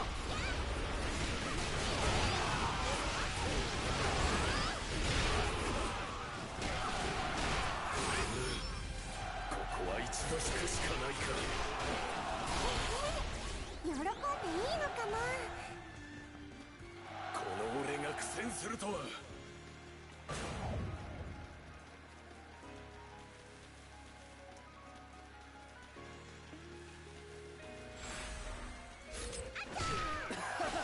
まくいったぞ。来てくれたのか。仲間が危なかったらそりゃ来るさ。本当に間に合ってよかった。ここまで追い詰めたのだ。逃がすわけにはいかない。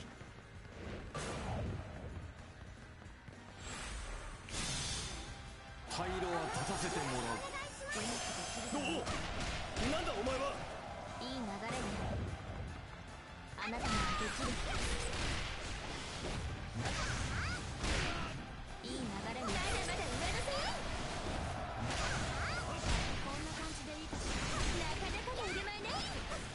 そうですね。あなたならできる。これで終わりです。その力に敬意を表し、今は聞こう。見事なものに。ドキドキが止まらない。やりますね。ブラボー。実にお見事です。これで終わりです。この下流は天下無双です。よし、こちらの思い通りだ。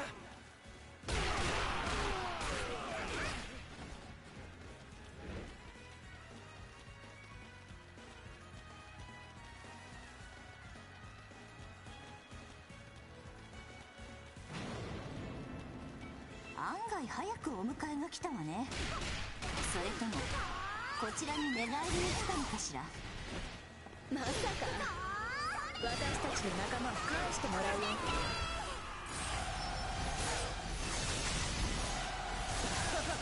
うまくいったぞ。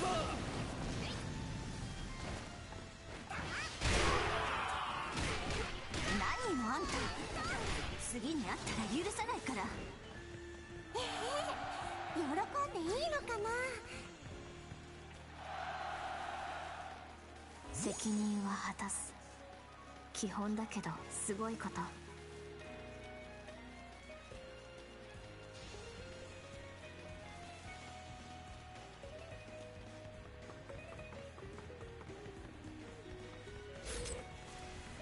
せつなさんはいろいろ隠し事をしていた。でも優しさは本物だと思うんです。だからそれがお前の信じる道か。ならば貫くがいい。なんとか逃げ切れたように。すまなかった。そしてありがとう。ナイス。すまない。She's about to explode.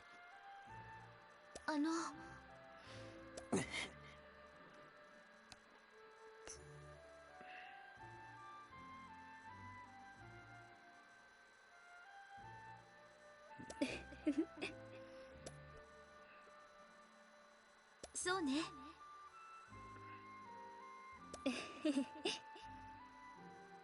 せつなさん。わかった。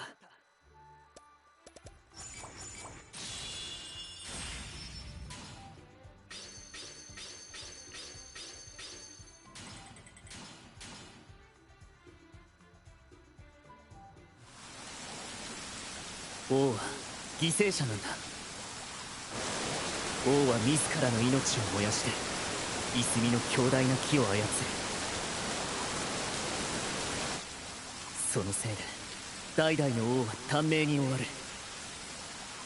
特に最近はもう10年と持たない。俺はどうしても玉木を死なせたくなかった。人生に光を与えてくれた大切な家族を。だから叔母上に占ってもらったんだ。俺が王に、いや永遠の王になれる方法を。刹那が王になるには異界の英雄から力を借りねばならないの。ただし絆がなければ力はなじまずこぼれてしまうけれど、そして永遠の王になるなら三種の神器と共に泉に身を捧げればいい。そうすれば体も魂も朽ちることはない。泉の中で永遠に生きる。そんなのずっと苦しむだけじゃないか。それこそが俺の願いなんだ。玉木と世界を守り、そして二度と犠牲者を出さずに済む。俺にとってこんな幸せなことはない。これで隠していたことは全て話した。虫のいい話だが、どうか俺を信じてくれ。俺に力を貸してくれ。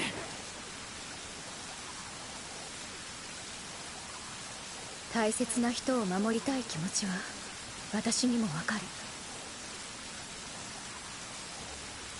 でもあなたが犠牲になればきっとあの子は悲しむ。それでもいいの？覚悟の上だ。やっと本音をぶつけてくれたね。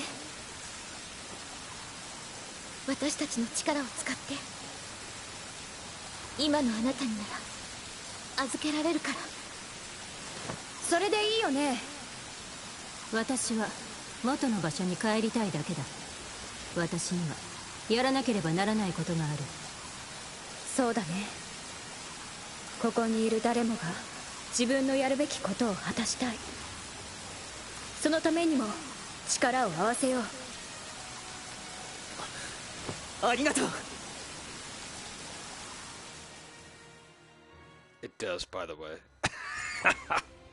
It totally does. It really does. Some of the cutscenes just look like low-key, like fan-made hentai game that you like come across. Like where someone's just like basically imported all of the character models.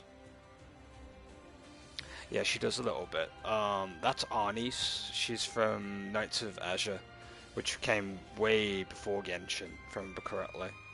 I think Knights of Azur came like not long after the PS4 had like been released. It was a good couple of years after it had been released. I think it was like 2 years. But like, yeah, I've got to play Knights of Azure. It's a very good game. There's 2 games, Knights of Azure and Knights of Azure 2.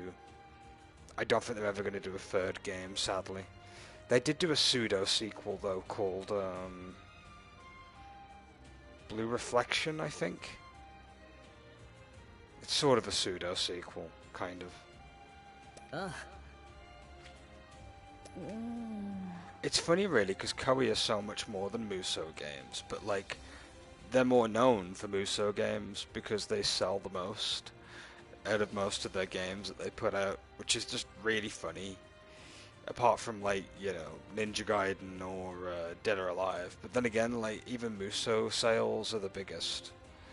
It's because the series has been around for so long, you know. And then you get the odd spin-off or the odd crossover game like this, which can be quite fun, if a bit odd at times. I actually really do like this.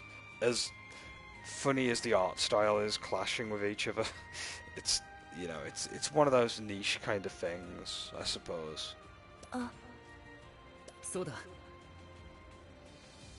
So yeah, they're all related.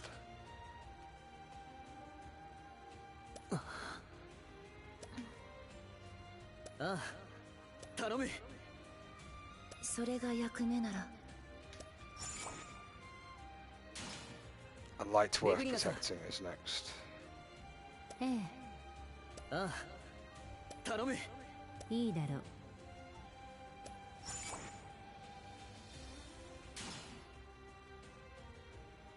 Yeah, we've got like an extra character to unlock, which will be Wicked Little Servant. Is that Mary Rose? Yeah, it's Mary Rose from DOA. She's in this game too. I suppose we could unlock her.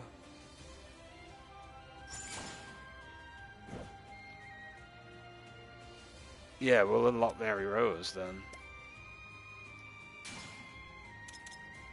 She debuted in 5, I think she did. I think she debuted in DOA 5. I can't have Horo on the team, apparently. Or do they mean Lagrina? I can't tell. They both look similar on the... I think it's Lagrina. You're not a fan of Mary Rose. I've got to play DOA 5. I mean, DOA 6 is already out, but like, I should play the 5th game at some point. Even if it's just for the fun arcade mode.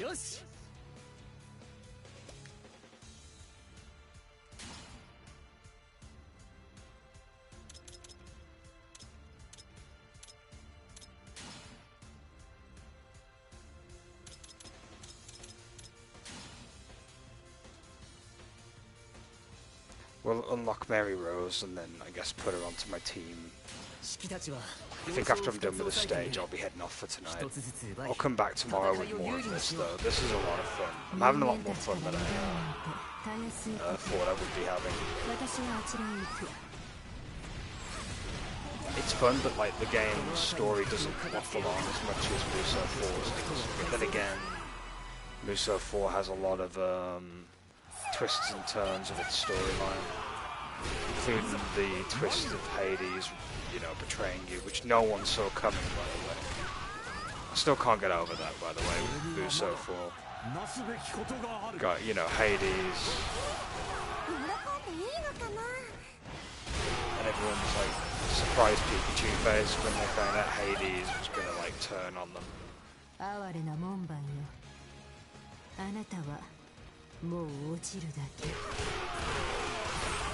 I mean, to be fair, he does help you out in that one stage, but still.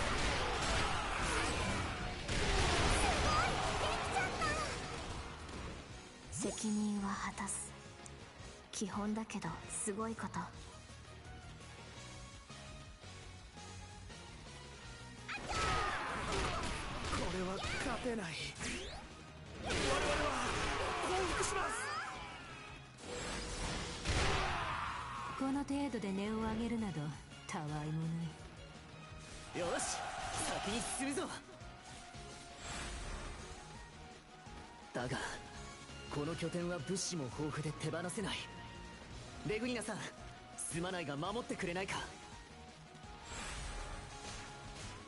いいかカ君、攻め時逃すべからず。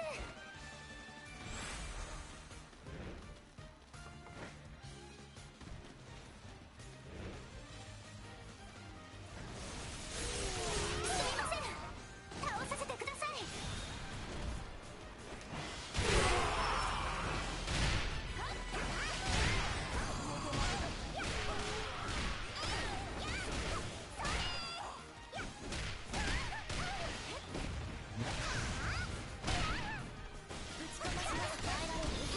I hate this skill that Notori has. It's like a buff that stops her from being killed. There we go. I have to wait for it to wear off. Reminds me of thick skin a little bit from Warriors Empire 6 actually.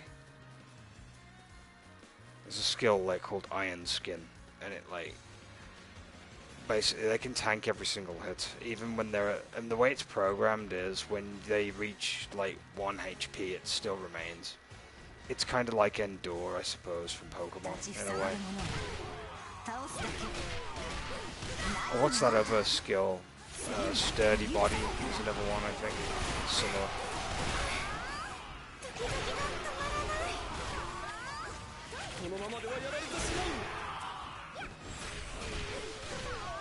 よし、降伏した敵が門を開けたみたい Yeah, だ。 Pokemon. Don't worry, I'll be playing a Pokemon game eventually. I'm thinking Moemon. Next time I do Pokemon stuff. I'm gonna do the Emerald ROM that I have. There's a Gen 4 Moemon, but I can't find the patch anywhere for it, which is annoying. 敵が伝令を出したようだ。 It's a version 倒し of ておいた Platinum, 方が良さそうだな。 but the patch I just can't seem to find online at the moment. "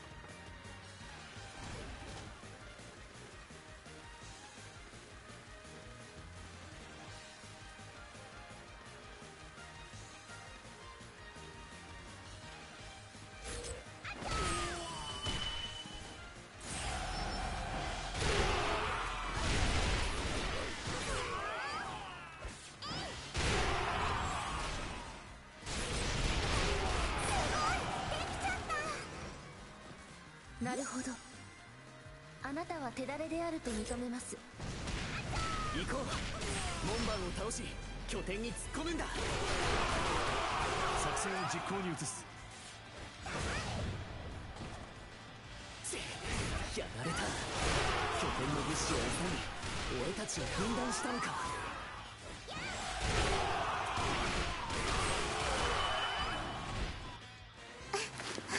Here she is. ひどい。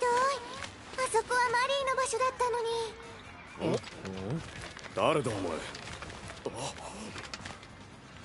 私の名はマリー・ローズ。よろしくお願いします。ああ、そうよろしく。マリー、困ってるんです。食べ物を調達してる間に私のいた場所が取られちゃって、あそこには大切なものがあるんです。それなのにどうしよう。よーし、俺たちが一緒に取り戻してあげよう。本当ですか？マリー、嬉しいです。ああ、天使のような笑顔だ。何でもしてあげたくなる。早く行きましょう。 I find it irritating. Yeah, I kind of agree with Extra on that one. She's like Lily from Tekken, but way more annoying. At least Lily's like competent that she can kick your ass. She didn't really do anything in that cutscene.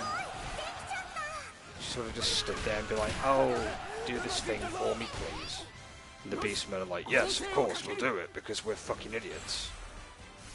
She didn't do anything. What was that supposed to showcase? Like, did we get to see any of her moveset? No. A bit underwhelming, if you ask me. And I highly doubt they're going to give her a secondary cutscene in this mission just to show. そんなに死にたいの？ Yeah, she definitely does not live up to the hype. よし、こちらの思い通りだ。どうして返してくれないのかな。あれはマリーのとっても大切なものなのに。なんて悲しそうな顔なんだ。よし、俺が君の大切なものを取り戻してあげよう。本当ですか？ This is what she ever does, is pout and get fucking people to do shit for her.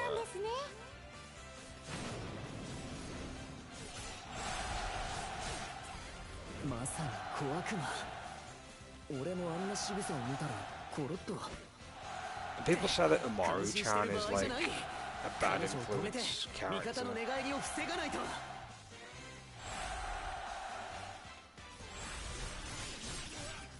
お前たちを全員倒す。そしてマリー様に渡すプレゼントを取り返す。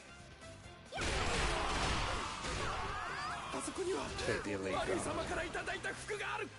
絶対に取り戻してやるんだからな。 So we're literally just beating up a bunch of thirsty beastmen right now. That's roughly what we're doing.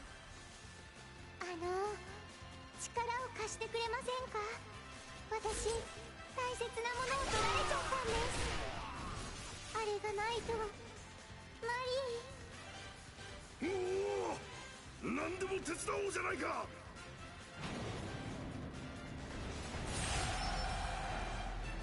この手で決める。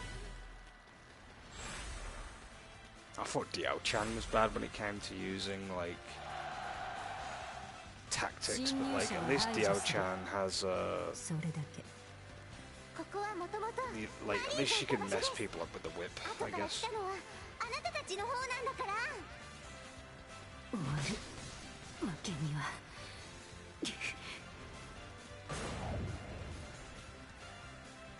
舐めないでください。天使のような笑顔と敵を翻弄する技。彼女こそ俺が求めていた英雄さんだ。 Correct. ぜひとも仲間にしたいところだが。負けちゃうし大切なものも見つからないし、もうひどい。残念だけど俺たちはそれを見てないんだ。よかったら一緒に探しに行こう。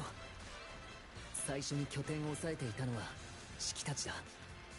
だからきっと探し物はシキが持ってると思う。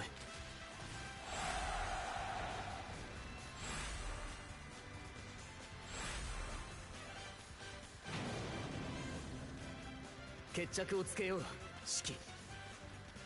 ついでにマリーさんの大切なものも返してもらう。何をわけのわからぬことを。私はマリー・ローズ、よろしくお願いします。俺はセツナだ。よろしく。あなたの大切なものは必ず取り返してみせるよ。ありがとうございます。セツナさんってとっても優しいんですね。遊びが過ぎたか。一応礼は言っておく。ブラボー、実にお見事です。私の邪魔をするか。ならば消えてもらう。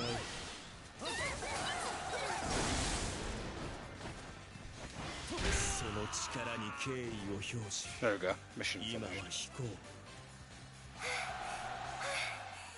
ドキドキが止まらない。あった。マリーのお裁縫道具探してくれてありがとうございます。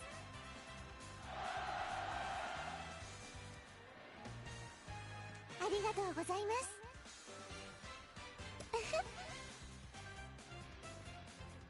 Yeah, all that for a sewing kit.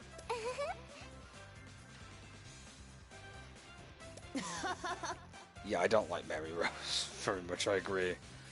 We didn't get to see anything of her. Like she didn't get to fight or anything like that in cutscenes. 英雄さん。 Bit underwhelming, you know.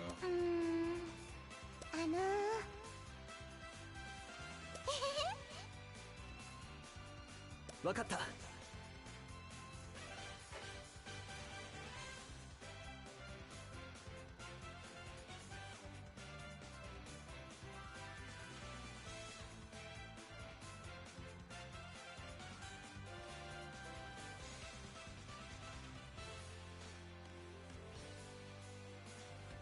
Really? She's whining about a sewing kit throughout the entire game. God. Can't wait to play as Mary Rose when I play DOA 5 then. ありがとうございますマリーちゃんマリーちゃ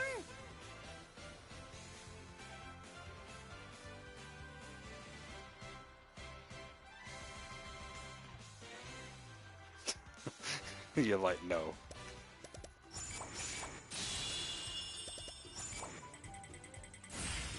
She just looks and sounds like a low budget Lily from Tekken, but like at least Lily could kick ass, you know.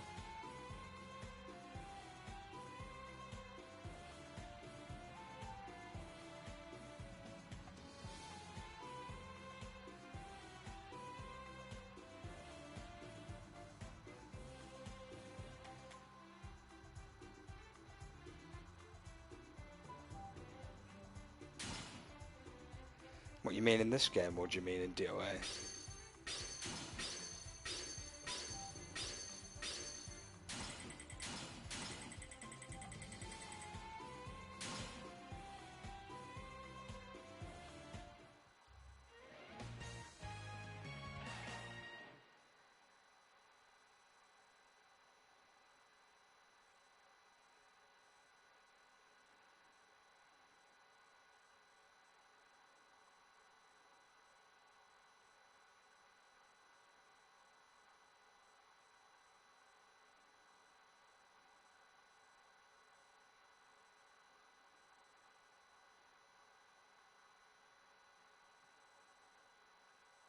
Yeah, they do. Just a bit, to be honest.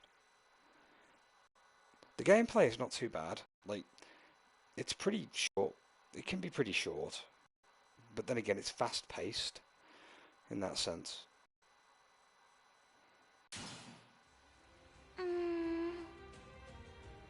おばあちゃ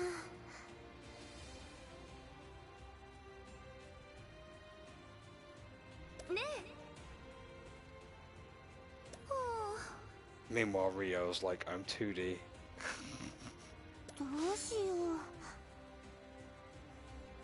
う I know, because, like, we're all, you know, 3D crew for the win.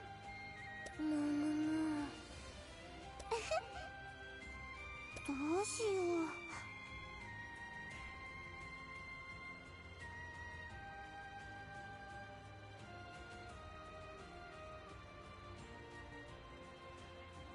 I do have it on beginner, to be honest. If you want like a full-on representation of how battles can work out in this game, you might want to put the difficulty up a bit more to make battles last a bit longer.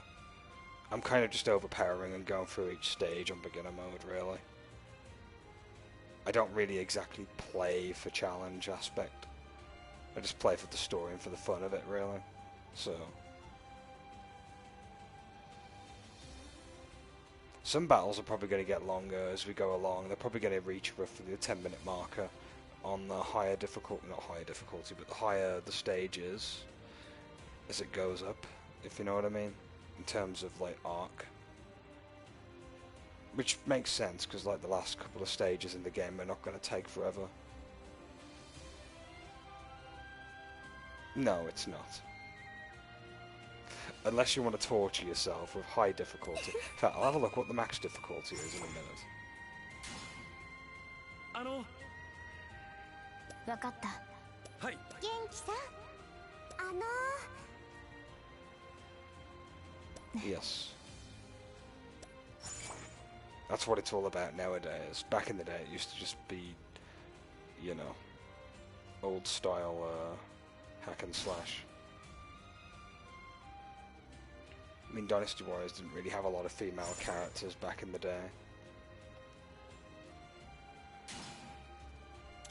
There was like, I remember back in the older games, there was, what, probably 4 or 5 female characters back then.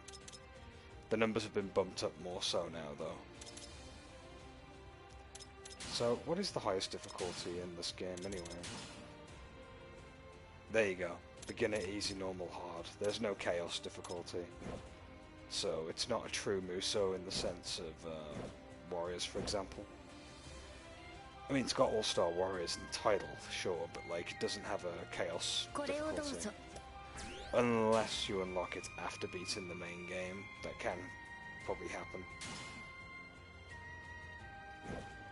Right, I've got 2 parts on the map that have unlocked. I'm going to quickly check them out. So we've got that one to do. And this one to do, which has fixed leaders on them, which will be annoying.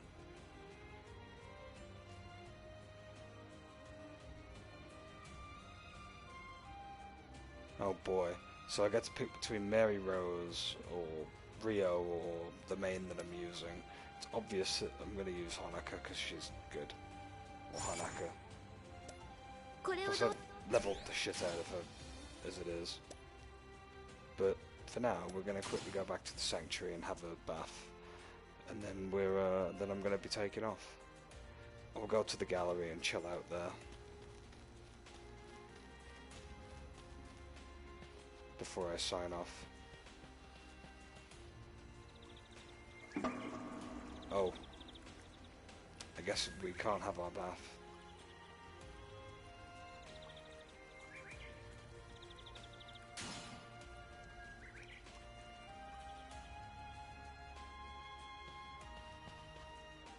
No fan servicey bath time for us. Actually, we'll go to the tavern and have a quick look at some of the interactions. Wow.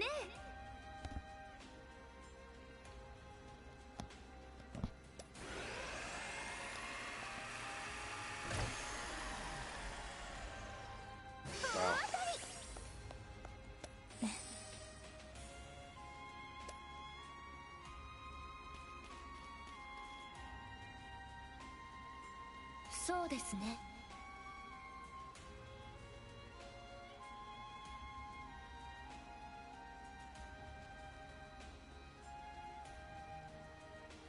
そうです。なるほど。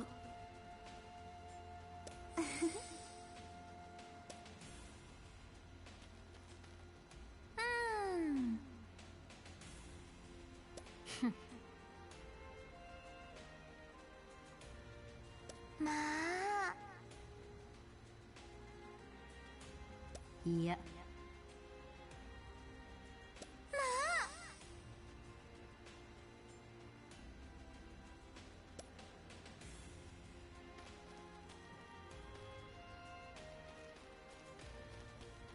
Let's go to the weapons arena real quick. Well, practice arena.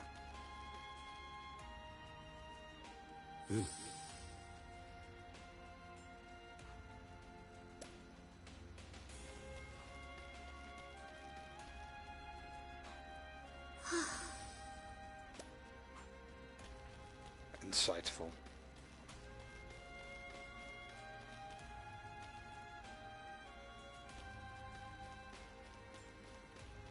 Do I have any missions that I've cleared off whilst I've been in the field?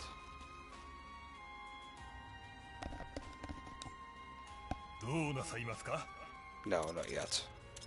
Some will probably get cleared off in the next episode when we pick up from where we leave off.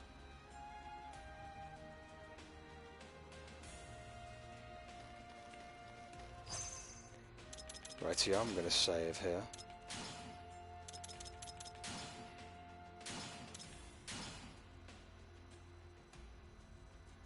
Okay, the game is now saved. Right, time for me to go back to the main menu and do my usual gimmick.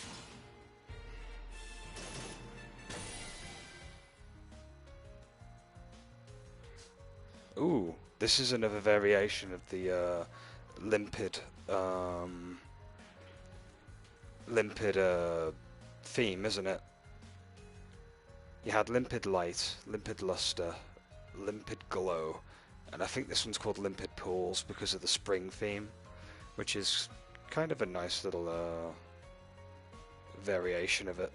The best version of it is still from Musou 4, by far. Limpid glow has such a great composition to it.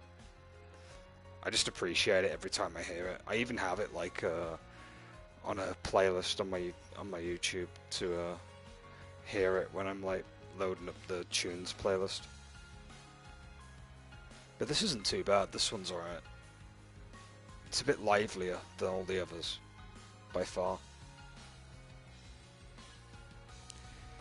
Right. The game is, well, the session's come to a close for now. As for what I think of the game, it's actually really fun. It's Musou. It's Musou in its purest form. It's got its own little gimmicks. It really does feel like an Orochi game in parts, which that's fine. I don't mind that. The switching system's interesting too. I do like the idea that you could switch characters in battle, but it's not permanent. Like, you have a cooldown meter, so you can only really play as that character for a specific amount of time before going back to the main that you're using, which is a pretty interesting gimmick, because you're not over abusing the character switching like you do in Orochi, for example.